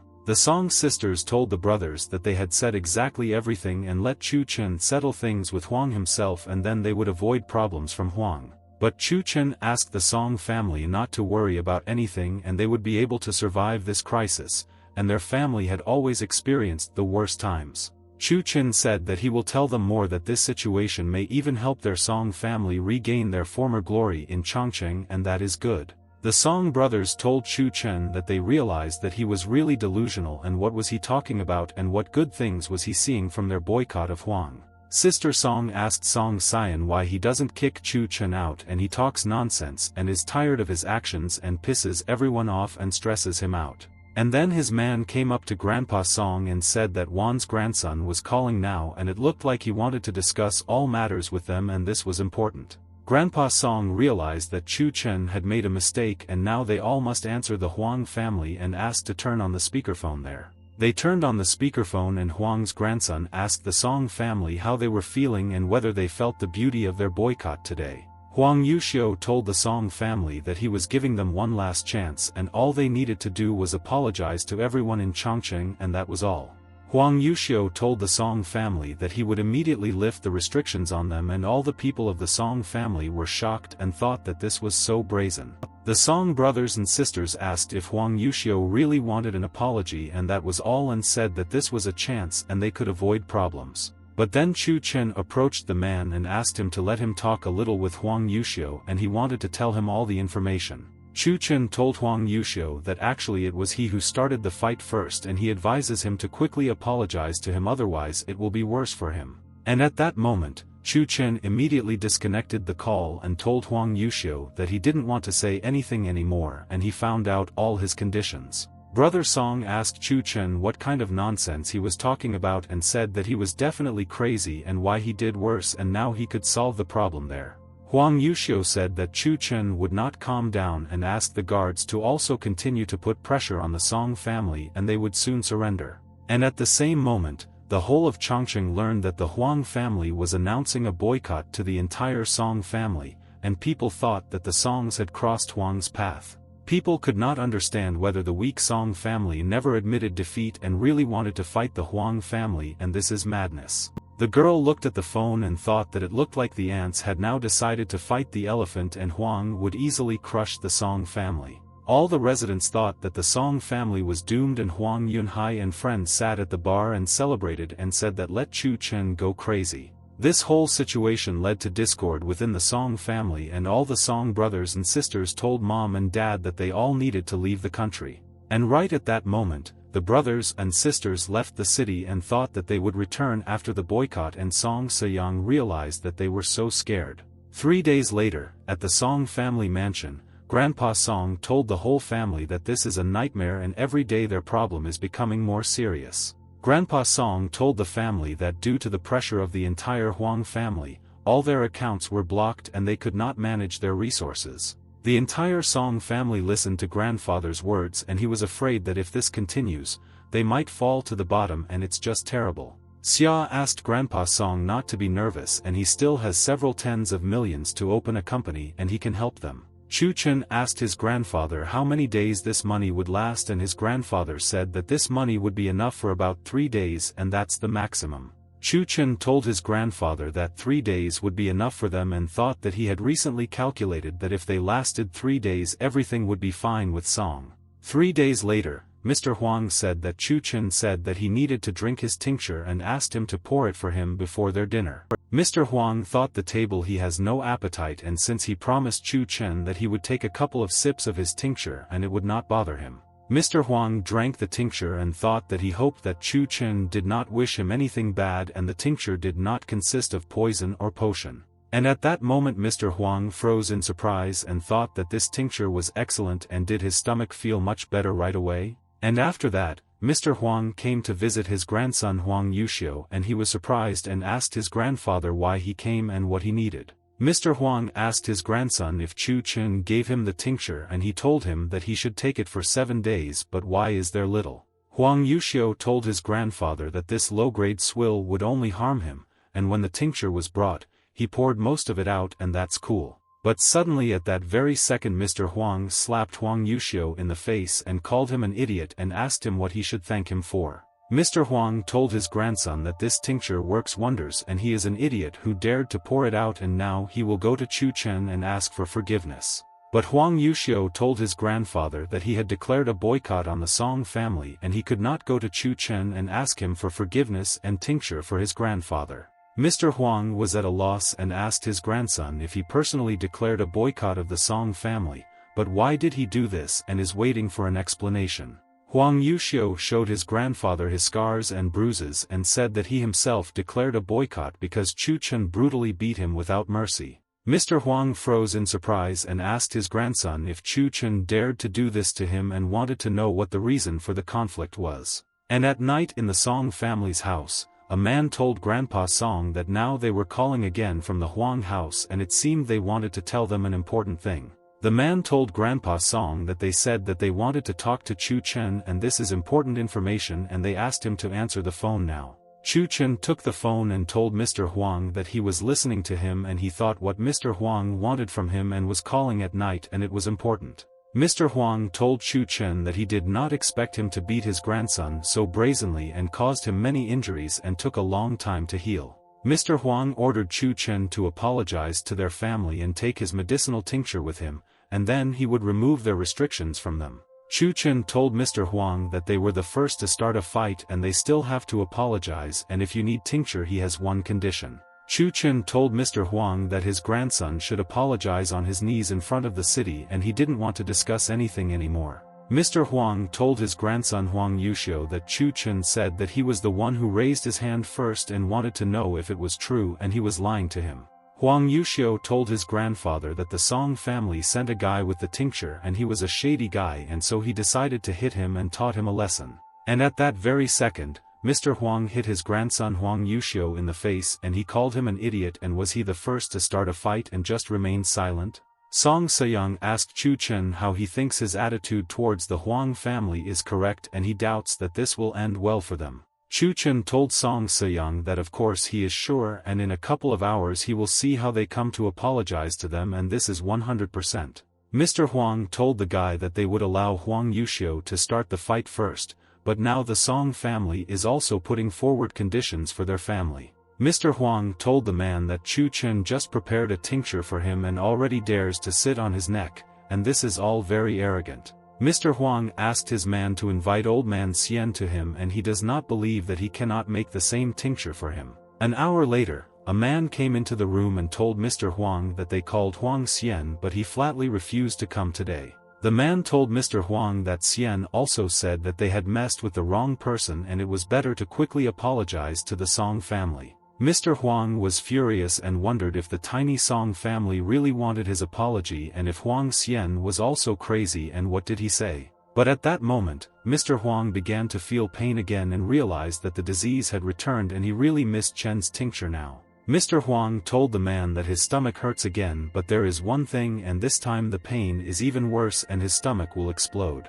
The man told Mr. Huang that Mr. Xian also said that all his illness would lead him to death and soon, and he had already warned them. The man told Mr. Huang that Xian said that if the boss wants to continue living, then only Chun Chen can help him recover from his troubles. Mr. Huang asked the man how is it and is it really possible that no one except Chun Chen can help him cure the disease and he is doomed to collapse. At this time, Grandpa Song told the family that all of Xia's money had already been spent and they no longer had any funds left in their bank account. The Song family was horrified and grandfather said that if in an hour the Huang family did not lift the restrictions on them, they would be completely bankrupt. Song Yang asked her husband Chun Chen if he was really sure that everything would work out because soon they could lose all the money and lie low. But Chun Chen was extremely calm and told Song Yang that soon they would see everything for themselves and understand that he was 100% right in their matter. And at that very second, a man of the Song family entered the room and told the boss that there were grandson Huang Yuxiu and a bunch of reporters at their gate and what was their reason. Song Sayang was shocked and asked his wife what these people wanted to do, and the wife asked her husband if they had come to seal their house now. But a man from the family said that they were mistaken and these people are reporting live, but he doesn't know why they are doing this next to the house. And then the man told the Song family that the grandson Huang Yuxiu was apologizing live and fulfilling Chun Chen's condition, and it was unexpected. At the same time, in one of the bars in the city, Huang Yunhai was sitting there with friends and said that the Song family was finally under the sanctions of their family. A friend told Huang Yunhai that they should celebrate this and have a drink, and he has not liked the Song family for a long time and they will only cause problems for them. But at that moment a third friend suddenly came running to them and said that they should look at what they were showing live, and it was strange. A friend showed Huang Yunhai's phone and he was surprised and realized that his relative Huang Yuxiu is now right next to the Song family's house. Huang Yunhai looked at his friend's phone and realized that Huang Yuxiu was now there apologizing on his knees to the Song family, also live. Huang Yunhai and his friend could not believe it and thought what the idiot Huang Yuxiu is doing now, and he is disgracing their entire family Huang there. Huang Yuxiu at this time asked Chun Chen to forgive him and begged him to save his grandfather, and the disease progresses every day. Huang Yuxiu said that all restrictions on their family have been lifted and they will compensate in full for all losses they suffered due to sanctions. Huang Yuxiu knelt down and continued to beg Chun Chen to just save his grandfather without hesitation, and he didn't want to lose him and he was nervous. And then the gates of the Song house opened and Chun Chen began to come out to Huang Yuxiu, and he wanted to talk to him because he was there asking for forgiveness from him. Chun Chen told Huang Yuxiu that he agreed with him and his apology would already be accepted and he could get up because it was raining and wet outside. Huang Yuxiu thanked Chun Chen and said that kind people like his brother Chun Chen have a big heart and will always help their brothers in trouble. And on the same day, the news that the Huang family publicly apologized to the Song family caused a sensation and people were shocked by the news. All the residents were shocked by this development of events, and Brother Song wondered if this was true and the Huang family publicly apologized there. They didn't understand if the Huang family had also compensated for all the losses, and the Song sisters asked the brothers how this was possible, and this is fantastic. All cancelled contracts were restored and the partners began to treat the Song family with even greater respect, which is great. Friends of Huang Yunhai came to Chun Chen and said that they want to now resume their trilateral cooperation and welcome all friends. Mr. Huang began to recover after Chun Chen provided him with his medicinal tincture, and he wondered if his illness had gone away. And just one jug of tincture caused all these events and led to their so-called butterfly effect, and Chun Chen drank tea there. Chun Chen asked the family to pour him more tea and they agreed with him and without hesitation began to pour tea for the hero of the Song family, and he is cool. Song Sayang told Chun Chen that this is his tea, and his wife asked Chun Chen to just be careful and not get burned, and the tea is very hot and dangerous. Chun Chen said thank you to mom and dad, and the tea was incredible, and he rested there from all his affairs and gained strength to create new events. And at that very second, the Song brothers and sisters came into the room and told mom and dad that they had returned and they had just finished all their work. Song Sayang told the guys that they returned just in time and he didn't think that they could finish their business and come there so quickly. Song Sayang's wife told the guys that the two of them are definitely their best sons-in-law and she is proud that they can always rely on their acquaintances. The Song brothers ran after the family and told mom and dad that they would explain everything to them, and this was not what they thought, and they had their business there. A week later, Song Chio decided to go to the lake and thought that the weather there was very good and he could train there without any problems or fuss. Song Chio said that he was pissed off, and Chun Chen asked him what happened and whether his wounds were still not healed after beating the guards. Song Chio told his son-in-law that this is not the case, and they have a man named Zhao Shan in the city and he has already defeated all the boxers in Chongqing city. Song Chio told Chun Chen that Zhao Shan said that their Nanquan already sucks and he wants to challenge him to a fight and defend part of the fighting style. Chun Chen asked Song Chio what he was practicing now, and Song Chio told him that he was training the 13 fist complex and it would help. But Chun Chen told Song Chio that it definitely sucked, and he was angry and asked Chun Chen's son-in-law what he was saying and why he thought that way about his punch. Chun Chen told Song Chio that his son-in-law would now show him a couple of techniques and he would definitely be able to defeat even the strongest boxer in their city. Song Chio was surprised and asked his son-in-law Chun Chen if he really understood fist fighting, and he didn't know his talent, and it was very interesting to know. Chun Chen told Song Chio that of course he knows martial arts and will personally share all the skills, and he will learn secret techniques from boxing. And at that moment Chun Chen hit the stone and told Song Chio that he himself knows fist fighting and this is an ancient martial art and very beautiful. But Song Chio noticed that nothing happened to the stone and it stood in its place safe and sound, and it looked like something went wrong there. Song Chio told his brother-in-law Chun Chen that his style seemed to suck even more, and Chun Chen asked his friend if he really thought it sucked. Song Chio walked up to the stone and asked his son-in-law Chun Chen what this loud sound was and where the noise suddenly came from, and it was very strange for him. Song Chio walked around the stone on the other side and noticed that a huge crack had formed behind the stone. But how is this possible, and this is cool? Song Chio was shocked and asked his son-in-law Chun Chen how he did it, and he was right and broke the stone with one blow on her other side as well. Chun Chen told Song Chio that he had recently told him that this was an ancient martial art and he could teach him all the secrets of combat. Chun Chen told Song Chio that if he learned just one of all his techniques, then he would definitely be able to defeat the best boxer Zhao Shan. And a day later, in one arena, boxer Zhao Shan knocked out one of his opponents and said that he was a weakling and did nothing to him. Boxer Zhao Shan told everyone that today he defeated the strongest Nanquan fighter from the Huang family there, and it was all very easy. Zhao Shan put his foot on the fighter and said that their Nanquan sucks and asked everyone if there was anyone willing to fight him now. But people were horrified and asked if there were madmen who wanted to fight boxer Zhao Shan, and this was a mistake and a loss. A friend told the guy that this was terrible and all the fighters from the Huang family had just lost to the boxer Zhao Shan and no one else wanted to fight.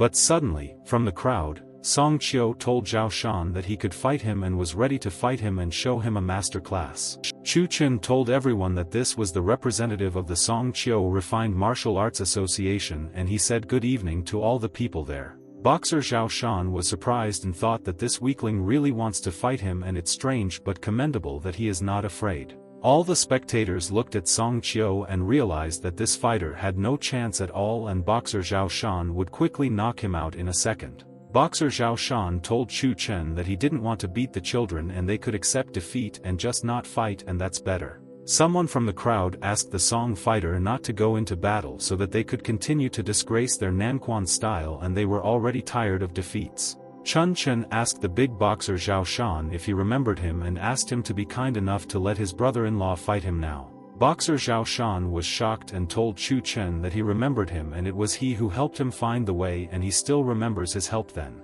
Boxer Zhao Shan told Chun Chen that he helped him and he will help him, but fighting with the boy is too boring and they will add fun there. Boxer Zhao Shan asked people to bet that he would break Song Chio's arms and legs first or make him completely disabled. People started betting that Zhao Shan would make Song Chio disabled or that he would be half paralyzed, and it was very strange. Chun Chen told boxer Zhao Shan that he would also make a bet on his part, and he was betting that Zhao Shan would be knocked out completely. And then all the people froze in place and thought, does Chun Chen really want to bet money on the fact that Zhao Shan will be knocked out? All the people started laughing at Chun Chen and said that this is impossible, and does this idiot really want to throw money away and don't feel sorry for them? Boxer Zhao Shan told Chun Chen that he can make his bet and he will not dissuade him, but he will now lose all his money. Song Qiu doubted and asked his son-in-law Chun Chen if he could definitely cope with Zhao Shan, and Chun Chen said that he should use their technique. Song Qiu entered the ring and stood in front of the boxer Zhao Shan, and the judge told everyone that the fight was starting and they should be ready for their fight. Song Qiu thought that although his son-in-law showed him the ancient art yesterday, he had only trained for one day and was no longer confident in himself. Boxer Zhao Shan attacked Song Qiu and said that so many people had placed bets and he could not disappoint them and would kill the enemy. Boxer Zhao Shan dealt a strong blow to Song Qiu, but he managed to very quickly dodge his blow and thought that his opponent was dangerous. Song Qiu was scared and wondered if his opponent was really so strong, and his blow shook the entire ring and he didn't believe that he could defeat him there. Boxer Zhao Shan began to strike many blows at Song Qiu and said that he would not hide from his fists and his defense would soon fail. Chun Chen asked Song Qiu not to be afraid or run away and just defend himself and wait for the best moment for his attack and strike with a powerful blow.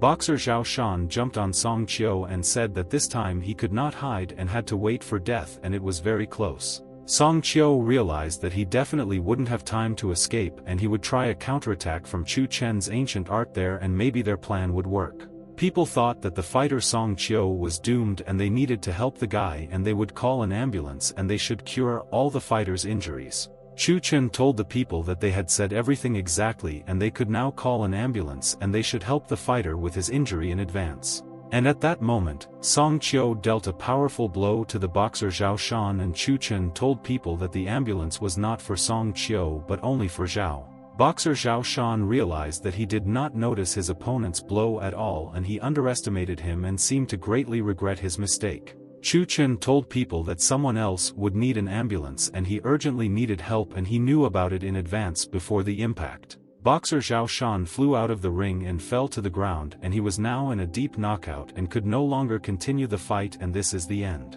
The people in the hall were shocked and asked how this was possible, and Song Qiu killed Zhao Shan with one blow, and no one at first believed in success. Song Qiu himself was shocked and thought that he had thrown a counterpunch as taught by Chun Chen, and how could he knock out a boxer with just one blow in the ring? Chun Chen found a bag and all the people put their money in it, and he said thank you to everyone for their support, and they were offended by their loss and bet. Song Qiu was very happy and asked who said that their Nanquan sucked and that it was Nanquan that helped him defeat the boxer now. But suddenly at that moment, boxer Zhao Shan appeared behind Song Qiu and he was very angry and wanted to express his entire opinion to the scoundrel. Boxer Zhao Shan shouted at Song Qiu and said that he was able to defeat him because he caught him off guard by attacking suddenly, and that was a fact. Boxer Zhao Shan wanted to attack Song Qiu and he told this fighter that it was he who was now attacking him on the sly, and this was bad. But at that very second, Chun Chen entered the ring and struck their boxer Zhao Shan and protected Song Qiu because he could have gotten injured now. Chun Chen said to the big guy Zhao Shan, "Is he really telling his brother about surprise attacks, and it seems he doesn't know anything about honor and respect?" Chun Chen told Zhao Shan that he himself attacked them faster than everyone else and how not ashamed he was, and the boxer said that his blow hurt him a lot. People were shocked and thought that this had just happened and Zhao Shan had already received even more damage than last time. This was very unexpected. Boxer Zhao Shan told Chun Chen that he attacked him suddenly again and this is an unfair victory and he does not want to accept defeat in the ring. Chun Chen told boxer Zhao Shan that he used his own methods against him and he does not know how to accept defeat, and this was not taught. People were perplexed and asked if the boxer Zhao Shan was defeated there by the son-in-law of the fool Song, and this is fantastic and cool. A friend asked the guy which son-in-law is a fool and said that he thinks that now he is one of the most influential people in Chongqing and this is their truth. People were very happy that Song Qiu defeated Zhao Shan and they know that Chun Chen taught him all these techniques and it was so cool. The girl said that this is the great Nanquan fighter Song Qiu and also his coach Chun Chen, and thank you for defending their honor today. Song Qiu was very happy and told his son-in-law Chun Chen that all the spectators there called him a great fighter and he was very pleased to hear all this. Chun Chen told Song Qiu that he was great but not as great a fighter as all the spectators said and asked the student to be modest and kind. Chun Chen raised Song Qiu's hand and told all the people that in the end the Nanquan fighters won their battle and it was cool and everyone was very happy. On that day, the news that Chun Chen and Song Qiu defeated Zhao Shan and defended the honor of Nanquan was heard in every house in the corner of their Yongchen. The girls looked at the photo of Chun Chen and wondered if this really is Chun Chen, and he is so cool and they are in love with him and he still fights very hard. The girl told her friend that she should look at the second guy and he was also very handsome, and how can they find handsome fighters. Song Yang realized that her husband Chun Chen really defeated the boxer Zhao Shan, and he decided to annoy all the influential families of Chongqing now. At this time in the morning at the Huang family house, Mr. Huang was sitting with his grandson and they were discussing important information and they were very interested in everything. Huang Yuxiu told his grandfather that Chun Chen is now a new authority in Chongqing City, and is he worthy of such attention and does he not like it? Mr. Huang told his grandson that besides, this sounds funny and Chun Chen is a new influential figure and in itself this is very funny and stupid. Mr. Huang told his grandson that today a very influential figure should indeed return and they will meet him, and this is very important to them. Mr. Huang said that it was Huang Yuheng, and at that very second an influential man came into the house with a lady and saw his grandfather and brother. The second grandson Huang Yuheng told his grandfather that he had returned, and next to him was his girlfriend Yi Yan, the eldest daughter of the main wife of the Yi family, and she was happy with him. Yi Yan said good afternoon to Grandpa Huang, and her father Yi Feichuan talks about him often and she is glad to meet their respected boss in person. Mr. Huang was surprised and asked Yi Yan if she was talking about Yi Feichuan, and this is the same Yi from Yangchen and it seems he knows him. Mr. Huang realized that the Yi family from Yangchen could not compare with the Xia family, and if Yuheng married Yan, he would provide invaluable help to their family. Huang Yuheng told his grandfather that he had not been feeling well lately and asked him to let him look at him and evaluate him there. Yuheng told his grandfather that this is an unusual disease and he feels magic and he had nothing at all, and what happened to his grandfather during all this time. Mr. Huang asked Yuheng not to be nervous about this, and old man Xian from the star scattering advised him of one person with talent. Mr. Huang told Yuheng that he took his medicinal tincture and now he is much better and no longer feels pain in his stomach. Mr. Huang asked grandson Yuheng to be careful with him and said that this guy's name is Chun Chen and he is from the Song family and he is very strong. Yan and Yuheng asked if Mr. Huang was talking about Chun Chen and he's an idiot and how could he be a dangerous person and this is strange. Huang Yuheng and Yan arrived at the same place and she asked him if this was the place they were looking for all this time and they would learn all the nuances there. Yuheng told Yan that he doubted that Chun Chen could conspire with old man Xian against his grandfather Huang and it was all very unlikely. Yan asked Yuheng if he really thought that it was Chun Chen who conjured all this and made his grandfather feel bad and get sick. Yuheng told Yan that if this is not so, then how could such an idiot as Chun Chen recognize witchcraft, and it haunts and worries him. Yuheng went to the Star Placer store and old man Xian asked him if he was the grandson of the head of the Huang family and he came there to buy medicine. Yuheng told old man Xian that their sect is not so ancient and true, but not to such an extent that they get confused with black sorcerers. Old man Xian asked Mr. Huang Yuheng if he really thought that he was involved in his grandfather's illness, and it seems he was mistaken and it's not true. Huang Yuheng clenched his fist tightly and thought that the old brat had now given himself away and seemed to think that he was already a complete idiot. And at that very second, Huang Yuheng hit old man Xian and said that how did this weak sect have the courage to throw dust in the eyes of his grandfather. Old man Xian crashed into the wall and was in great pain and realized that he was not prepared for Yuheng's attack and could not defend himself from his blow. Yuheng began to strangle the old man Xian and asked before he died if he had anything to say in the end, and these would be his final words. Old man Xian told Yuheng that he had seen his fate and disrespect for the elder ancestors would lead to great trouble and he should be careful. Yuheng asked old man Xian if he was pretending to be a demigod and why didn't he see that today he would have problems from him. And at that moment, Yuheng hit old man Xian's bone and broke his bone and thought that this was not enough and deserved another punishment. Old man Xian was in a lot of pain and started screaming and thought that Huang Yuheng didn't understand that he was doomed and would soon be punished for everything. Huang Yuheng let go of old man Xian and he fell to the floor and could no longer get up there and thought that he had received a serious injury from the scoundrel.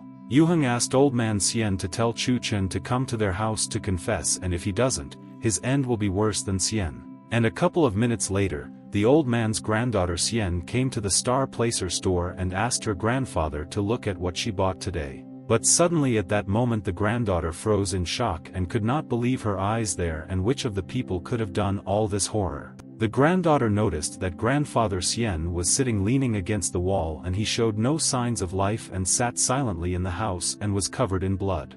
The granddaughter ran to help her grandfather and could not understand who could have harmed her grandfather so cruelly, because he was a good and kind old man. In the evening, at the Song house, all family members gathered at the table and they all discussed how their family could reach a new level this year. And then someone called Chun Chen and he was surprised and thought that he could call him in the evening and picked up the phone and told the person that he was listening. It was Xian's granddaughter and she asked Chun Chen to help her and she could no longer contact anyone and only knew his phone number and that's all. The granddaughter said that her grandfather Xian was beaten by someone from the Huang family and now he might die and she asked Chun Chen to save her grandfather from death. Chun Chen asked his granddaughter Xian if her grandfather was injured and said that he would immediately call a doctor and the old man Xian would be given quick help. Brother Song told Chun Chen that he wants to drink with him for restoring relations with the Huang family and they can already be called best friends. Chun Chen told the Song family that he had an urgent statement and they should listen first and then decide if they would all like to have a drink with him. The Song brothers were surprised and asked Chun Chen what he wanted to tell them and they were very interested to know what he had learned and why he was nervous. Chun Chen told everyone that on behalf of the Song family, he must already declare war on the Huang family and they themselves are provoking him and they deserve the war. Brother Song began to laugh and asked Chun Chen if he really wanted to fight with the Huang family right away and they didn't have enough strength to defeat the powerful family. Sister Song said that the son-in-law should not joke like that and many members of their family are right and they do not have enough strength and army to defeat their opponent. But Chun Chen told his sister that he respects their opinion but he has already decided everything and he will not only declare war on the Huang family but will do something else. Chun Chen said that he will do everything possible to make the position of their Song family in society much higher than that of the Huang family and he is not joking. Chun Chen abruptly stood up from his seat and told the Song family that since he told them this, he would do so and would 100% implement his plan soon. Brother Song said that this is absurd and Grandpa Song should say something and they cannot declare war on the Huang family and this is a very dangerous idea. Brother Song told Chun Chen that he is playing with fire and they don't want to die with him and they don't agree with his idea and this is his stupid decision. Grandpa Song asked Chun Chen what he wanted to do this time and he hoped that he had thought everything through carefully like last time then. Chun Chen said that tomorrow at 10 in the morning he will officially declare war there on the Huang family and wants to turn Chongqing into the weakest family. Brother Song told Chun Chen that if he did this, the Zhou family would now have to sever business relations with them and this would definitely happen. Song Yang asked her husband Chun Chen what happened and wanted to hear from him all the information why he wants to declare war on them.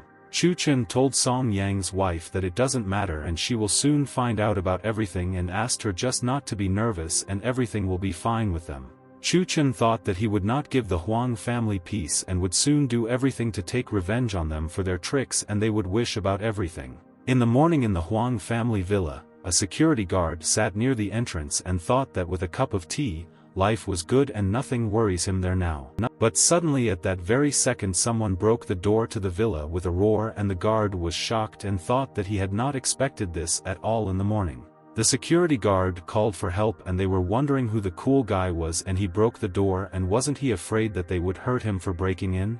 But at that moment Chun Chen appeared in front of the guards and dealt a powerful blow to them and they were unable to defend against his blow and this is strong. Chun Chen told the guards that they should inform Huang Yuheng that he had already come to visit him and wanted to talk to him about personal matters. Chun Chen's friend said that Huang Yuheng can pack his things and get ready to go out and the conversation with him will be very short. The guard ran to the others and said that everyone should come there and it was Chun Chen and he came to them again and they did not expect his visit. Mr. Huang found out this information and said that Chun Chen is a bastard and with him there will soon be no people left in his house and what he now needs. Mr. Huang asked everyone to gather and grab Chun Chen and bring him to him and that within an hour he would be there and ask for his forgiveness. At this time, in the courtyard of Huang's house, Huang Yunhai approached Chun Chen and wanted to talk to him and find out why he came to their house today.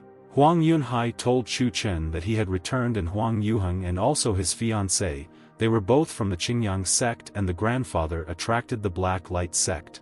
Huang Xiuxiu said that the Qingyang sect is the largest true sect and everyone in it knows the ancient martial art and they are all strong. Huang Xiuxiu told Chun Chen that even if he had brought a celestial being there with him, he still would not have left there alive, and it's all true. But Chun Chen said that from the most sincere motives, the next time he meets their mentor, he will definitely convey greetings from the students. But Chun Chen told Huang Yunhai that today, no matter what, he himself will defeat this Huang family and they will pay him for all the dirty deeds. Huang Yunhai told Huang Xiuxiu that this Chun Chen is not afraid of anyone and it will be very difficult for them to defeat a person like him, and he is very good. In the living room of Huang's house, the man told the boss that nothing works and these dozens of Black Light members are no longer Chun Chen's opponents. Mr. Huang was furious and then ordered to call all the warriors from the Black Light there, and he does not believe that Chun Chen will be able to beat everyone from the sect. And at that very second, Chun Chen burst into the room with a roar and he wanted to personally communicate with Mr. Huang, and he himself would answer for all his actions. And the silhouette of Chun Chen appeared in the room, and Mr. Huang realized that it looked like he had already dealt with all his guards and wanted to attack him there. Chun Chen told Mr. Huang that his beloved Black Light sect had already ended and they would no longer be able to help the master, and this is true. Mr. Huang was shocked and asked Chun Chen how he could deal with all the warriors alone because they were professionals in their field. And then Huang Yuheng appeared in the room and asked Chun Chen if he was really so angry because he revealed his magic with Old Man Xian.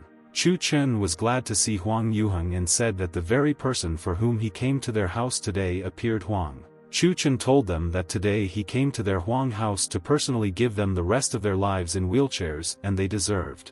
Huang Yuheng began to run towards Chun Chen and asked if he was confident in himself, that he was not afraid that he could lose to him now in battle, and this is a fact. Huang Yuheng told Chun Chen that he was a member of the Qingyang sect and the lie would crush him like a bug and he would not be able to do anything to his skills in their battle. Chun Chen said that he knows that this is the Qingyang sect and the 9 Sun Step, and this is a good technique, but there is one small precise nuance in it. And at that very second, Chun Chen grabbed Huang Yuheng's hand and thought that he was a member of the Qingyang sect, but he still did not understand the main rule. Chun Chen told Huang Yuheng that if he is in his sect along with other members, he sympathizes with him, and now he will explain why. Chun Chen told Huang Yuheng that he mastered the steps in martial art so unprofessionally and immediately hit him with all his might in the face for everything. Yan told Huang Yuheng that Chun Chen was right and he mastered the movements in martial art very poorly and so ridiculously and did nothing to him. Huang Yuheng was sitting on the floor and he was in a lot of pain, and he thought how this is possible and why the idiot song is so strong, and this is all strange. Chun Chen told Huang Yuheng that he hopes that he remembers why he came there today and he knows the reason that he personally did wrong. Chun Chen waved his leg and told Huang Yuheng that now he will not give him a chance like he did not give Old Man Xian and will hurt him just like that. Chun Chen kicked Huang Yuheng hard in the face and thought that this should be enough and he couldn't do anything more to him now. Mr. Huang and Yan froze in surprise and asked Huang Yuheng how he was feeling and asked Chun Chen to also fight back.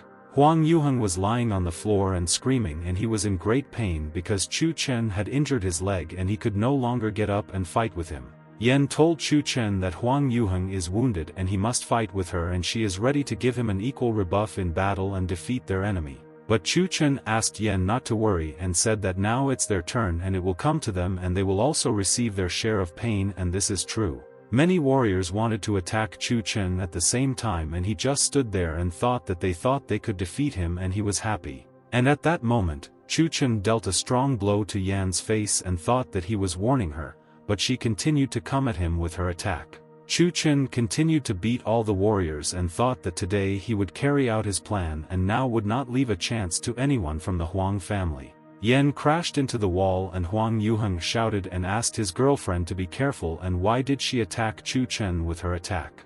Mr. Huang asked Chun Chen to leave Huang Yuheng alone and said that then they would end this and part in peace after beating him. Chun Chen asked Mr. Huang if he really just wants to let him go now and will not take any measures to eliminate him. Chun Chen approached Huang Yuheng and grabbed him by the scruff of the neck and wanted to say a few words to his friend so that he would remember once and for all and not do anything.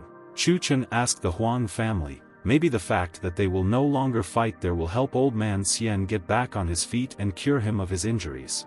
Chun Chen told Mr. Huang that his grandson actually beat Old Man Xian to the point where he wouldn't be able to walk for the rest of his life. Chun Chen told Mr. Huang that if today Huang Yuheng, like old man Xian, does not remain crippled, he will be unworthy of his name. Mr. Huang wondered if Yuheng had beaten Xian and asked Chun Chen to just leave his grandson and he would help Xian with treatment and personally apologize. Chun Chen asked Mr. Huang if there was any point in his apology because it was impossible to restore the health of poor old man Xian and this was a punishment.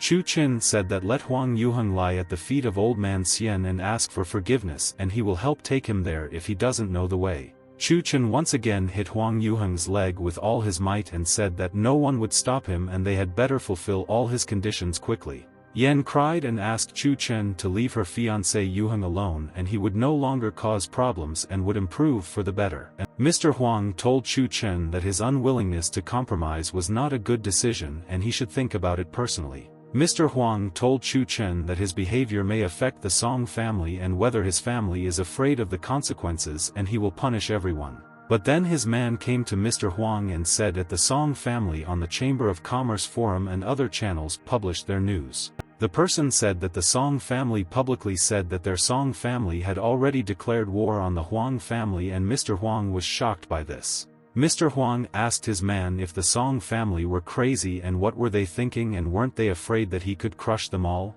Chun Chen told Mr. Huang that welcome to the front and he already knows the whole truth and should be ready to receive an attack from them soon. Chun Chen grabbed Huang Yuheng and told Song Qiu that they were leaving there and they had nothing else to talk about with the Huang family and that was where he ended. And at that moment, Song Yan arrived at the Huang family's house and she no longer understood why Chun Chen stayed there for so long and everything was fine. And at that very second Chun Chen appeared and asked his dear that he was glad to see her there but did not expect that she would come to Huang's house now. Chun Chen went out with Song Qiu and asked Song Yang's wife if she had come there to meet them and said that they had already completed all their business. Song Qiu asked her husband Chun Chen what was there and what the two of them were doing there now and she was curious to know if they were okay after everything. But Chun Chen asked Song Yang's wife not to be nervous and said that he and Song Qiu were fine and nothing happened to them, unlike the Huang family. Song Yang told Chun Chen that she sees that they are fine but who is this guy that he puts in the trunk of the car and he is now unconscious. Chun Chen asked Song Yang not to think about it and said that he was just another idiot and he deserved punishment for all the terrible things he had done. Mr. Huang said that all his people are idiots and how they called Chun Chen to pick up Huang Yuheng and did not stop him now and they are all cowards. And then Yan's phone rang and she looked there and noticed that she had now received a new message and was glad and did not expect it there. Yan said that their teacher from Qingyang would arrive soon and asked her grandfather Huang not to be nervous and Yuheng would be saved and Chun Chen would be punished. At this time, in the hospital, the granddaughter was sitting next to her grandfather Xian and she hoped that her grandfather would come to his senses after serious injuries to his body. The granddaughter heard sounds in the corridor and asked people who was there and she wanted to see the man and for him to come in there and not stand there. And then Chun Chen came into the room and threw Huang Yuheng on the floor and Chu told his granddaughter that he was glad to see her and asked not to worry about grandfather Xian. Huang Yuheng fell to the floor and was in great pain, and the granddaughter was surprised and she did not expect to see now the one who hit her grandfather. Chun Chen told his granddaughter that this man beat up old man Xian and he found him and he wants to say a few words to her and her grandfather and it's true.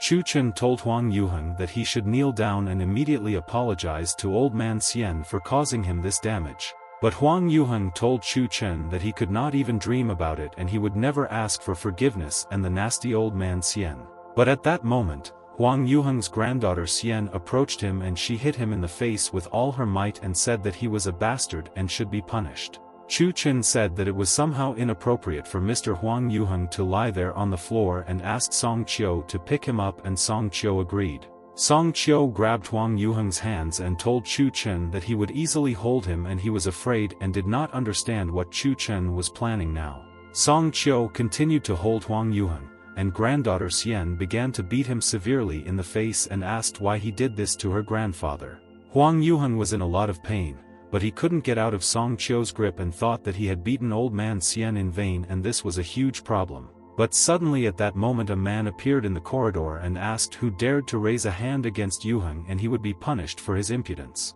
It was the senior teacher of the Qingyang sect, Luo Shuhe, and he asked them who was so brave that he offended his brothers and sought his death. Huang Yuheng lay on the floor and told Chun Chen that he guarantees that he will be the one who apologizes to him on his knees and the teacher will punish. Huang Yuheng told Chun Chen that now that his teacher was there, he would not be able to leave there so easily and he would be responsible for this insolence. Chun Chen told Luo Shuhe that Huang Yuheng had just been silent as a fish, and as soon as his teacher appeared, he became bolder and began to threaten him. Chun Chen told Luo Shuhe that barking behind the owner's back is their trait of the Qingyang sect and they can't do anything else to others. Luo Shuhe was furious and told Chun Chen that he should watch his words there and so he could run into trouble now. Luo Shuhe wanted to hit Chun Chen, but suddenly he grabbed the teacher's hand and thought that it seemed like teacher Qingyang was clearly not waiting for his protection. Luo Shuhe froze in surprise and could not understand how Chun Chen could very easily defend himself from his blow because he dealt a strong blow to him. Chun Chen said that he wants to ask one question to the great teacher from the Qingyang sect and he will wait for an answer from him and he respects the teacher. And at that moment, Chun Chen hit teacher Luo Shuhe on the floor and asked him if this was all he was capable of and he thought that the teacher was stronger. Teacher Luo Shuhe asked his students why they were standing there on the sidelines and ordered the idiots to attack Chun Chen and punish him for his insolence. The Qingyang students began to run towards Chun Chen and told teacher Luo Shuhe that they were coming to the rescue and would now beat the scoundrel and it was so easy. Song Qiu asked Chun Chen if the scoundrels had decided to take him now in numbers and said that he would help his son-in-law defeat these scoundrels. But Chun Chen stopped Song Qiu and said that he should just be there next to him and that would be the best help and said thanks for the help. Chun Chen told Song Qiu that for his son-in-law this is generally a small and not dangerous amount and began to beat all the Qingyang students now. Chun Chen was able to knock 3 Qingyang students to the floor with one blow, and they couldn't do anything to such a great fighter even with the 3 of them. Mr. Huang was shocked and thought that even 3 teachers could not do anything to Chu alone. And their strengths turned out to be unequal and this is a fact.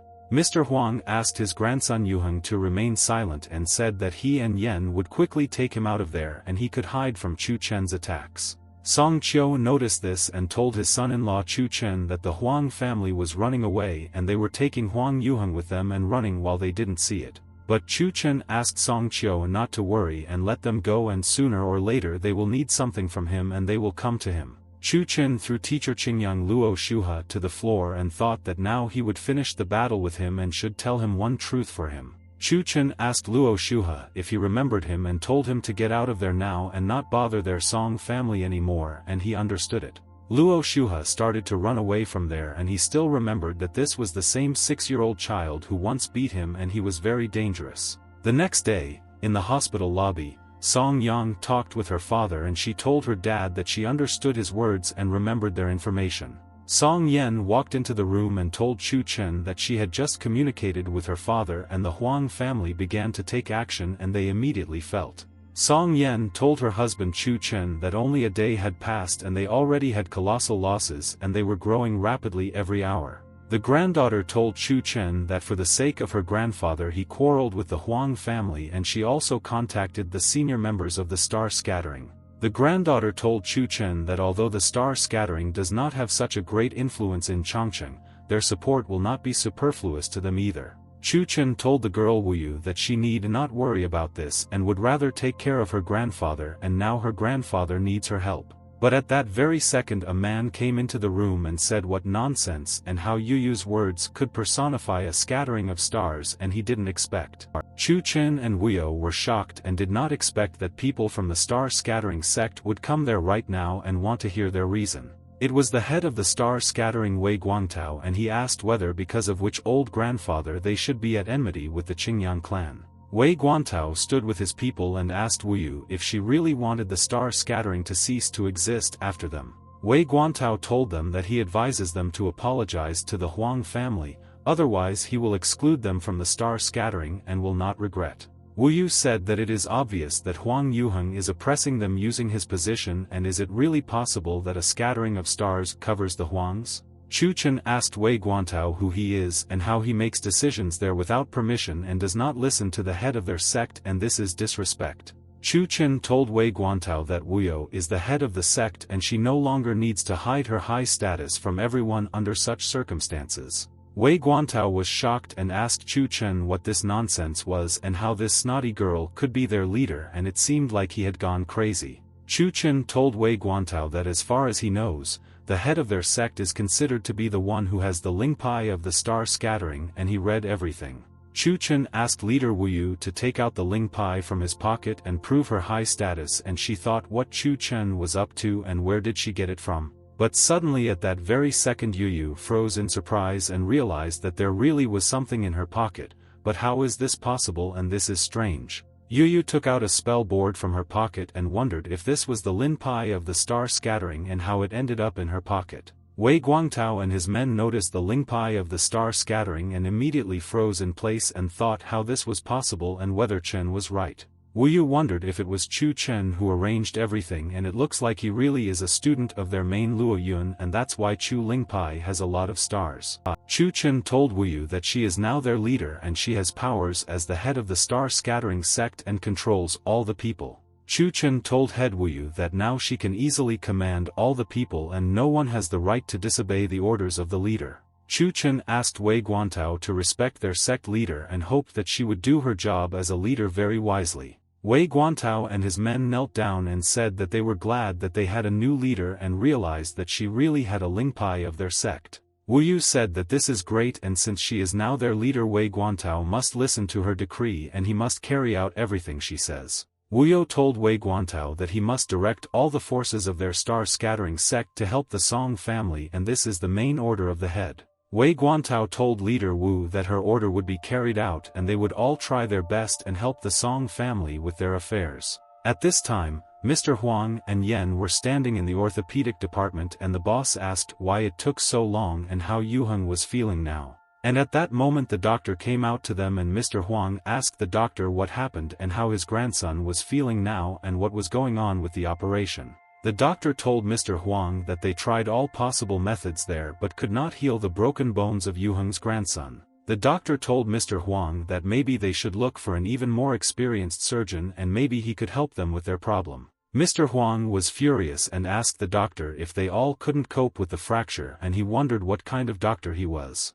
Yen told Grandpa Huang that he shouldn't attack the doctor, and they really tried, but they couldn't do anything with Huang Yuheng there. Yen told her grandfather that perhaps there was a magical effect and she would ask her teachers to examine Yuheng and help him with this. Mr. Huang said that he agrees with Yen, and as for the old man, he will go to Xian and apologize to him, but the Song family must die. The news that the Song family challenged their Huang family blew up the entire Chongqing, and all the people were shocked by this news and were interested.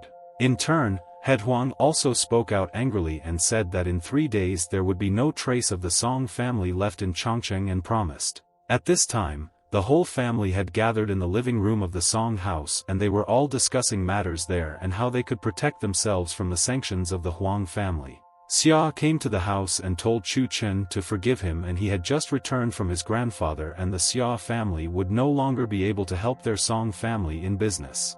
Grandpa Song told Xia that he had already done a lot and this time their family was in a hopeless situation and this was the end of their family. Chun Chen asked everyone not to be nervous and he has already found partners and they are meeting with them today at the Huateng Grand Hotel in their main hall. The entire Song family was shocked and wondered if Chun Chen could find new partners and he would settle all the problems today, and that's all good. After Chun Chen and the entire Song family came to the Huateng Grand Hotel, they hoped that the new partners were good people and would help them in their business. But the guards stopped the Song family in front of the restaurant and said that he couldn't let them in now and he was very embarrassed right now. The man said that the main hall was already booked and asked them if he could find them a place in the lobby and they would have a good time. Song Yang told the man that they had just reserved a place in the main hall to meet important guests and the lobby was not the place. The man said that the main hall is only for influential clients and in their position they should be glad that they were not kicked out of the lobby.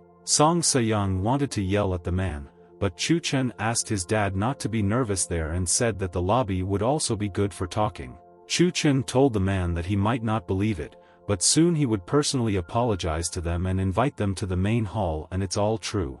The man did not believe Chun Chen's words and said that he would look forward to this moment and wondered when this time would come. The girl told her friend that the poor Song family would really have a tea party there in the lobby and how they had already come to everything. The friend told the girl that she wanted to put it on the live broadcast of Chongqing so that all the people of the city could see this whole shame of the Song family. The man asked the girl to film the entire Song family on her phone and he wanted the whole city to see the shame of the Song family and it's all so ridiculous. The man told the girl that the Song family also tells him that he will forgive them and they are dreamers and believe in miracles. The girls asked the hotel administrator if this was true and they said that it was funny and they could make all the people on stage laugh. And then the chairman of the Manhwa Corporation, Chen Wen, came into the hotel and he asked everyone if there was an administrator in the hotel and he wanted to talk. The administrator told Chairman Chen Wen that he was there and why didn't he inform him about his visit in advance and he would have prepared everything. And Chen Wen told the receptionist that his friend invited him to tea in the main hall today and therefore he could not warn him in advance.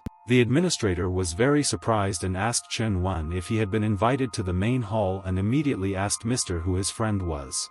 Chen Wen asked the administrator why he was interested in this and he said that he was invited by the Song family and he asked to be taken to them. The receptionist was shocked and frozen in surprise and wondered how he didn't understand that the Song family came to meet Chen Wen there at the hotel. Song Yang asked Mr. Chen Wen to go there and said that they all booked a booth in the main hall but they were all placed in the lobby. Chen Wen did not understand this and asked Song Yang if they were seated in the lobby and there was no separate room for them in the main hall. The administrator said that this must be a mistake and thought who could have known that Song was called to a meeting by the head of the corporation, Chen Wen. Grandpa Song walked up to Chen Wen and told Mr. that he was very pleased to meet him today and had heard a lot about his affairs. Chun Chen continued to sit on the sofa and his wife kicked him on the leg and she wanted him to get up and say good afternoon to Director Chen there. Song Yang told her husband Chun Chen that Chairman Chen Wen had already arrived and maybe he would be more polite and stand up and shake hands with the family investor. Song Yen thought that they were saying that Chen Wen was obsessed with etiquette and hoped that Chun Chen's indifference to her would anger him now. Manhwa Corporation Chairman Chen Wen bowed to Chun Chen and he said good afternoon to Mr. and he is glad to see him today and it is an honor. The Song family was shocked and they did not understand why Chen Wen called Chun Chen Mr. and showed him great respect and this is strange. Song Yen couldn't understand what was happening, and Chun Chen told Chen Wen that he was so kind and thanked him for respecting his friends so much. Meanwhile, in Huang Yu's office, Huang Yuxiu asked his uncle to look at this and wonder who the Song family is meeting at the Huateng Grand Hotel.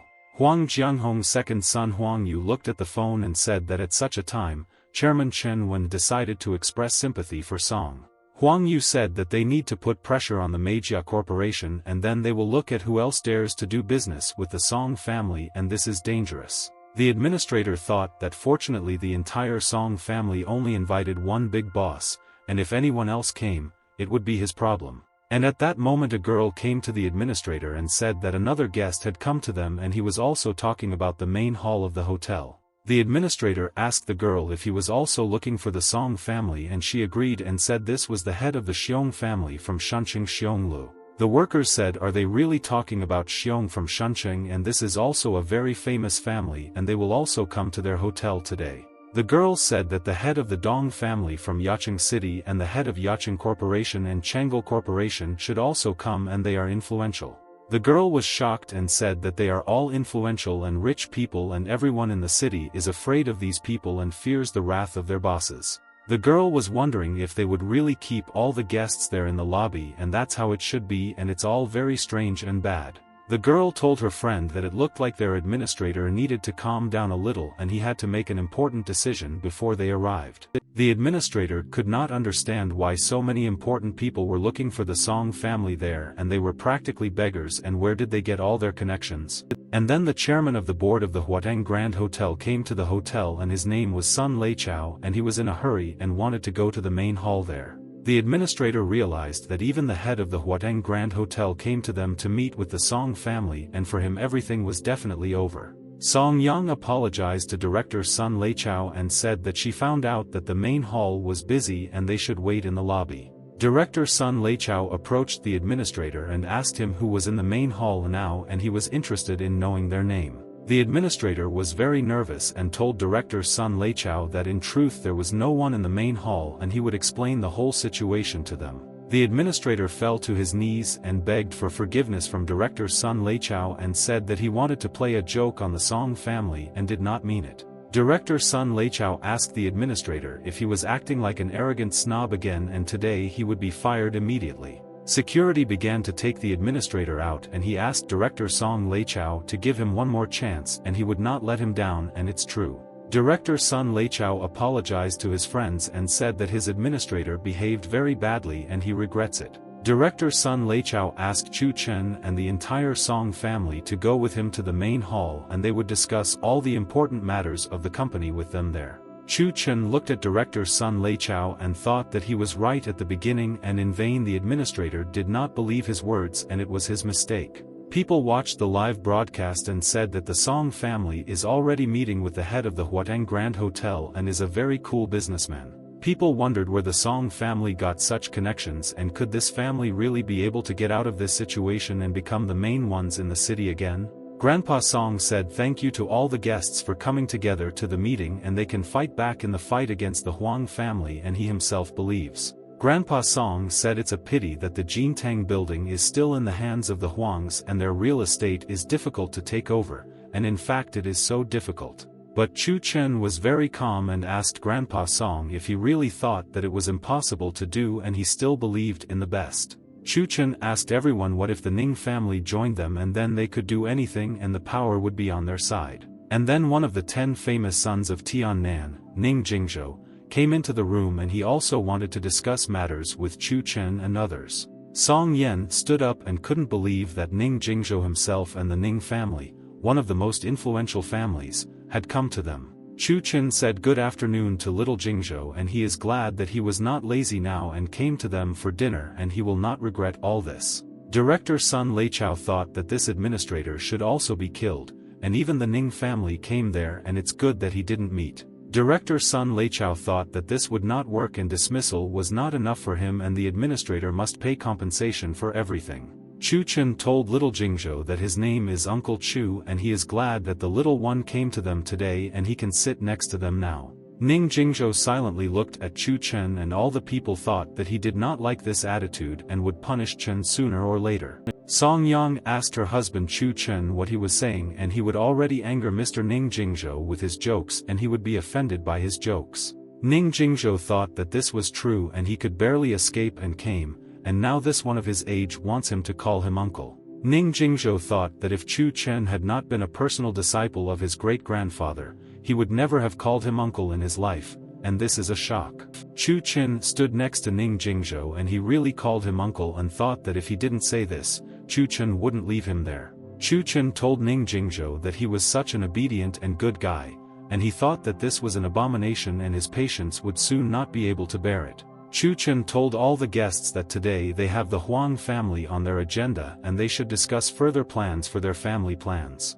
And suddenly at that very second Ning Jingzhou hit the table with his fist and said that they should all die and did not want to listen about this Huang family. Ning Jingzhou said that this damn Huang family and he doesn't care about Chun Chen, but the head of the Huang family can piss him off at any time. Ning Jingzhou thought that if it weren't for the Huang family, would he be like this now and he should take out all his anger and malice on them. People thought what was wrong with Mr. Ning Jingzhou and why was he so angry, and it's good that they weren't rude to the Song family and they were very lucky. Director Sun Leichao thought that this was pissing him off and did this same administrator annoy Mr. Ning Jingzhou, and when did he manage to do this? Director Sun Leichao thought that he would destroy the administrator and he would ruin his whole life if something went wrong, and he was so angry. At this time in the Huang hospital, Mr. Huang was standing in the room where his grandson Huang Yuheng was lying and the doctor was sitting next to him and studying the problem. Mr. Huang asked Dr. Chiao if he could cure his grandson and many doctors could not help him and he was nervous about his health.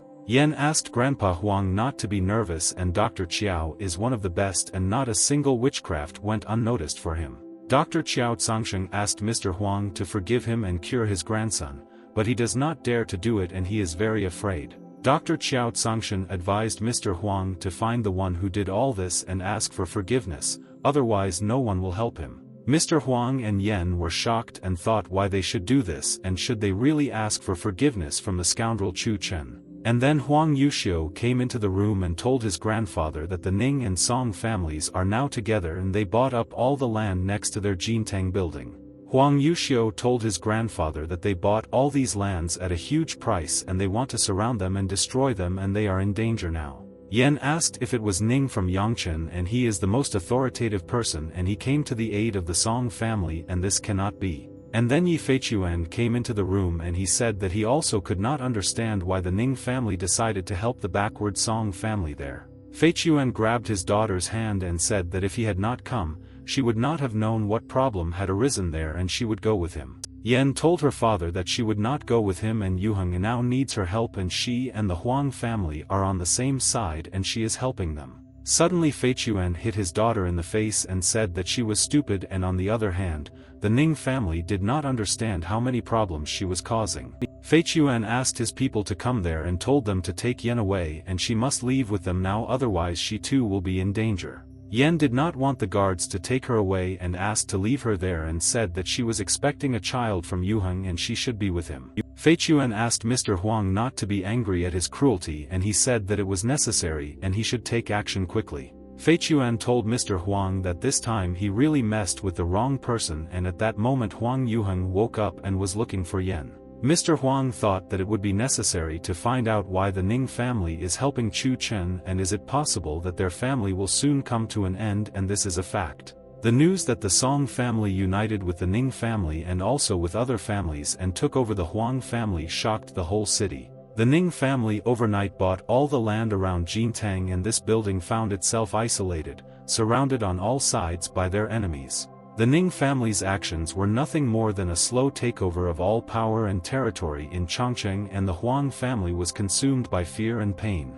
Huang Yuxiu asked the doctors to help them quickly and said that his grandfather had a heart attack and needed help, otherwise he might not survive. Even more shocking was the fact that the stupid son-in-law of the Song family was behind the oppression of their Huang family and he orchestrated all these actions. Chun Chen calculated in advance that he needed to wait another 2 weeks and the Huang family would liberate Jintang and he was now very bored there. Out of boredom, Chun Chen decided to give a couple of fist fighting lessons in the boxing gym that belongs to the Song family and he had a lot of fun there. 3 days later in the hospital, Huang told Mr. that all the lands near Jintang already belonged to the Song family and they could fall to the bottom.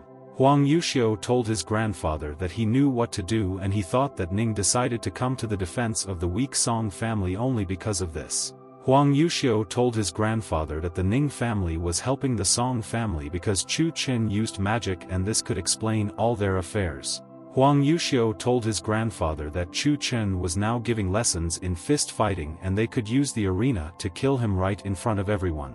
Huang Yuxiu told his grandfather that when the coalition collapses they will have a chance for salvation and Mr. Huang told his grandson that they will do so. Through the efforts of Huang Yuxiu, soon all the residents learned that Chun Chen was giving boxing lessons to everyone and all of Chongqing was waiting for training with him and they all dreamed. The Huang family persuaded the Yi family to give them a large sum in order to hire the strongest fighters so that they could ruin Chun Chen's reputation. A week later, a man stood in front of the boxing gym and he realized that they were saying that Chen was training there and he would see for himself. The man thought that he would make sure whether his great-grandfather's student was worthy of the generous help of their Ning family and he would find out about it all personally. The master of the Huang family, the master of the Yi family, and also the master of the Zhao family were sitting in the hall, and they looked at what Chun Chen was capable of and what kind of boxing coach he was. The man thought it was strange that there were so many strong fighters there and did they really come to train with Chun Chen, but he thinks it's not so. Chun Chen told everyone that he heard that in this hall, mostly the fighters are studying the 13 strike complex, but Song Qiu will show them the technique. The man thought that the 13 fist complex was a garbage dump and what else could be improved there and which of Chun Chen was the coach and he himself was weak. And at that very second boxer Zhao Shan entered the ring and told Chun Chen that he was the master of Nanquan and he was then convinced that he was so good. Boxer Zhao Shan told Chun Chen that he represents Beiquan and challenges its fighters to a fight and asked him if he agrees. People were surprised and asked their friends if it was the boxer Zhao Shan and he came there again and what he needed from Coach Chen. A friend told the guy that last time Chun Chen defeated the boxer Zhao Shan with one blow, and did he really get little then and wants more? Chun Chen agreed with the boxer Zhao Shan, and Song Qiu said that he was glad to see and really the unfortunate fighter came to fight him again. Chun Chen approached the weakest student and asked what his name was, and the guy told the coach that his name was Zhou Wu, and he heard Chen's words. Chun Chen asked Zhou Wu if he would fight with Zhao Shan instead of Song Qiu, and now he is not comparable in strength to the boxer Zhao Shan, and this is a fact. Boxer Zhao Shan was angry and asked coach Chun Chen if he was mocking him, and said that he had prepared surprises for them. Zhou Wu asked coach Chun Chen if he could really defeat Zhao Shan there, and the coach agreed and asked to listen to the words. Boxer Zhao Shan told Chun Chen that he released a newcomer and he is so desperate, and everyone says that he is a master of Nanquan, and are they really right? Chun Chen asked Zhou not to be afraid, and he should now use the 13 fist complex and the 7 strike movement to the enemy's jaw. Zhou asked the coach to help him and pulled himself together and realized that he had to do what the coach told him, and then it would be good, and swung. And at that very second, Zhou delivered a strong blow to the boxer Zhao Shan's face and thought that the coach had not deceived him, and he was able to hit him in the face. Boxer Zhao Shan fell into the ring and realized that the student Chun Chen was very fast and he could not defend himself from his blow, and this is a mistake. Boxer Zhao Shan was completely knocked out and could no longer continue the fight at that moment, and Zhou did not believe that he could hit his opponent. People started saying that Chun Chen is a real master of Nanquan, and he has trained excellent students and they can all fight with anyone. Chun Chen told disciple Zhou that he did everything he told him perfectly and therefore easily defeated a strong boxer, and that's cool. The man thought that this was a problem and Chun Chen was pretending again, and which of the masters could defeat him, and he became a very powerful fighter. And then the master of the Zhao family entered the ring and asked Chun Chen how dare he humiliate his student, and he must answer all his questions. The master of the Zhao family attacked the Zhou disciple and said that now he would finish him off and he would have no chance of winning, and this is true. But at that very second, Chun Chen grabbed the hand of the Zhao family fighter and thought that he almost injured his best disciple with his blow. Chun Chen told the master of the Zhao family that now he understands why his student boxer Zhao Shan loves to hit like a rat. Chun Chen told the master of the Zhao family that it turns out that he has one example in front of his eyes, and this is the example of his teacher, and he is that cunning one. Chun Chen asked the student Zhou that for now he could rest and he would take on this fighter, and the student agreed with the teacher and was glad. Chun Chen pushed the master of the Zhao family away, and he wanted to test all the strength of this impudent man because he thought that he could defeat him in a fight in the ring. The master of the Zhao family told Chun Chen that if he can withstand his blow, it means that he has strength and is a good teacher of their style. People realize that the master Gao Zhen is in the ring, and if he shows his talent, Chun Chen will quickly give up, and his opponent is very strong and cunning. Chun Chen told the people that if Master Gao Zhen wanted to show them the technique, he would give him a chance to be Chun Chen's punching bag in the arena. People thought that Chun Chen was crazy, and calling Master Baiquan a bag of sand was dangerous and very disrespectful to such a fighter. The man wondered if Chun Chen was calling his opponent a punching bag, and he was interested and asked to show them his true strength. Master Gao Zhen told Chun Chen that he is an arrogant guy and now he will quickly change his attitude towards him after receiving a blow. Gao Zhen dealt a powerful blow, but Chun Chen dodged, and people asked to look at this blow of the master, and he deserves respect and he is strong. The students told teacher Chun Chen that in this position they would not be able to use the 13 fist complex, and what should they do next? Chun Chen told the students that then they would combine movement 1 and movement 9, and then they would be able to defeat the strong Master Zhen. And at that very second, Chun Chen dealt a powerful blow to Gao Zhen's face, and he told the students that then they would get a super result by combining. The man and all the people were in shock and could not believe that teacher Chun Chen threw Master Gao Zhen away with one blow, and it is very powerful. People thought that Master Gao Zhen had been defeated, and Chun Chen was so young and was already able to resist the master, and he is very talented. Master Gao Zhen was furious after missing the blow and asked Chun Chen to close his mouth, and he would now answer him with the same blow and he would regret it. Chun Chen said that now Master Gao Zhen has shown them a bad example, and during a fighter should never be distracted. Master Gao Zhen threw a strong blow but again failed to hit him, and Chun Chen defended himself without any problems and he moved very quickly.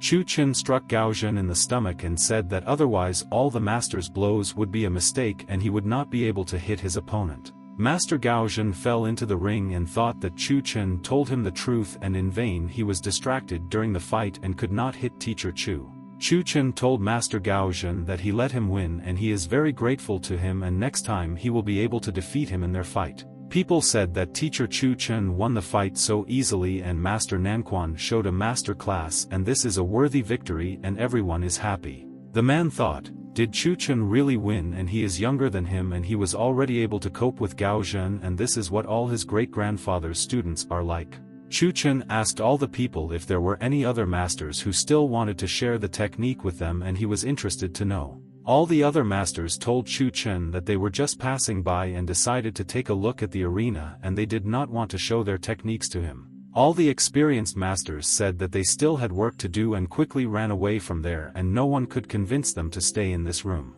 Huang Yuxiu asked the elder, and he told the guy that nothing compares to the ancient art and the currents of boxing are powerless with it. And at the same time, the elder next to Huang Yuxiu jumped into the arena and said that he himself wanted to try his hand against the good Master Chu. It was Elder Mei Lin from the Qingyang sect and told Chun Chen that he advised him to be more polite and he might get hit by him. Huang Yuxiu said that all hope is in Mei Lin and he hopes that in the ring he will teach the scoundrel Chun Chen a lesson for everything and he will lose to him. Chun Chen asked if it was the Qingyang sect again, and it seems that it was with their sect that he didn't have a good relationship at all and he fought with everyone. People thought it was Mei Lin from the Qingyang sect and the master must already be proficient in the ancient martial art and defeat Chun Chen. People were surprised and told their friends that even the master of the ancient martial art came to fight Chun Chen, and it was very interesting. It was important for the man to find out whether this time Chun Chen would admit defeat in the ring because he had an invincible opponent and he was treacherous. Mei Lin asked his friend Chun Chen when he broke Huang Yuheng's legs, did he know then that he was a disciple of the Qingyang sect and Yuheng was their disciple?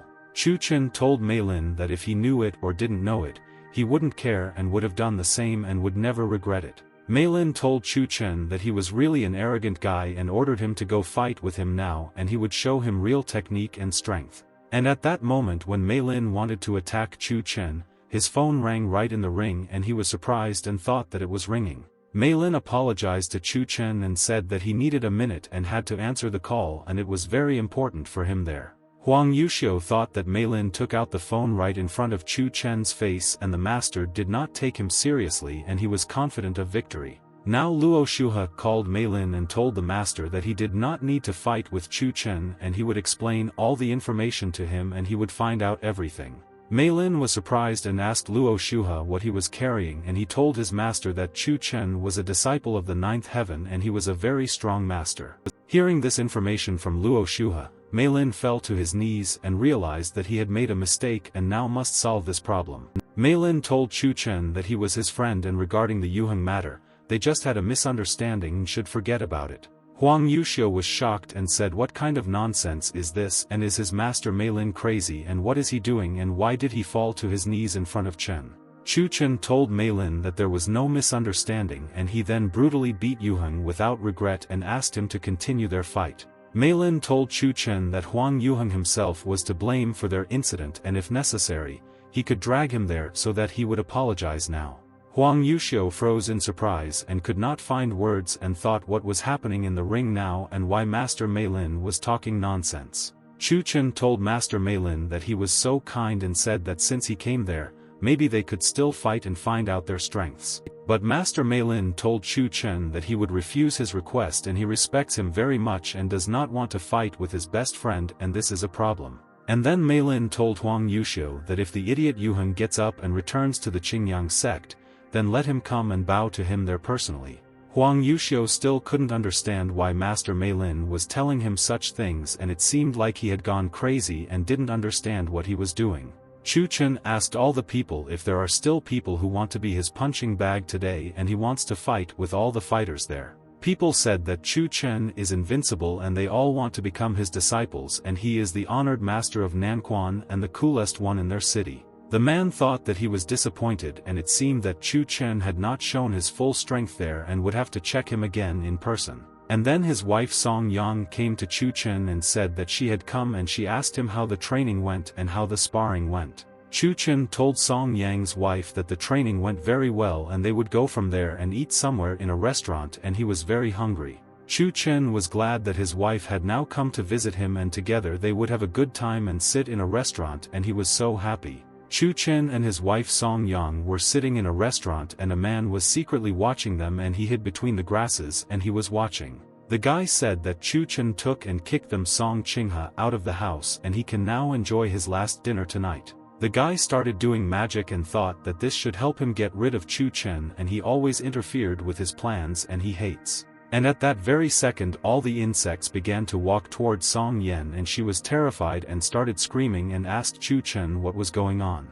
Chun Chen covered Song Yang and told Sweetheart that she should be careful and these insects could harm her and he will help her now quickly. Chun Chen began to cast a spell and said that all the insects should quickly disappear and they would not be able to harm anyone, and he would finish them all off. And at that moment, Chun Chen quickly finished off all the poisonous and dangerous insects, and they could not do anything to him and his wife, and this is a fact. The guy was surprised and wondered if Chun Chen had already destroyed all his poisonous creatures, and realized that this was a problem and he had to go from there. Song Yen asked her husband Chun Chen what it was just now and where all these poisonous insects came from, and wanted to bite them there. Chun Chen thought that it was similar to the action of black magicians, and they could be involved or probably one of Song Chingha's people. The next day, early in the morning at Song's house, Song Seyang told Chun Chen that yesterday he asked him to find out where Song Chingha is now, and there is news. Song Xieyang said that they did not leave the Qiannan area, but just recently Song Chingha returned to Chongqing and rented a villa on the outskirts of the city. Song Yang told Chun Chen's husband that her uncle's family was very vindictive, and she asked Chun Chen what he wanted to do and how he wanted to solve things. Chun Chen told Song Yang that he had a solution and thought that Chingha had brought people to take revenge on him, and he arrived just in time to the place. And a day later, the whole city knew that Chun Chen had defeated the martial artists, and Wu Yu at that time was sitting in Grandfather Xian's room and helping. Wu Yu told Grandpa Xian that this Chun Chen is so strong and asked if he was one of their mentors, and she wanted to know the answer now. Grandfather Xian told his granddaughter that she was right, and Chun Chen and Luo Ying were god brothers and they were very close and he studied a lot together. Wu Yu said that Chun Chen is a junior fellow disciple of their head Luo Yin, and now it is not surprising that Chun Chen was able to get the star-scattering Lin Pai. But Grandfather Xian did not agree with his granddaughter and said that Chun Chen was their eldest student, and Wu Yu was surprised if Chun Chen was the eldest student. And then Chun Chen appeared in the room and told Wu that he heard that she wanted to leave Chongqing and asked what happened and what was the whole reason. Chun Chen asked Wu Yu if she really wanted to leave Chongqing city because it made her the head of the sect and she was in danger from everyone. Chun Chen told Wu Yu that now other members of the Star Scattering want to take her Lin Pai away from her in a duel, and she does not want to conflict with them. Wu Yu told Chun Chen that he was right and now he was wanted and it was very dangerous, and she decided to leave Chongqing so as not to take risks in the city. Wu Yu told Chu that she had 5 more years of training and she believed that her cultivation level would be enough and she would become a very strong warrior and leader. But Wu Yu told Chun Chen that now she is afraid that she will no longer be able to keep the Ling Pai and other people might take it away from her soon. Chun Chen told Wu Yu that Grandpa Xian would be looked after by a good doctor and she should go train with him and then she would defeat everyone. Chun Chen told Wu that right now there is an opportunity to participate in a real war and she will know what it is like and feel the atmosphere. After Chun Chen, late at night, Song Qiu and Wu Yu came to the villa of the sorcerer Song Chingha and they wanted to sort things out with them and decide now. Song Qiu told Chun Chen's son-in-law that he had already started a rumor that he would appear at the villa tonight and all the people there knew about it and were all ready. Chun Chen told Song Qiu that he did the right thing and now he already has a lot of enemies in Chongqing and they can harm their enemy at any time. Chun Chen told Song Qiu that if this gang finds out that he is in such a wilderness late at night, they will definitely not miss the chance to take revenge on him, and that's good. Wu Yu asked Chun Chen if he really wanted them to settle scores with Song Chingha and why then did they come there and do they need them in this villa. Chun Chen told Wu that today they would watch from the side and if one of the guys slipped out, he and Song Qiu could train in the villa. At this time, mercenaries of the Huang family gathered near the villa and they all quietly wanted to enter the villa and make a perfect elimination plan. The Huang family mercenaries noticed that other people besides them came to the villa and it seemed that they also needed Song Qinghe and his friends. The mercenary told the boss that it looks like there are a lot of killers there and where are so many people from and are they really all coming for Chun Chen and will take revenge. The head of the Huang family mercenaries said that today Chun Chen really wants to arrange a triumphal banquet and apparently all his enemies are already there. Song Qinghe's friends were sitting inside the villa and they said that they would drink there with the master and have a good time and they were happy today. Song Qinghe told his friends that if they help him regain his position in the Song family, he will immediately donate all his property to the Black God.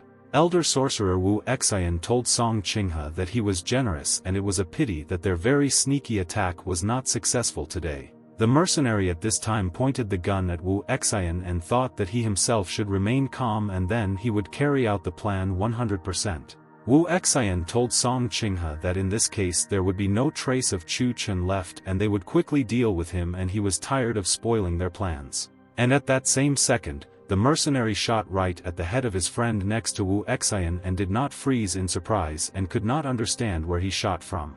Xian asked Song Qinghe if it was a rifle shot and if it was Chun Chen who came and why did he end their friend now. And at that moment the mercenaries wounded Song Qinghe himself and he was in so much pain and he realized that he should have been ready to shoot and he was mistaken. Xian told Song Qinghe that they were surrounded and they needed to leave before they could escape and Song Qinghe said that the mercenaries there had wounded his hand.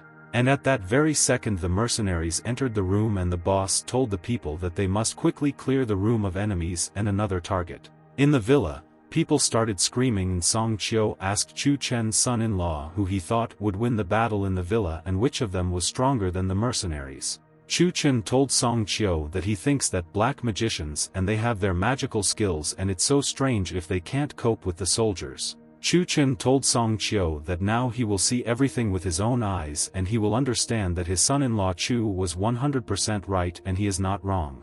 And a second later a mercenary flew out of the window and he collapsed to the ground and he thought that these black magicians were insidious and he needed to be stricter with them. The mercenary was attacked by poisonous insects and he wanted to get rid of them because they did not allow him to finish off the sorcerers and they enrage him. The mercenary noticed that Song Qiu was sitting behind him and asked who was there and he began to attack him and wanted to finish him off faster than their witness. Song Qiu pushed the mercenary and asked him not to be nervous and said that they could come to an agreement with him and there was no need for him to attack him there. The mercenary immediately crashed into the wall and thought what kind of strength does this guy have and he just pushed him and made him crash into the wall of the villa. The mercenary took out a walkie-talkie and told his comrades that they should go there faster and faster and Chun Chen's people were there and he found them now. And at that moment, all the mercenaries broke the windows and began to approach Song Qiu with weapons in their hands and wanted to ask the guy where Chun Chen was now. Song Qiu was shocked and frozen in surprise and thought that he did not expect that there would be so many mercenaries and that they were all armed there. Wu Yu asked Chun Chen if she should help Song Qiu, but he said that there was no need to do this and the strength of the mercenaries could not compare with the strength of Song Qiu. Chun Chen told Wu that this is the first time that Song Qiu is fighting for his life there and the main thing is that he does not give up and believes in himself and beats. Chun Chen said that Song Qiu only needs to open up, use the strength of his legs and arms as he taught him, and the mercenaries continued to run towards him. Song Qiu realized that he needed to fight and dealt a powerful blow and all the mercenaries began to scatter in different directions and did not expect this. Song Qiu defeated all the mercenaries with one blow and told Chun Chen that their enemy was defeated and he didn't know that he was so strong and that's cool. And then Song Qinghe came out to Song Qiu and told him that he had always been a not brave guy and how he always manages to get away with it. Song Qinghe told Song Qiu that this time he called the head of the sorcerer Wu Xian for help and their luck with Chun Chen is unlikely to last forever. Song Qiu asked Song Qinghe why they left the villa and where were all the mercenaries with whom they had a conflict and they shot at them there. Sorcerer Xian asked Song Qiu if he really meant the non-entities who broke into their house without an invitation and disturbed the peace. Sorcerer Xian told Song Qiu that all these mercenaries are clowns and they have already chosen death and will never bother them there again in their lives. And at that moment, Chun Chen and Wu Yu appeared behind Song Qiu, and the sorcerer Xian asked the guy if he was the same Chun Chen and he had heard everything about him. Sorcerer Xian told Chun Chen that he was a good strategist and he pushed his enemies together there while he watched the battle from the side, and he is smart. But the sorcerer Xian told Chun Chen that, unfortunately for him, their main and very useful ability is to turn his corpses into his puppets. Sorcerer Xian told Chun Chen that the more corpses he had, the more his strength grew, and he became very powerful and no one could defeat him in battle now. Sorcerer Xian began to absorb all the energy from the mercenaries and told Chun Chen thank you for his gift, and he really needed all these soldiers. Song Qiu said that this is a problem and there were so many corpses, and how can they defeat the sorcerer Xian, and it seems that he absorbs all the strength of the fighters. But Chun Chen asked his friends not to be afraid and said that he could easily defeat them and they should believe that he could defeat everyone. Chun Chen began to use his technique and thought that sorcerer Xian would definitely be surprised, and he did not expect that his enemy was capable of this. Sorcerer Xian was surprised and asked why the mercenaries no longer wanted to obey his orders and could not understand what was the matter and what was stopping them. Chun Chen told the sorcerer Xian that he did not understand anything about their magic, but for himself he understood one important information and it helped him now. Chun Chen told the sorcerer Xian that after looking at what he was doing there, he immediately understood what needed to be done, and all the mercenaries began to run towards the magician himself. Sorcerer Xian asked what about his super ability, and did Chun Chen really so easily lure all the corpses to his side, and this is strange. Sorcerer Xian realized that he needed to get out of there and began to quickly and so deftly run from there, and Song Qinghe was very surprised by his courage. Wu Yu immediately ran up to Song Qinghe and pushed him and asked where he was going and said that he would be punished for everything he did to her brother. Song Qinghe hit the sorcerer Xian and they both fell to the ground and were in great pain and realized that their whole plan had just failed. Song Qinghe grabbed the sorcerer Xian by the leg and said that he is obliged to help him and he cannot cope without his help, and this is their problem. But sorcerer Xian asked Song Qinghe to remove his hands and said that he had just ruined everything and they would not be able to defeat Chun Chen and he would not give a chance. Song Qinghe continued to argue with the sorcerer Xian, and a mercenary began to approach them there and he wanted to hit them for all their dirty deeds. Song Qinghe turned around and the mercenary hit him, and the sorcerer Xian was very glad that he could now escape from there and no one would stop him. Song Qinghe still begged the sorcerer to stay, but the sorcerer Xian had already begun to run away and told Chun Chen that they would meet him again and he would take revenge. Chun Chen told Wu that the sorcerer Xian abandoned Song Qinghe, and she said that these black magicians always don't even care about their students. After all the events, the news that Chun Chen himself defeated Mr. Huang's mercenaries reached the largest clans and powerful masters. People from the clans could not understand whether Chun Chen alone could cope with everyone and where he had such combat power from, and it was dangerous for them to fight with him. The famous Association of Craftsmen in Yuesheng Province, their associations of 9 cities, officially invited Chun Chen into their ranks everywhere.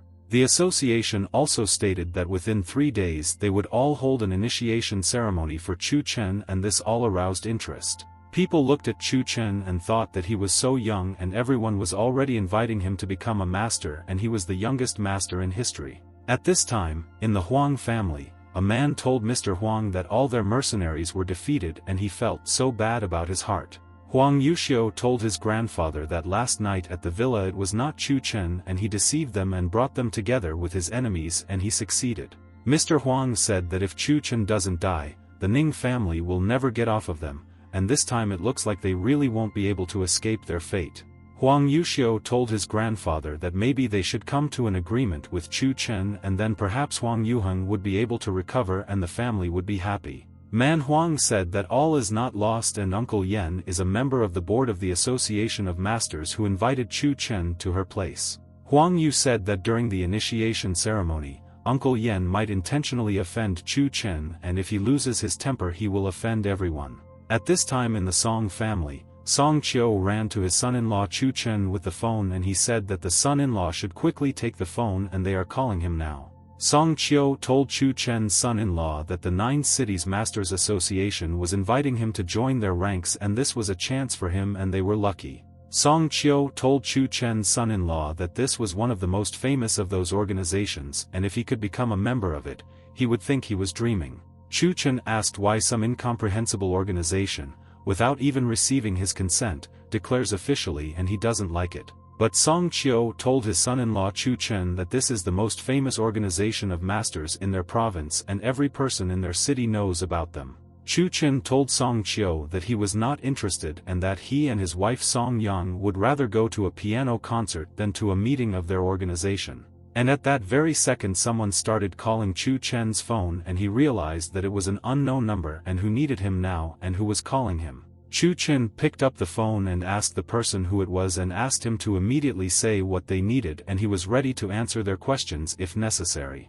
The man told Chun Chen that this was a board member of the 9 Cities Association, Master Wei Chiu, and he wanted to convey important information. Wei Chiu told Chun Chen that the association was holding a ceremony in his honor on Friday at 8 o'clock this week and he must come there. But suddenly Chun Chen called Master Wei Chiu a cretin and immediately after these words he hung up and Song Chiu was shocked by such an act. Master Wei Chiu froze in surprise and asked the girl if Chun Chen really hung up and he didn't understand his reaction and clearly didn't expect it. Chun Chen told Song Chiu that some guy called him and said that he is a member of the association and where does such conceit come from and he did not want to listen. Song Chiu told Chun Chen's son-in-law that he actually just refused the master from the association and he doesn't know why he did it. Later in the evening, Chun Chen came to the Yongqing City Opera House with his wife Song Yang, and it was the famous Haixincha Theater and people were happy. Song Yang asked Chun Chen if he would go to the initiation ceremony that was being held by the 9 Cities Masters Association today.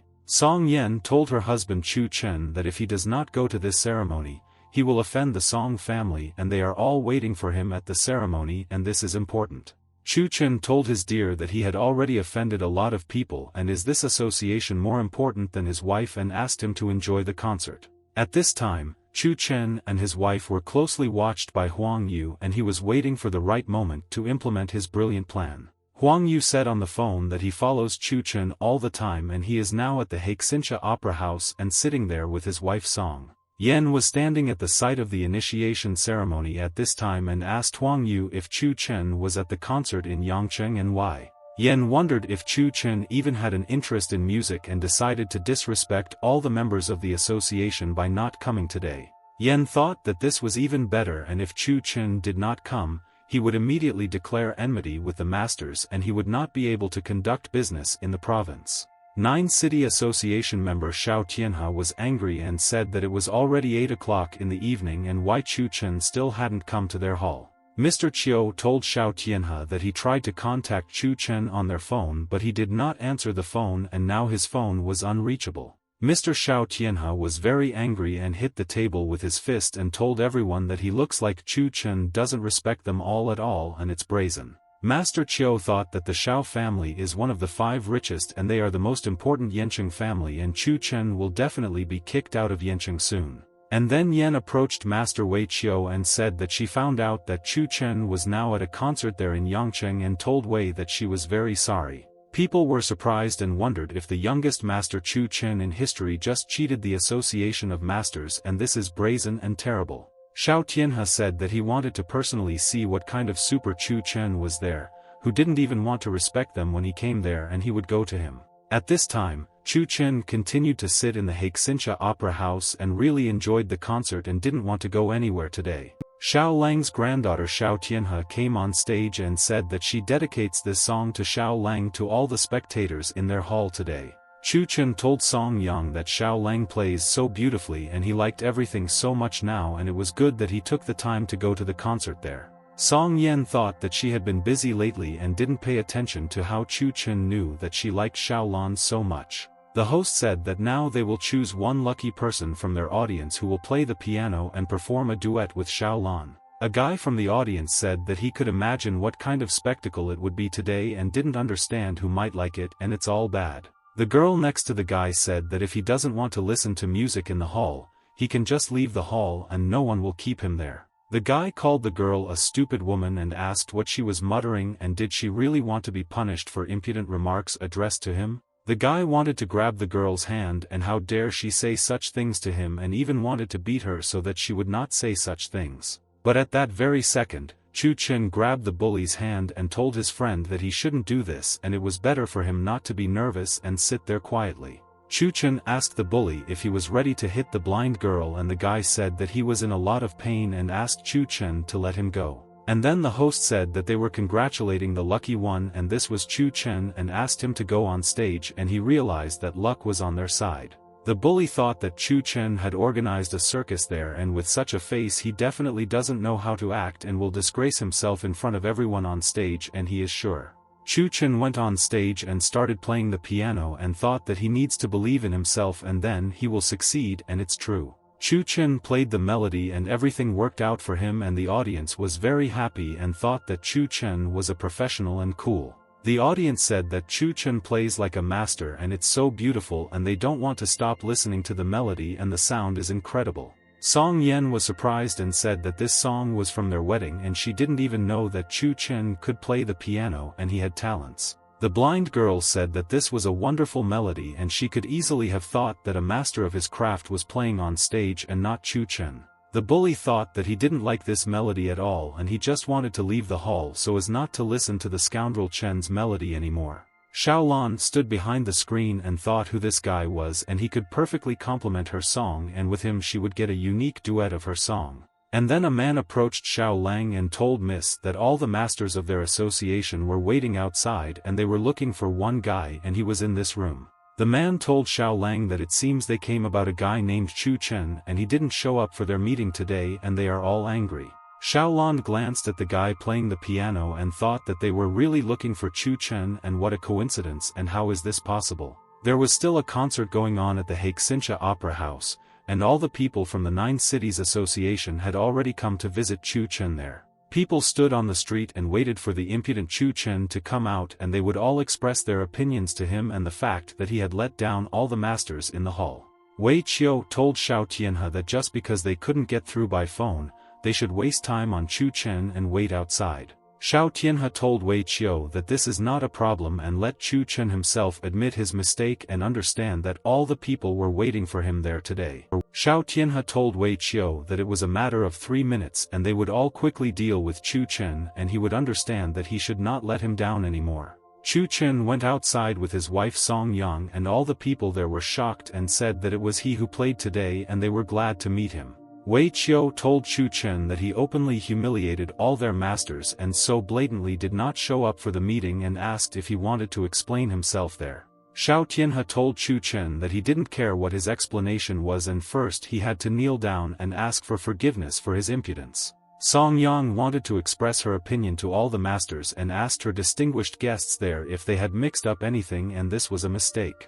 Song Yen asked for forgiveness and asked all the people to whom Chun Chen promised to join their association of masters, and she was interested in all this. Wei Qiu asked Song Yang if she really wants to say that he is now in vain thoughtlessly attacking Chun Chen, but he has correspondence there. Wei Qiu showed the correspondence, and Chun Chen wrote that he had long admired their association of masters and he wanted to apply for his membership. Chun Chen began to laugh and said that Master Wei Qiu is fluent in Photoshop, and Song Yang said that the master has no shame or conscience. Chun Chen told Wei Qiu that their association is just rubbish for him and he never said that he wanted to join there, and these rumors are a blatant lie. Chun Chen asked if they really wanted him to kneel down and immediately apologize, and if in half an hour someone was kicked out of the circle, he would do.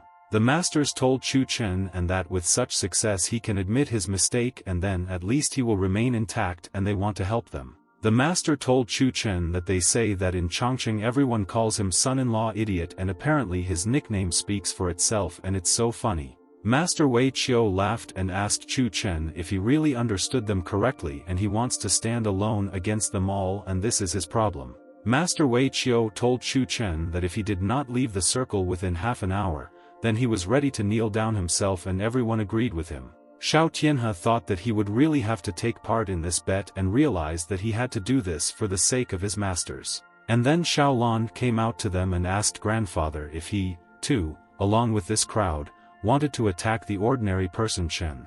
Grandfather Xiao Tianhe was furious and told his granddaughter Xiao Lang that it was none of her business and she should not interfere in their affairs, and he said everything. And then Xia came there and told his best friend Chun Chen that he heard that he was there and came to support him personally and was glad to meet him there. Xiao Tianhe was surprised and wondered if the Xia family really wants to solve all of Chun Chen's problems, and how does he know the influential family of the city. Xia's friend said that they simply don't like it when a whole association there mocks one master, and it's wrong and they won't wait. Xia's friend said that if their organization does not need Chun Chen, then they themselves will gladly accept him there into the Union of Fighters of Southern Nanquan. The masters were very surprised and asked Mr. Xia what kind of alliance of Southern Nanquan fighters this was and what kind of ancient game and their nonsense it was. Master Wei Qiu told Mr. Xia that if it were a nationally known Nanquan Union, he might look at them and hear. Xia asked Chun Chen not to be nervous and said that there are so many people on their side, and if they lose, it will not be so shameful in the grand scheme of things. Master Wei Qiu took out his phone and set a timer and told Chun Chen that the time had passed and he must be ready to keep his word and not leave. Master Wei Qiu told Chun Chen that he would give him 10 minutes of rest, and he was sure that in a minute he would be very tired and want to give up to everyone. Chun Chen said that Master Wei Qiu is so generous and asked the guys that they can make their bets for now, and he bet his 100 on himself. The guys said that they have 1,000 set aside and Master Wei has no equal, and Chun Chen will be very difficult to defeat the experienced master there. The experienced master said that such a cunning trick clearly demonstrates to everyone that Chun Chen himself knows that he will not last half an hour. Master Wei Qiu said that Chun Chen was just showing off in front of everyone, and it would hurt him to know that he screwed up in front of everyone there now. 10 minutes later, Xiao Tianhe said that 10 minutes had already passed and asked the masters to teach Chun Chen a lesson properly, and he deserved it. Master Wei Qiu said that he was the first and asked Chun Chen to be there ready for anything, and now he will receive a powerful blow and realize that he was mistaken. Master Wei Qiu wanted to strike a strong blow to the face, but Chun Chen easily defended himself from his blow and thought that the master was stronger. Chun Chen grabbed Master Wei Qiu's hand and asked him if he really thought it was a strong blow, but he thought it was a warm-up and he was joking. And at that very second, Chun Chen dealt a powerful blow to Master Wei Qiu, and he said that this is not even half like their shameless kung fu. Master Wei Qiu crashed into his fighter, and the student was shocked and immediately asked the master how he was feeling and whether he was hurt by the blow. The fighter said that Master Wei Qiu is a very technical fighter, and in their entire association there is no worthy opponent for him. And is Chen really strong? All the fighters ran towards Chun Chen and asked him not to be such an idiot, and they came to meet him, but he himself wanted this massacre. The fighter struck Chun Chen and then asked him not to say that his uncle had offended him, and his uncle was used to wielding a sword with it. Today he will learn the skill. Chun Chen told the fighter that then he will also try the sword, and uncle must be ready to defend, otherwise he will be very hurt by his entire attack. The fighter froze in surprise and wondered if Chun Chen really had such power and strength at the tip of his finger, and it seemed like he was in vain laughing at his skills. Chun Chen directed his attack at the fighter, and the fighter began to dodge all of Chun Chen's attacks, and it was very difficult for him to defend himself from his attacks. The fighter was shocked and thought that if he had hesitated even a little, he would have lost his head, and he was very lucky that he was so quick. Another master attacked Chun Chen and told the fighter that he was too old and could not cope with this brat, and it was as easy as shelling pears. The master told Chun Chen that he could taste his blow and he would wait for an assessment from him if he survived his blow there. Chun Chen thought that this master is even weaker than the last one and is pretending to be the coolest, and now he will understand that he overestimated his skills. And at that moment Chun Chen dealt a powerful blow to the master's stomach with his foot and thought that they were all tough in words, but in reality they were all weaklings and cowards. The master crashed into the wall from a powerful blow from Chun Chen and realized that he had definitely underestimated his opponent, and he was dangerous, and his blow was a terrible bomb. Master Wei Qiu looked at the unconscious master in the wall and thought, how did Chun Chen have so much strength and none of their masters could hit? People started laughing and said what masters they all were, and they couldn't even withstand one blow from Chun Chen, but they said that they were all experienced. A friend told the guy that Chun Chen apparently told the truth when he said that none of these masters know how to fight and they are all weaklings. Xiao Tianhe asked the fighters to stop giving Chun Chen a chance to win, otherwise their reputation would be destroyed and everyone would doubt their strength. The master listened to Xiao Tianhe's words and said that Chun Chen is not so simple, but he will fight him and defend the honor of their association of city masters. The master of the Fighters Association told Chun Chen that now he will try his single whip, and this is an ancient technique hand-to-hand fighting style. But Chun Chen defended himself from the master's blow and said that his Chinese martial art Taijiquan was good, but there was already one nuance. Chun Chen dealt a powerful blow to the master and said that his fighting style and technique were far from perfect and he would not be able to defeat him in battle. The association master was knocked over a couple of meters by the blow, and he was very surprised and realized that Chun Chen's power could not compare with him and he was weak. The fighter told his friend that it looks like Chun Chen still knows Kung Fu and their time is running out and there are already 10 minutes left and they must hurry. The masters decided that they would cope with Chun Chen if they all attacked him together, and then he would not be able to defend himself from all the blows of their masters. Chun Chen said that it was interesting but warned all the fighters that they should not believe in their success and would be offended when they find out that it is fake. Chun Chen started beating all the masters and said that he would be happy to see how a bunch of losers want to beat up Grandpa Chun Chen on the street. And after a couple of minutes, Chun Chen dealt with all the masters from this association of 9 cities and said that he never left the circle. Chun Chen continued to stand in the same place and all the masters lay on the ground and said that everything hurt them and they could not get up and fight. Xiaolan was shocked and thought who this Chun Chen was, and at first she wanted to ask her grandfather to leave him, but now she needs to do the opposite. Chun Chen asked Mr. Xiao Tianhe if he wanted to try and he would give him a chance and he could be the first to defeat him there today. Xia told his friend Chun Chen that there were still 5 minutes left and he could deal with the boss of the 9 cities association there and answer all this. Xiao Tianhe thought that 6 of their masters at the same time could not cope with Chun Chen and he realized that he would have to use this. Xiao Tianhe thought that although this is impudence on his part, he must save the face of the association and this is much more important and will teach a lesson. Xiao Tianhe told Chun Chen that he admits that he is a good fighter but he has one problem and he is too young and has little experience. And at that very second, Xiao Tianhe rushed at Chun Chen and said that he should not stick his head out and it was better for him to stay at home and not disturb anyone. Chun Chen thought, is this really a secret power, and it is cooler than the skills of ordinary masters, and it looks like Xiao Tianhe is the strongest of all of them. Chun Chen told Xiao Tianhe that he himself wanted to keep a low profile, but there is one problem and his skills do not allow him to sit at home and remain silent. And at that moment, Chun Chen defended himself from Xiao Tianhe's attack and he was shocked and thought what was possible, and this was a gift from the leader of Huangfu. Xiao Tianhe thought that the bracelet could briefly increase the master's strength several times, but at what level then is Chun Chen there now? There, a bright beam appeared from the impact and people were surprised and thought that their documents would fly away, and this was their plan that they had been doing for 3 days. Master Wei Qiu thought that this would not work and he would not let Chun Chen defeat their boss now, and he came up with a plan and is now implementing it quickly. Master Wei Qiu threw ice needles at Chun Chen and thought that now he must accept his death and nothing will help him escape. Chun Chen realized that Master Wei Qiu was preparing a hidden and sneaky attack and he already knew what he would do to protect himself from his dangerous arrows. Chun Chen continued to fight with Xiao Tianhe and pushed him aside, and he thought that now he will answer for everything he did to him and he will punish them. And at that moment, all the arrows flew straight into Xiao Tianhe's back and Chun Chen was able to remain unharmed and thought that they were cunning. Master Wei Qiu froze in surprise and could not understand how Chun Chen was able to defeat Master Xiao Tianhe because no one could compare with him. And at that moment, Xia told all the masters that time was up and Chun Chen had defeated all the masters and no one could move him from his place now. And then suddenly Chun Chen grabbed Master Wei Qiu by the hand and asked him if he was really trying to set up all his own people on the sly. People said that it was a shame and Master Wei wanted to hit Chun Chen there on the sly and he set himself up and they did not expect their meanness. Xiao Tianhe turned around and told Master Wei Qiu that he would regret everything, and Wei Qiu asked the master to let him explain everything and it was not true. Chun Chen told the masters of the 9 Cities Association that if they all lost to him, then he is waiting for their apology, and they themselves said the conditions. Master Xiao Tianhe asked Chun Chen maybe he won't be so cruel to them and maybe it's time for him to stop and they don't deserve all this. Chun Chen asked the masters whether if he himself lost, they would all allow him to just leave if he did not fulfill their promise.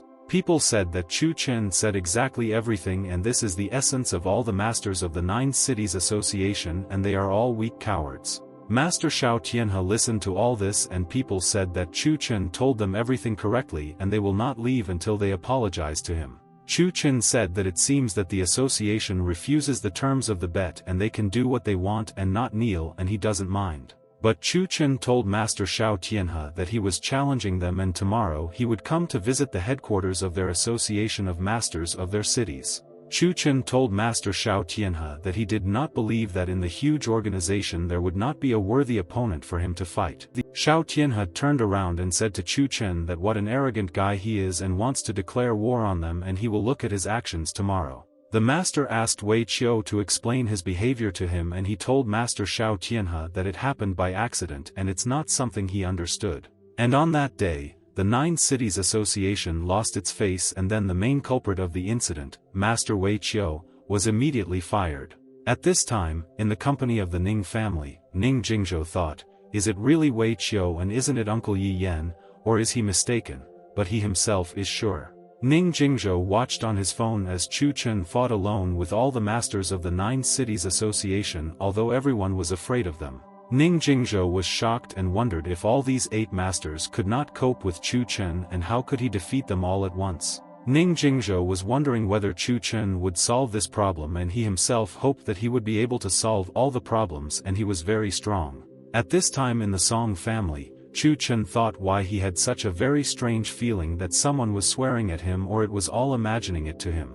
Song Yang said that they talked with Uncle Xia and came to the conclusion that the pharmaceutical market is oversaturated and it will be difficult for their company. Song Qiu told Chun Chen that only if they did not immediately have powerful investments and exclusive goods. Chun Chen asked for a plan of action. Song Yang said that they need to shift the focus to products for overall health maintenance, and with them they will definitely conquer the Chongqing market. Xia said that according to his calculations, in a matter of days, the Huang family should loosen their grip and surrender their positions in Jintang, and this was accurate. Chun Chen said that they don't need anything unusual, and from the moment they cooperate with the Ning family, the Huang family is losing all their positions. At this time in the morning, a lot of people had gathered at the headquarters of the 9 Cities Association, and they remembered that Chun Chen would stage a fight there today. People said that it was almost noon and they were wondering if Chun Chen would appear there, and they asked to go and have lunch because he didn't come. Master Wei Qiu sat in the headquarters and said that all the people near the building began to disperse, and it seemed that Chun Chen would not come and he would no longer keep his promise. Master Shao Tianhe said that he hopes that Chun Chen will come now, and he is waiting for him because he promised that he will fight the strongest.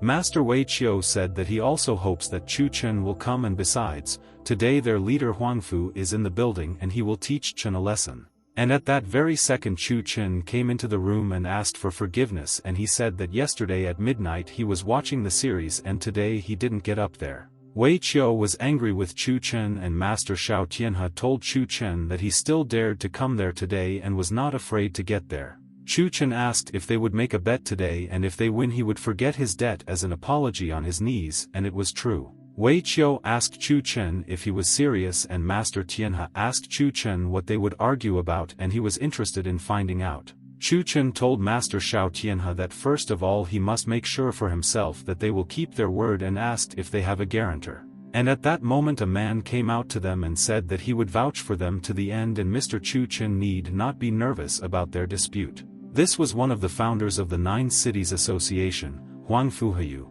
and he wanted to personally communicate with Chun Chen and find out what kind of guy he was. People were shocked and said that it was Huangfu Heyu himself, and everyone knew that he was the strongest master and their idol, and Chun Chen was unlucky today. Shao Tianhe told Chun Chen that their leader Huangfu Heyu is one of the 5 greatest masters of the association and will not play unfairly. Chun Chen said that if he wins he doesn't need their apology and wants them to transfer the pharmaceutical company to his wife. Huangfu asked Chun Chen if he doesn't think it's robbery to exchange an apology for company, especially since she knows that today he is his enemy. Chun Chen told Huangfu Heyu that he doesn't care who he beats and hopes that they will decide everything in one fight and he will not ask him for mercy. Huangfu Heyu started laughing and told Chun Chen that if he loses, he will apologize on his knees and acknowledge him as his teacher, and he is generous. Xiao Tianhe thought that Chun Chen really wants to fight with their leader Huang Fuhayu himself, and he definitely won't get away with it and he will lose. Master Huang Fuhayu and Chun Chen entered the ring, and the judge asked everyone in this room to get ready, and an interesting battle between their fighters would soon begin. Xiao Tianhe said that the loser is the one who already leaves the ring, who cannot stand on his feet and who gives up there himself. Master Xiao Tianhe waved his hand and told the fighters that they could already start the fight and nothing would stop them from sorting things out with the master. And at that very second, Huang Fuhayu began to quickly move towards Chun Chen and wanted to inflict maximum damage on him and not leave him alive. Chun Chen thought that this technique was similar to the Fist of Nine Rings, and he had heard about this technique but had not seen it used in practice. In the past, in the ninth heaven, the Fist of Nine Rings was specially studied to strengthen the physical strength of children, and he also studied this technique. Xiao Tianhe thought that this is the famous technique of their leader, and already 3 rings are considered incredible, but the leader has 5 of them and is very strong. Chun Chen thought that they would see how much this technique would help this master and whether he could defeat him, because he is also not a weakling from the street. And at that same second, Chun Chen and Huang Fuhayu's fists collided and they both used the same technique, and their strength is almost equal now. Huang Fuhayu was in pain to defend himself from Chun Chen's blow, and he realized that this guy is strong and he must use all his strength and skills. Xiao Tianhe was surprised, and how did Chun Chen know this technique, and he now only used the Fist of 3 Rings, and their leader immediately retreated. Huang Fuhayu said that he did not expect that such a young master as Chun Chen would parry his blow, and he underestimated his opponent and was very mistaken. Huang Fuhayu said that now he will fight with his full strength, and now Chun Chen must be careful and he will not be able to defend himself. Chun Chen told Huang Fuhayu that it was so kind of him and he hopes that he will not screw up after such words, and beat him there. Huang Fuhayu and Chun Chen continued to fight and realized that they were both worthy of each other and thought that he would also fight seriously. Xiao Tianhe realized that both masters had already used the Fist of 4 Rings, and this is the highest level of skill and both are worthy of victory. Huang Fuhayu realized that this is also not enough and he must beat him with his powerful technique, and then he will be able to defeat him in their battle. People said that who can fight on equal terms with Huang Fuhayu, and he is strong, and Xiao Tianhe realized that the leader is already using the Fist of 5 Rings. Chun Chen thought that he was interested to know if he could defeat him with the help of his technique, and he would not give him a head start, and this is serious. Chun Chen began to approach Huang Fuhayu with his technique and thought that he would surprise the master, and he clearly did not expect such an attack from him there. Xiao Tianhe was surprised and said that Chun Chen used all 8 rings, and people wondered if Huang Fuhayu could also do the same. Chun Chen told his opponent Huang Fuhayu that they will not slow down and their battle is now in full swing and they must fight to the end. But Huang Fuhayu was horrified and asked Chun Chen to stand there and not attack him again, and he wanted to tell him important information now. And then Huang Fuhayu noticed Chun Chen's fist in front of his face and realized that he would not run away from there and would now suffer from the enemy's blows. Xiao Tianhe thought, is it possible that Chun Chen is using the Fist of 9 Rings, and it looks like he is a true warrior and no one can defeat him in battle now. Huang Fuhayu told Chun Chen that he was giving up and thought that at first he thought that Chun Chen's level was not higher than his master's level, and he was mistaken. Chun Chen stood in front of Master Huang Fuhayu and thought that he never expected their fight to end so soon, and he did not show potential. Huang Fuhayu looked at Chun Chen and realized that he had now surpassed all his expectations, and he did not think that he would last a couple of minutes with him. Huang Fuhayu could not forget about the 9 rings and asked Chun Chen how he did it, and he had never seen such a master in his entire life. Chun Chen told Huang Fuhayu that he let him win, and the Fist of the 9 Rings is just one of the blows of the 9-ring technique and nothing more. Huang Fuhayu thought that Chun Chen was so young and already possessed such powerful skills, and he was so surprised by his fighting technique. Chun Chen began to leave the ring, and Master Huang Fuhayu asked his friend to wait and wanted to tell him important information, and he was very surprised. Xiao Tianhe thought that it seems that their leader does not want to just let Chun Chen go now, and Master Wei Qiu thought that Chun Chen is now the end. But suddenly Master Huang Fuhayu fell to his knees and called Chun Chen his teacher and asked to take him as his student, and he wants it. Master Huang Fuhayu told Chun Chen that he wanted to learn the 9-ring technique and asked to take him as a student to learn the secrets of the technique. At this moment, Xiao Tianhe and Wei Qiu froze in surprise and could not understand whether teacher Huang Fuhayu had fallen to his knees in the ring. People were shocked and asked if Huang Fuhayu really called Chun Chen his teacher and wants him to take him as a student, and this is strange. Chun Chen said that Huang Fuhayu is so inquisitive, but he will immediately disappoint him, and said that he does not take students and only without offense. Huang Fuhayu told Chun Chen that there was nothing wrong and he understood him, and said that he would return to their conversation about the company, and this was important. Huang Fuhayu called Wei Qiu and he asked the master what he would order him, and he was ready to do whatever the leader said, and he listened to the order. Huang Fuhayu ordered Wei Qiu to quickly transfer the rights to their company to Chun Chen, and Wei Qiu guaranteed that everything would be done there. Outside the 9 Cities Association headquarters, there were people from the Huang family, and they didn't expect Chun Chen to dare to challenge their leader. The guys thought that they had come such a long way for his sake, and the Joker should not disappoint them, and it looks like the masters beat him there. And then the guys said that it was Chun Chen, and he went outside and they want to see how the masters crippled him, and he begged them all for mercy. But the guys noticed that Chun Chen was not only standing on his feet, but also Master Wei Qiu himself was accompanying him there with respect, and this was unexpected.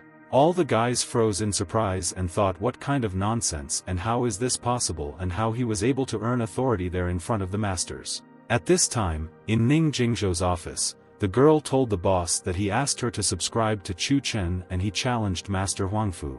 Ning Jingzhou asked if Chun Chen really decided to fight with the leaders of the association, and of course he is good but not to that extent, and this is a fact. But the secretary told boss Ning Jingzhou that he had made a mistake and had to tell him important information, and he should listen to her right away. The secretary told Ning Jingzhou's boss that Chun Chen won, and there he defeated all the masters, and Ning Jingzhou could not believe her words. Ning Jingzhou wondered if Chun Chen's level was superior to that of the chief master himself, and if so, then he could handle this type. At this time, in Huang Yuheng's ward, his brother Huang Yuxiu told him that his grandfather had decided to abandon the Jintang building and not waste their strength.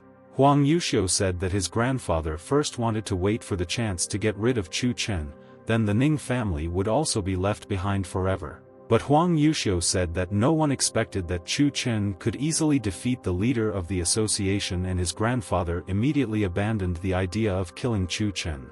Huang Yuheng said that just one Chun Chen brought their family to this state, and asked what would happen to his legs and how was his health. Huang Yuxiu said that since this happened, he had already agreed with the Yi family and the Qian family, and they would check Chun Chen and where he came from. As a result, the Huang family could not withstand the pressure and immediately gave up their building to Jintang, and the authority of the Huang family was undermined and it became weak. On the other side, under the leadership of Chen Wuyu has greatly improved her fighting skills, and the battle with the members of the Star Scattering is already close. At this time, Song Seyong was sitting in the living room in Song's house, and he felt very good that everything was calm and there were no problems. But then a man ran into the room and told Mr. that Huang Fuhayu had come there, and Song Seyong was shocked to hear such news now. Song Seyong wondered if Huang Fuhayu was the master with whom Chun Chen fought yesterday, and he definitely came to take revenge on their house today. Song Seyong asked the guy to take Huang Fuhayu there and warn Chun Chen so that he had time to hide from the leader and Huang Fu would not see him there.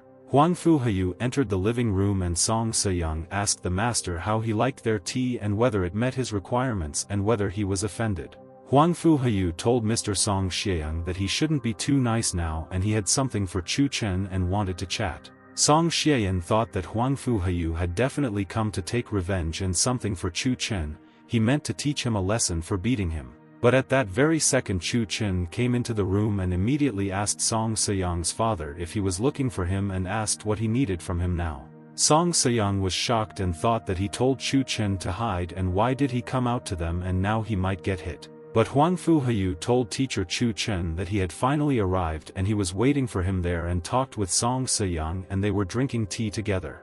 Huang Fuhayu told Chun Chen that the transfer of shares in their pharmaceutical company had already been completed and the teacher could look at his papers. Chun Chen told the leader Huang Fuhayu that he was so kind and thanked him for everything, and Song Xieyang was shocked and thought why Chen is Huang Fu's teacher. Master Huang Fuhayu asked teacher Chun Chen if they could once again discuss with him that he would teach him different techniques.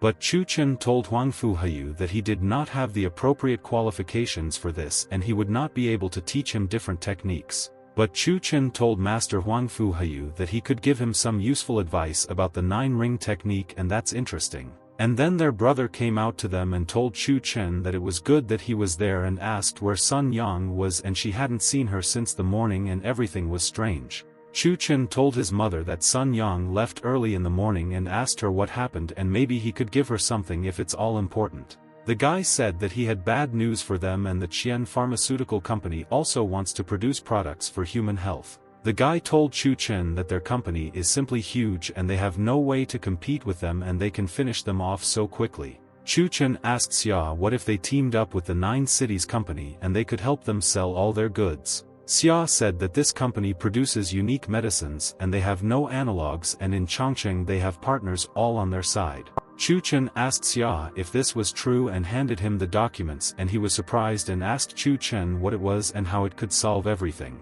And after reading the documents, Xia froze in surprise and asked Chun Chen if she had intercepted the company of 9 cities and how it was possible. Chun Chen told his friend that he still had business to do and said that while there he could talk to the leader of Huang Fuhayu and discuss all matters with him. Xia turned around and was shocked, and he did not expect to see the master there, and he asked the leader Huang Fuhayu why he was there and what he needed from them. After Chun Chen, Song Qiu and Wuyo went to Mount Shiqiao, and Wuyo told Chun Chen that the Star Scattering School was located on this mountain, and they found.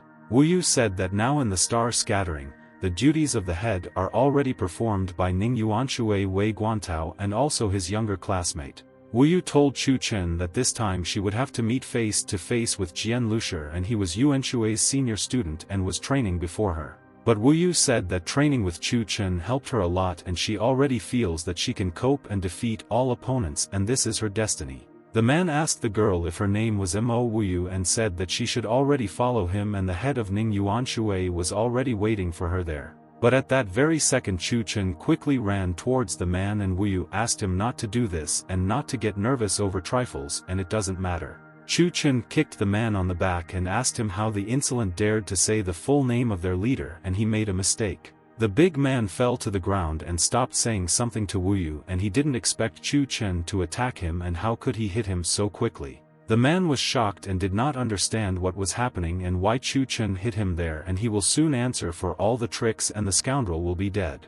Chun Chen asked the man where the head of Ning Yuan Shui came from, and the head of the sect was already standing in front of him and he should come and bow to Wu. But the man quickly stood up and asked Chun Chen if Mo Wuyo was the head of the Star Placer, and he did not believe the words of the scoundrel and liar Chen. The man wanted to hit Chun Chen and said that this snotty girl cannot be the head, and he made it all up to hurt him and his friends. But at that very second, Song Qiu kicked the man in the stomach and immediately asked the scoundrel how he dared to raise his hand against his son-in-law Chun Chen. Chun Chen told the man that he could not calm down and accept the fact that Mo Wuyo was their head, and said that he had never lied to him before. Mo Wuyo told the man that she was offering him 2 options for a solution, and the first was that he should apologize to her friends for everything. And secondly, she expels him from the star field, and if he does not immediately obey, even if Ning Yuan Shui comes, she will beat him personally. The man thought that it was really Lin Pai of the Star Scattering and immediately asked for forgiveness from the head of Mo Wuyo and said that he did not know that the head. Chun Chen told Song Qiu and Wu that they should go further and they will not stoop to his level, and they still have a lot of things to do and plans there. The man thought that these were some extraneous geeks, and he really hoped that today they would roll down Shiqiao mountain and they would all disappear.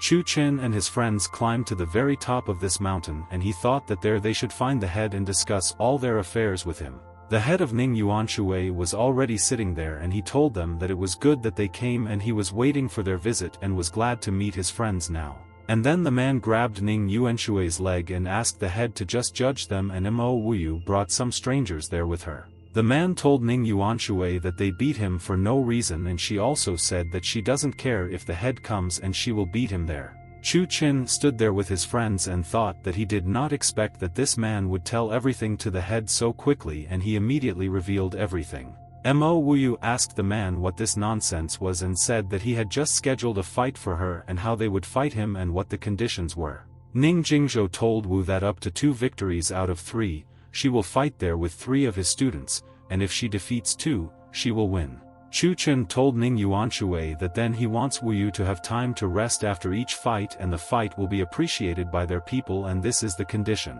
Ning Yuanshui told Chun Chen that he was satisfied with the conditions and told their disciple Lushi that he should go out first and he agreed with him. The opponent stood right in front of Wuyu and Chun Chen thought that he had prepared her for this and she must show her full potential and defeat. The man said that the head of the sect Ning Jingzhou is so wise and brother Lushi will immediately attack Wuya and she will not have the strength left for their 2 fighters. Song Qiu said that whoever falls to the ground and does not rise from there within 10 seconds will lose and the fighters learned all the rules of their battle. Lushi and Mo Wuyu looked at each other and thought that they were serious about winning and one of them would definitely fall and not rise. Song Qiu told the fighters that they could start a fight and the opponents immediately ran at each other and wanted to inflict maximum damage on the enemy. Wuyu thought that she should only do what teacher Chun Chen taught her and then she would be able to defeat any opponent in any battle. Lushi told Yuyu that her fast hand technique is her weak point and he will prove it to her now and she will fall to the ground 100%. Lushi told Yuyu that he began to study this technique back in the days before she was born and she would not be able to defeat him because she was weak. The man said that Yuyu definitely has talent, but she is too young and has not fought yet, and Lushi has a wealth of experience in fighting and is a battle strategist. But Mo Wuyu did not answer all Lushi's questions and thought that this fighter talks too much and this is all his huge problem. And at that same second, Mo Wuyu quickly dodged Lushi's blow and he was in shock and could not understand how his blow did not reach the target and he did not expect it. Yuyu dodged and immediately delivered a powerful blow to Lushi's stomach and the fighter immediately realized that he was mistaken and this little girl had a strong blow. And at that moment, Yuyu grabbed her opponent by the scruff of the neck and kicked him in the groin and the opponent was in great pain and he screamed loudly. Song Qiu started counting down and thought that Lushi had received damage and he was not sure that he would be able to get up after a powerful blow. Lushi told Yuyu that she was a vile girl and did she really specifically find a weak point and hit the target exactly and she was definitely a sniper. Yuyu told Lushi's brother that in war all means are good and to win it she can use any blows and this will definitely help. The man was perplexed and realized that they had underestimated their opponent and the girl Yuyu was well trained and mastered combat techniques. Song Qiu counted to 10 and told Jian Lushi at the time was up and he had played the battle and the first stage had been completed and they were waiting for the second opponent. Jian Lushi did not want to accept defeat and he lay on the ground and did not want to lose to the girl and thought that she acted so cunningly. And at that very second, Jian Lushi grabbed Mo Wuyu tightly by the leg and he did not want to let her go and wanted to take revenge on her for the blow between her legs recently. Mo Wuyu fell to the ground and asked Jian Lushi if he really got up and wanted to continue the fight and he was a treacherous fighter and it was very mean. Jian Lushi wanted to attack Wuyu and said that now the day of her shame has come and she will answer for everything that she did to him and this will be revenge. Wuyu realized that in Jian Lushi's hand was a talisman of explosive power and very dangerous, and she had better be on her guard, otherwise she might get hurt there. Ning Yuanshui realized that Wuyu was much stronger than he thought and it was good that he helped Lushi create a talisman in advance and Wuyu was doomed to death. Jian Lushi threw the talisman directly at his opponent Wuyu and she realized that she would not have time to escape anywhere and he was able to surprise her there at that moment. Wuyu closed her eyes and realized that she could not defend herself from Jian Lushi's attack and he acted vilely and now she would go to the next world. But suddenly the talisman of explosive power reached Yuyu and simply burned out and she realized that nothing had happened and she was lucky and this is definitely luck. Jian Lushi was in shock and could not understand why his talisman did not work now and Wuyu should have died immediately after the thing exploded. Chun Chen told Ning Yuanshui that it seems his senior disciple is not very experienced and he had a talisman in his hands and he did not understand to unlock the power. The head of Ning Yuanshui immediately approached the disciple Jian Lushi and hit him in the face with all his might and said that he did not know that it was a talisman. Jian Lushi told Ning Yuanshui that he was not to blame and he did everything as his teacher taught him and does not know what went wrong and what is their problem. Ning Jingzhou asked the student Jian Lushi if he really wanted to tell him that it was he who taught him wrong and that he was to blame for everything. Chun Chen thought that it was a great show and it's good that he still has a barrier-breaking talisman and they need it now. Chun Chen thought that quietly using a barrier-breaking talisman is more than enough and should be enough for all of them. The head of Ning Yuanshui told Mo Wuyu that she surprised them and they will continue the fight and Wei Guantao is the next opponent for Master Wuyu. Jian Lushi asked Ning Jingzhou if he would allow Uncle Wei Guantao to fight because he belongs to the older generation like him. Ning Yuanshui called Jian Lushi a fool and slapped him in the face and said that their relationship changed this morning and he doesn't know it. Ning Jingzhou told the student Jian Lushi that now Wei Guantao is his student and he is his teacher and he can command him as much as he wants. Song Qiu told Ning Yuanshui that Wei Guantao is much older compared to him and this is unfair and he does not want this battle now. Wei Guantao told Song Qiu that he was simply precocious and in fact he was even younger than Jian Lushi and therefore could fight. Song Qiu stood behind Chun Chen and told Wei Guantao that who would believe his words and he is a shameless man and how can he blatantly lie to everyone. Ning Jingzhou said that Wei Guantao is exactly the same student as everyone else and if they don't want to fight, they should return the Lingpai to the head. Chun Chen told Ning Jingzhou that they agreed that Wu Yu would already rest after the battles and now she needs to gain strength for a few minutes. The head of Ning Yuanshui asked Chun Chen how long Wu Yu wanted to rest and at that time people brought him tea so that the head could rest there. Suddenly, Chun Chen told the head of Ning Jingzhou that they need to rest for 2 years and asked the head if this is too long and this will do. The head of Ning Yuanshui was shocked and spat out his tea and couldn't believe his ears and what the impudent guy just said and he was joking. Song Qiu said that this was to be expected from his son-in-law and they can pass off a teacher as a student, but what is worse about them and they can also. The head of Ning Yuanshui told Chun Chen that he advises them not to be too impudent there and they could get from him for such strange pranks. Chun Chen told Ning Yuanshui that they were choosing the honest path and in a couple of hours they would be back.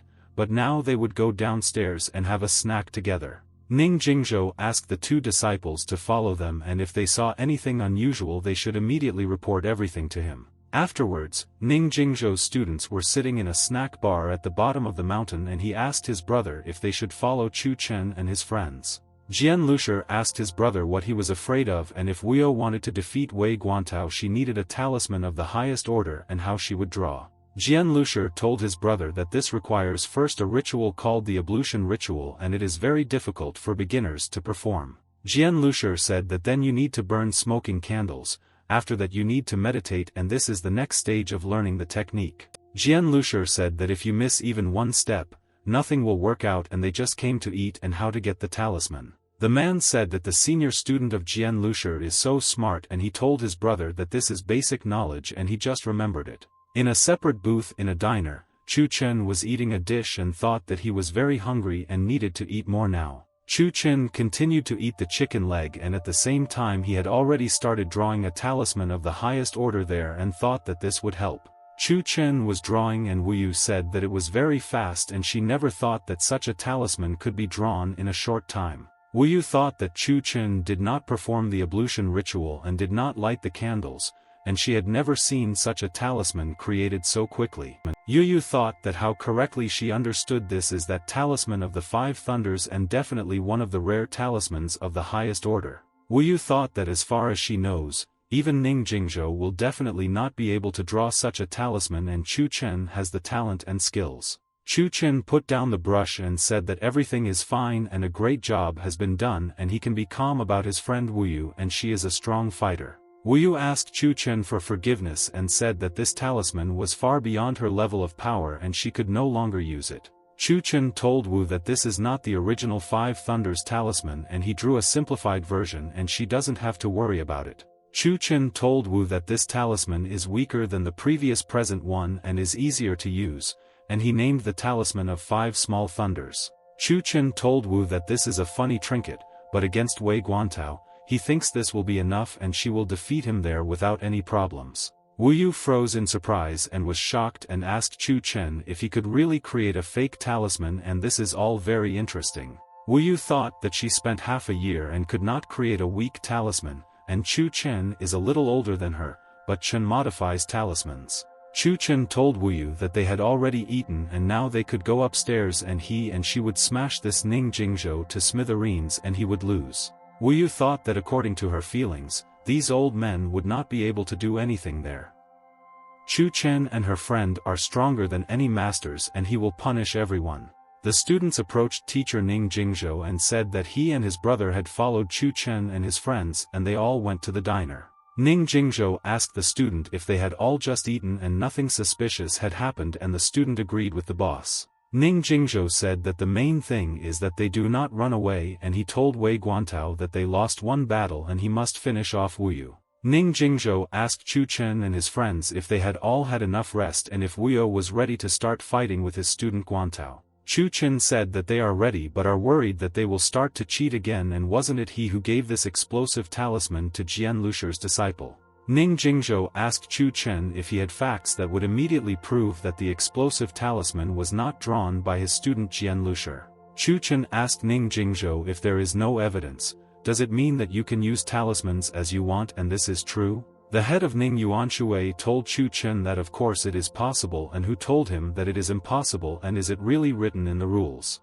Wu Yu and Wei Guantao prepared for the battle and stood opposite and Song Qiu said that they should be ready and their second battle would begin soon. And at that very second, Wei Guantao jumped towards Wu Yu and said that she would now regret agreeing to fight such a master. Wei Guantao dealt a powerful blow, but Wu Yu could hardly dodge the blow and realized that this opponent was stronger than the first and faster. Wu Yu continued to defend herself with difficulty from all the blows of Wei Guantao and thought that the situation was bad and he was too strong and she could not defeat him. From all these blows, Wei Guantao found herself near a cliff and immediately realized that she needed to be careful otherwise she would fall out of the mountain. Wei Guantao asked Mo Wu Yu if she really wanted to escape and it seemed that she no longer believed in victory and realized that she had made a mistake with her opponent there. Wu Yu told Wei Guantao that if she hasn't escaped yet, then she won't and she will fight him to the end and it will be he who will escape from her blows. Wu Yu told Wei Guantao that he could accept his death and took the talisman in her hands and thought that this should help her defeat the enemy. Wu Yu threw the talisman up and began to read spells, and at that very moment an explosion occurred and Wei Guantao could not understand anything. Wu Yu read the spell and at that very second lightning struck Wei Guantao directly and he was in great pain and could not defend himself from it. Wei Guantao was angry and wanted to yell at Wu Yu because she had just used this technique and it was forbidden and she would lose to him. But suddenly Wu Yu did not listen to Wei Guantao's words and once again also struck the enemy with lightning again, and he did not expect another attack. Wei Guantao told Wu that she cheated and she told the master that he didn't have to try hard and he deserved this punishment for everything. The head of Ning Yuanshui was shocked and asked if this was the talisman of five thunders and Mo Wu Yu could not draw it and this was their deception. Chun Chen asked Ning Jingzhou if they had evidence that Wu Yu did not draw the talisman and said that this means that it was her talisman. Song Qiu told his son-in-law Chun Chen that he was great and he plays by the rules of these people and they themselves are to blame and they have now been retaliated against for their actions. Ning Jingzhou said that since the rules of the bet have already been violated, how about making another deal and it is in their interests. And suddenly Ning Jingzhou told Chun Chen that if he and his friends could go down the mountain alive and unharmed, then Ling Pai them. Jian Lusher told the teachers and students that Wu Yu had taken possession of the Lin Pai dishonestly and they urgently needed to return it and this was an order from the head of Jingzhou. Wei Guantao told everyone that today they will all act unanimously and obediently in the name of their teacher and defeat these scoundrels. Yu Yu said that this is just a crowd of villains and if she keeps Lin Pai today, she will expel everyone from the star-scattering sect at once. Chun Chen asked Wu Yu not to be nervous and no one would take away her Ling Pai and he asked Song Qiu to ensure her and the enemies would not be able to touch her there. Song Qiu told Chun Chen's son-in-law that there was no problem and he started beating all of Ning Jingzhou's students and he didn't want them to hurt Wu Yu. Song Qiu and Wu Yu began to beat all the senior students of Ning Jingzhou and they shouted that they were in great pain and asked for mercy and to release everyone. Ning told Chun Chen and his friends that they are braggarts and asked them if they really rely on their strength even though there are only 3 of them and this is a fact. Ning Jingzhou began to cast a spell and so many talismans appeared behind him and told Chun Chen that they had gone crazy and now they would all die. And at that very second, Ning Jingzhou directed all his top-order talismans towards Chun Chen and thought that this should be enough for them. Chun Chen and his friends noticed that a stack of talismans was moving towards them and they were all explosive, and Song Qiu was scared of this Ning attack. The disciples said that the fast hand technique is the signature move of their leader Ning Jingzhou, and the three brats dared to provoke. The guys said that their leader Ning Jingzhou will now teach them all a lesson and they will no longer disrespect the leader and he is the strongest. Chun Chen told Ning Yuanshui that he looked at him and it seemed like he was a sect leader, but in reality he was a complete idiot and did not understand the essence of what was happening. Chun Chen began to cast a spell and said that if he wants to measure his strength with him, he can get it, and took the talisman and it is already his personal. And at that very second, Chun Chen threw the talisman towards Ning Jingzhou and thought that this should be enough and he wanted to look at his protection. And at that moment, all the talismans of Ning Jingzhou stopped exploding and Chun Chen told him that it was nothing special and he easily destroyed everything. Ning Jingzhou was shocked and asked if this was a talisman that destroys barriers, and that meant he was weaving intrigues there all the time. Chun Chen began to quickly move towards Ning Jingzhou and said that he was such a weakling that he could not even land one blow on him there. Chun Chen kicked Ning Jingzhou in the stomach and said that he was just acting exactly like him and he was surprised that he didn't like it now. Ning Jingzhou flew a couple of meters and broke the planks along the way and he was surprised that Chun Chen was able to hit him and he was in so much pain. All the students were shocked and asked if their leader Jingzhou had lost there and they thought that no one could defeat their leader now.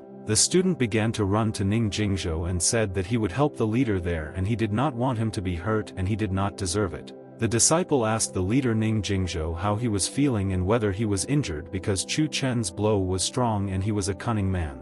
Chun Chen told Ning Yuanshui that they had lost and according to their bet, they should all leave the star field forever and would not be able to return. The students were surprised and could not understand what Chun Chen was talking about and was their leader arguing with him, and if they lost they would all leave. Mo Wuyu raised her Ling Pai and announced to all the students that from now on they were all excluded from the star scattering and forever. Many students fell to their knees and began to ask for forgiveness from Yuyu, and they said that everything would be fixed and she should give them another chance. Chun Chen told all the students that everything in this life has to be paid for and they all screwed up and behaved immodestly and they are all to blame. Ning Jingzhou told the brothers that they want to cut off everyone's escape routes and they must unite and fight them to the death. And at that moment, all the students realized that leader Ning Jingzhou was right and they would teach the scoundrel Chun Chen and the head of Wuyu a lesson and finish them off. All the students began to glow and they wanted to use all their strength against them, and Song Qiu told them that they were shameless and all cowards. Song Qiu was angry and told all the disciples that he was warning them all and they had better not come near him and he would finish them all off quickly. Chun Chen took out the talisman and told Wuyu and Song Qiu that they should take care of themselves there and he himself would cope with the arrogant students and defeat them. Ning Jingzhou told the students that they should attack them all together and then they would defeat the brazen intruders and they would finish them off. The disciples told Ning Jingzhou that they understood his words and now they will try their best to break the enemies and beat them up. Chun Chen threw his talisman at all the fighters and thought that they could all move forward and they would help him defeat them, and that was super. Ning Jingzhou asked Chun Chen if he really thought that with the talisman of explosive power he could defeat him, and it was impossible, and that was a fact. But at that very second there was a huge explosion and all the people realized that Chun Chen was very strong and he was hiding the real technique from them. All the disciples lay unconscious and Ning Jingzhou asked Chun Chen if it was really a talisman of explosive power and why is it so powerful. Song Qiu told his brother-in-law Chun Chen that he was so cool and if he ever quarreled with his sister, he would always be on his side and the truth. Chun Chen asked Song Qiu not to croak and said that he never wants to quarrel with his sister and he loves Song Yang very much, and this is also true. Wuyu told Chun Chen thank you, and if he hadn't been with her today, she doesn't know if she would have coped just the same and would have been able to defeat everyone there. Chun Chen told Wuyu that she is so kind but she should not forget that he is her mentor and how he calmly watches when she is offended. Chun Chen told his friends that they should leave and he found a wonderful healer for old man Xian and now he should probably come. Afterwards, they all arrived at the hospital and went into Xian's room, and Chun Chen noticed that healer Qiao was already sitting there and he was glad to see him there. Chun Chen told Wuyu that this is healer Qiao, famous from the medical valley, and he specially came to examine her grandfather today. Xiao Cangshan told Chun Chen that his knowledge was useless there and the old man had blockage of blood vessels in 3 places in his thigh and needles could be dangerous. Chun Chen asked Xiao Cangshan if he really thought that old man Xian could no longer be cured and could he also look at him now. Chun Chen asked Xiao Cangshan to give him needles and he would try to heal him and the healer was happy and said that he could try to cure him. Mo Wuyo thought that this was strange and why was healer Xiao Cangshan so excited and why was he calling Chun Chen a master and that was strange. Chun Chen said that he understood the patient's condition and the healer Xiao Cangshan should not be nervous and he would try to cure him of the disease. Chun Chen started inserting needles into old man Xian's legs and thought that this should help him and he hopes that it will cure him of his illness. And at that very second, suddenly grandfather Xian was shocked and said that he felt his leg and how is this possible because he almost lost his leg. Xiao Cangshan said that he was finally able to see this wonderful skill and this is the golden needle technique of Master Chun Chen and it is just a miracle. During those years, Master Chu came to the medical valley and showed them all the golden needle technique for saving lives, and it was wonderful. Xiao Cangshan thought that they said that all the elders had already learned everything on the second day, but unfortunately he missed his master class. Xiao Cangshan thought that now Chun Chen called him to give him another chance and show him everything and he is such a good person and a genius. Wuyo and Song Qiu were surprised and thought what was happening there now with the healer Xiao Cangshan and what was he thinking about and he changed dramatically there. Chun Chen said that everything went well and asked old man Xian how he felt after the operation and it was important for him to know his entire opinion. Grandpa Xian said that he feels great and in all this time this is the first time he felt his leg and he doesn't believe it. And then Mr. Ning called Chun Chen's phone and he asked his friend Ning Jingzhou what happened and why he decided to remember about him. Ning Jingzhou told Uncle Chun Chen that he had business to do and asked him if they could meet at his place and it was an important conversation with them. Chun Chen said that he will go and now there is chaos in the star field and they will wait for old man Xian to restore his health. Chun Chen said that then Wuyu, together with the healer Xiao Cangshan, will be able to win back the star scattering and this will not be their problem. Xiao Cangshan told Wu that since Master Chu entrusted him with such a task, they would certainly do everything possible and return the star scattering back.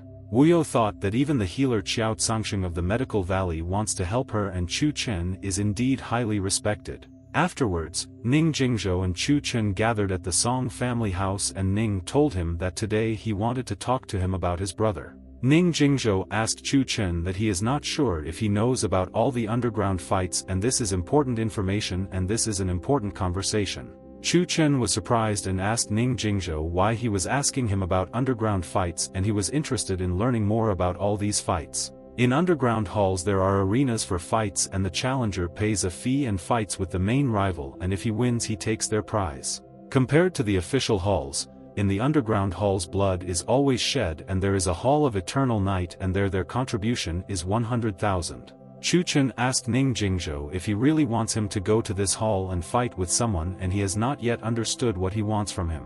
Ning Jingzhou told Chun Chen that his brother also got involved in these fights and he wants him to defeat him and then maybe he will leave these fights. Jingzhou said that 6 years ago, his elder brother Ning Zimo was the best of their family and no one was close to him anymore. Ning Jingzhou said that however, later Ning Zimo accidentally ended up in the underground boxing hall of Eternal Night and he saved one girl there. Ning Jingzhou told Chun Chen that his brother saved her from death and their feelings quickly flared up, but then this girl suddenly disappeared. Jingzhou said that Ning Zimo thought that their family was against it and persuaded her, and out of anger, his brother stayed there in the boxing gym. Subsequently, Ning Jingzhou's family entered into an agreement with the club. If there is someone who defeats him, Ning Zimo will definitely return home. However, 5 years and 9 months have passed and the brother is still there and at the same time the prize fund is 15 million but no one has won. Chun Chen told Ning Jingzhou that since the matter concerns the Ning family, he himself will of course try to help and he will try his best in the hall. Chun Chen told Jingzhou that when the prize fund opens again he should inform him and Ning told Chun Chen's uncle thank you very much. After Chun Chen and Ning Jingzhou went out into the courtyard and noticed that his student Song Qiu had been training there all this time along with Huang Fuhayu. Song Qiu asked his son-in-law Chun Chen if he and Ning Jingzhou had finished all their work and the teacher asked how they got out of training in 2 days. Song Qiu told his son-in-law Chun Chen that it was so great when Master Huangfu Heyu guided him and he learned a lot from their experienced master. Master Huangfu Heyu told Master Chun Chen that he was already tired of training with this guy and asked him to quickly train him himself. Chun Chen jumped to Master Huangfu Heyu and thought that he would test his abilities there and see what he had learned during all these days. Chun Chen stood on the planks and told Huangfu Heyu that then he would train together if he thought that he was ready for this. Huangfu Heyu asked Master Chun Chen if this was true and said that then he could not expect pleasantries from the student, and this is true. Chun Chen told Huangfu Heyu that he should be bolder and can already attack him and he will try to defend himself from his blow and technique. Huangfu Heyu used his technique, but suddenly Chun Chen at the same time used his technique and was able to hit Huangfu Heyu there. Huangfu Heyu lay on the ground and said that this is strange, and Chun Chen used the fist of 5 rings there, but why is his blow so much stronger? Chun Chen told Huangfu Heyu that this was all due to the fact that the student trained much less than him on the pillars and this affected the force of the blow. Huangfu Heyu told Chun Chen that this is impossible and he knows all these pillars like the back of his hand and spends a lot of time training on them there. Chun Chen told Huangfu Heyu that he agreed with him and today there will be a fun training session with the master and he is happy to show him his strength. And at that very second, the fists of Chun Chen and Huangfu Heyu collided and a huge roar was heard in this place, and the two masters were worthy of each other. Huangfu Heyu realized that Chun Chen was too powerful and thought that he could not withstand the pressure and would now give up, and the teacher was strong. Immediately after, Chun Chen hit Huangfu Heyu in the face and realized that the student needed to train a lot to defeat the teacher and he was still so weak. Chun Chen asked Huangfu Heyu if he was okay and said that he himself did not want to harm him and acted instinctively during the fight. Huangfu Heyu lay on the ground and asked Master Chun Chen how this could be because he trained every day and he is still weak. Huangfu Heyu was very interested and asked Master Chun Chen how he managed to fight like that and how he could defeat any opponent. Chun Chen told Huangfu Heyu that he has no base and if he wants to learn this technique soon, he must overcome the pillars in 10 seconds. Huangfu Heyu was surprised by the teacher's words and asked if he wanted to teach him the 9-ring technique or how to balance on high pillars. Chun Chen asked the student Huangfu Heyu if 10 seconds was really that difficult and he thought that he could do it and he was strong. And at that very second Chun Chen began jumping on the poles and he did it all very quickly and showed that it is possible if you only believe in yourself. Song Qiu was very happy and said that his son-in-law Chun Chen is mega cool and he can already do anything and will always be responsible for his actions. Huangfu Heyu froze in surprise and was in shock and thought, is a person capable of this, and he was very fast and he didn't know it. Chun Chen told Huangfu Heyu that first he should practice the unicorn step with Song Qiu and then he would definitely teach him the 9-ring technique. Huangfu Heyu agreed with Chun Chen and Song Qiu asked his son-in-law not to worry about him and he himself would teach Huangfu Heyu now. And then Chun Chen noticed that Xia Bei was calling him and he asked what he needed from him and he was ready to answer all questions if his friend needed it. Xia Bei asked Chun Chen if he knew any information about underground fighting and he was interested in learning more about them and this is important. Chun Chen was surprised and asked Xia Bei if he really had a brother and he had not seen him for 5 years and his brother promised to return home but did not return.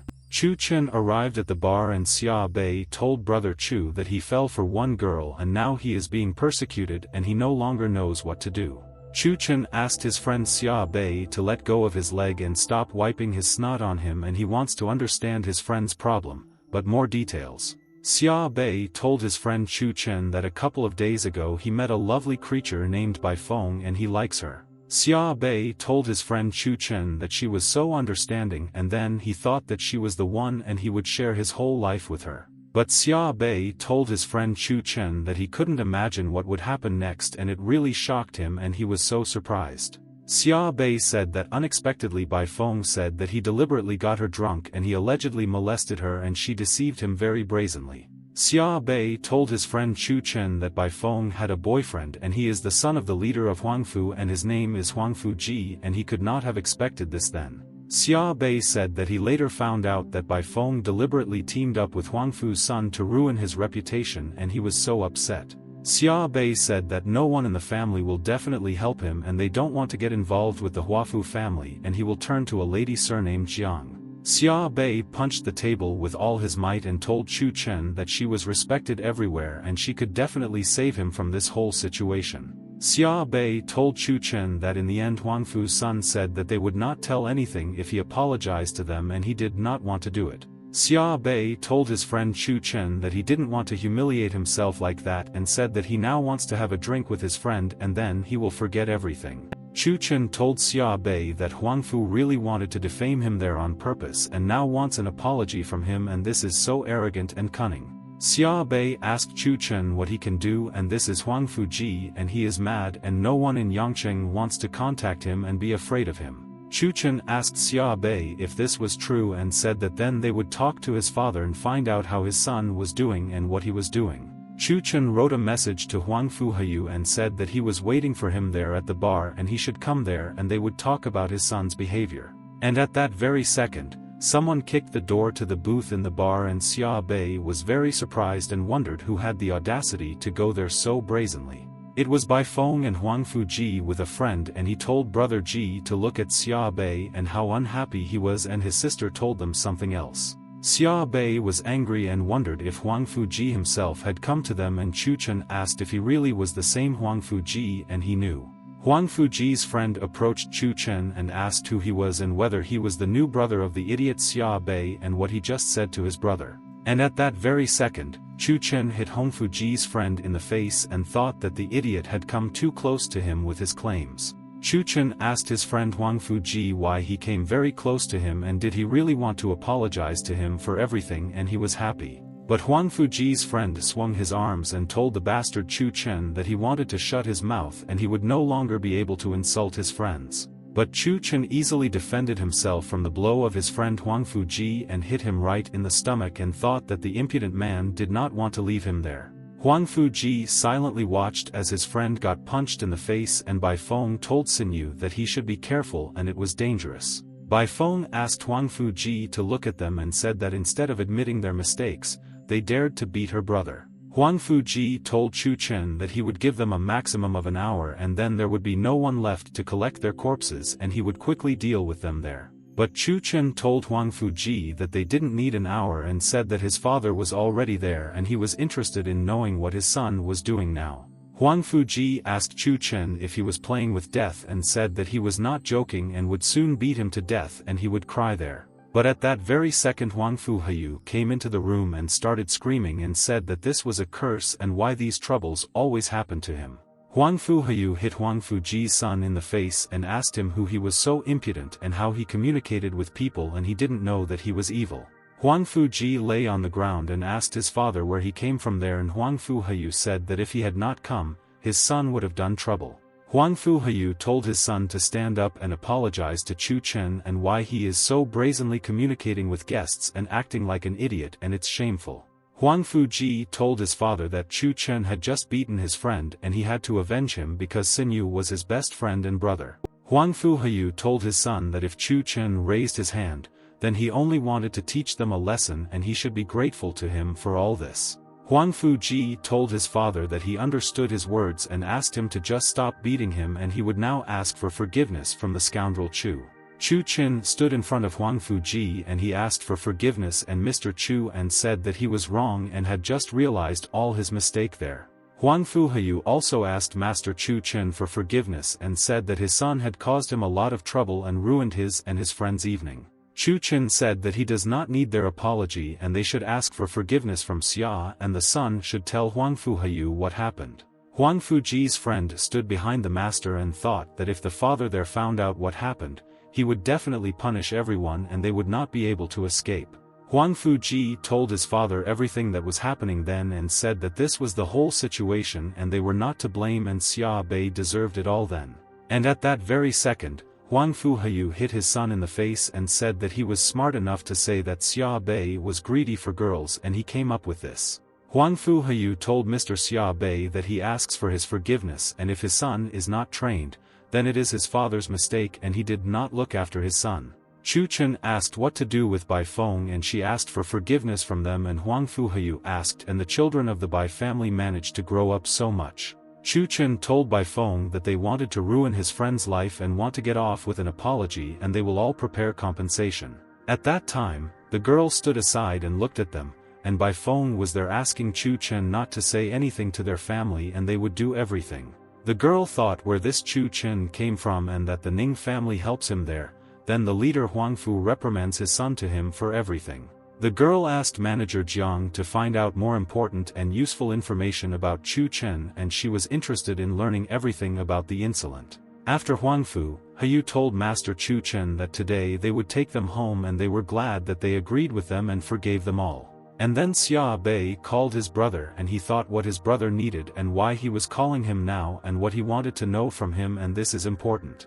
The brother asked Xia if he really had the conscience to call him brother, and he was walking with some girl and Xia Bei had already disgraced their entire family. Xia Bei said that if he went home he would run into problems, and Chun Chen was very interested and asked his friend what happened there. Xia Bei said that his elder brother thinks that he only walks around and does nothing, and today this incident will make him give up. And then Ning Jingzhou called Chun Chen's phone and he wanted to ask his uncle something and also tell him important information about the battles. Ning Jingzhou told Uncle Chun Chen that the same prize fund for the fight with his brother was opening after lunch and asked him to come pick him up. Chun Chen told Huangfu Yu that he had something to do and asked him to leave him there and take Xia Bei home, and then he would be very happy with them.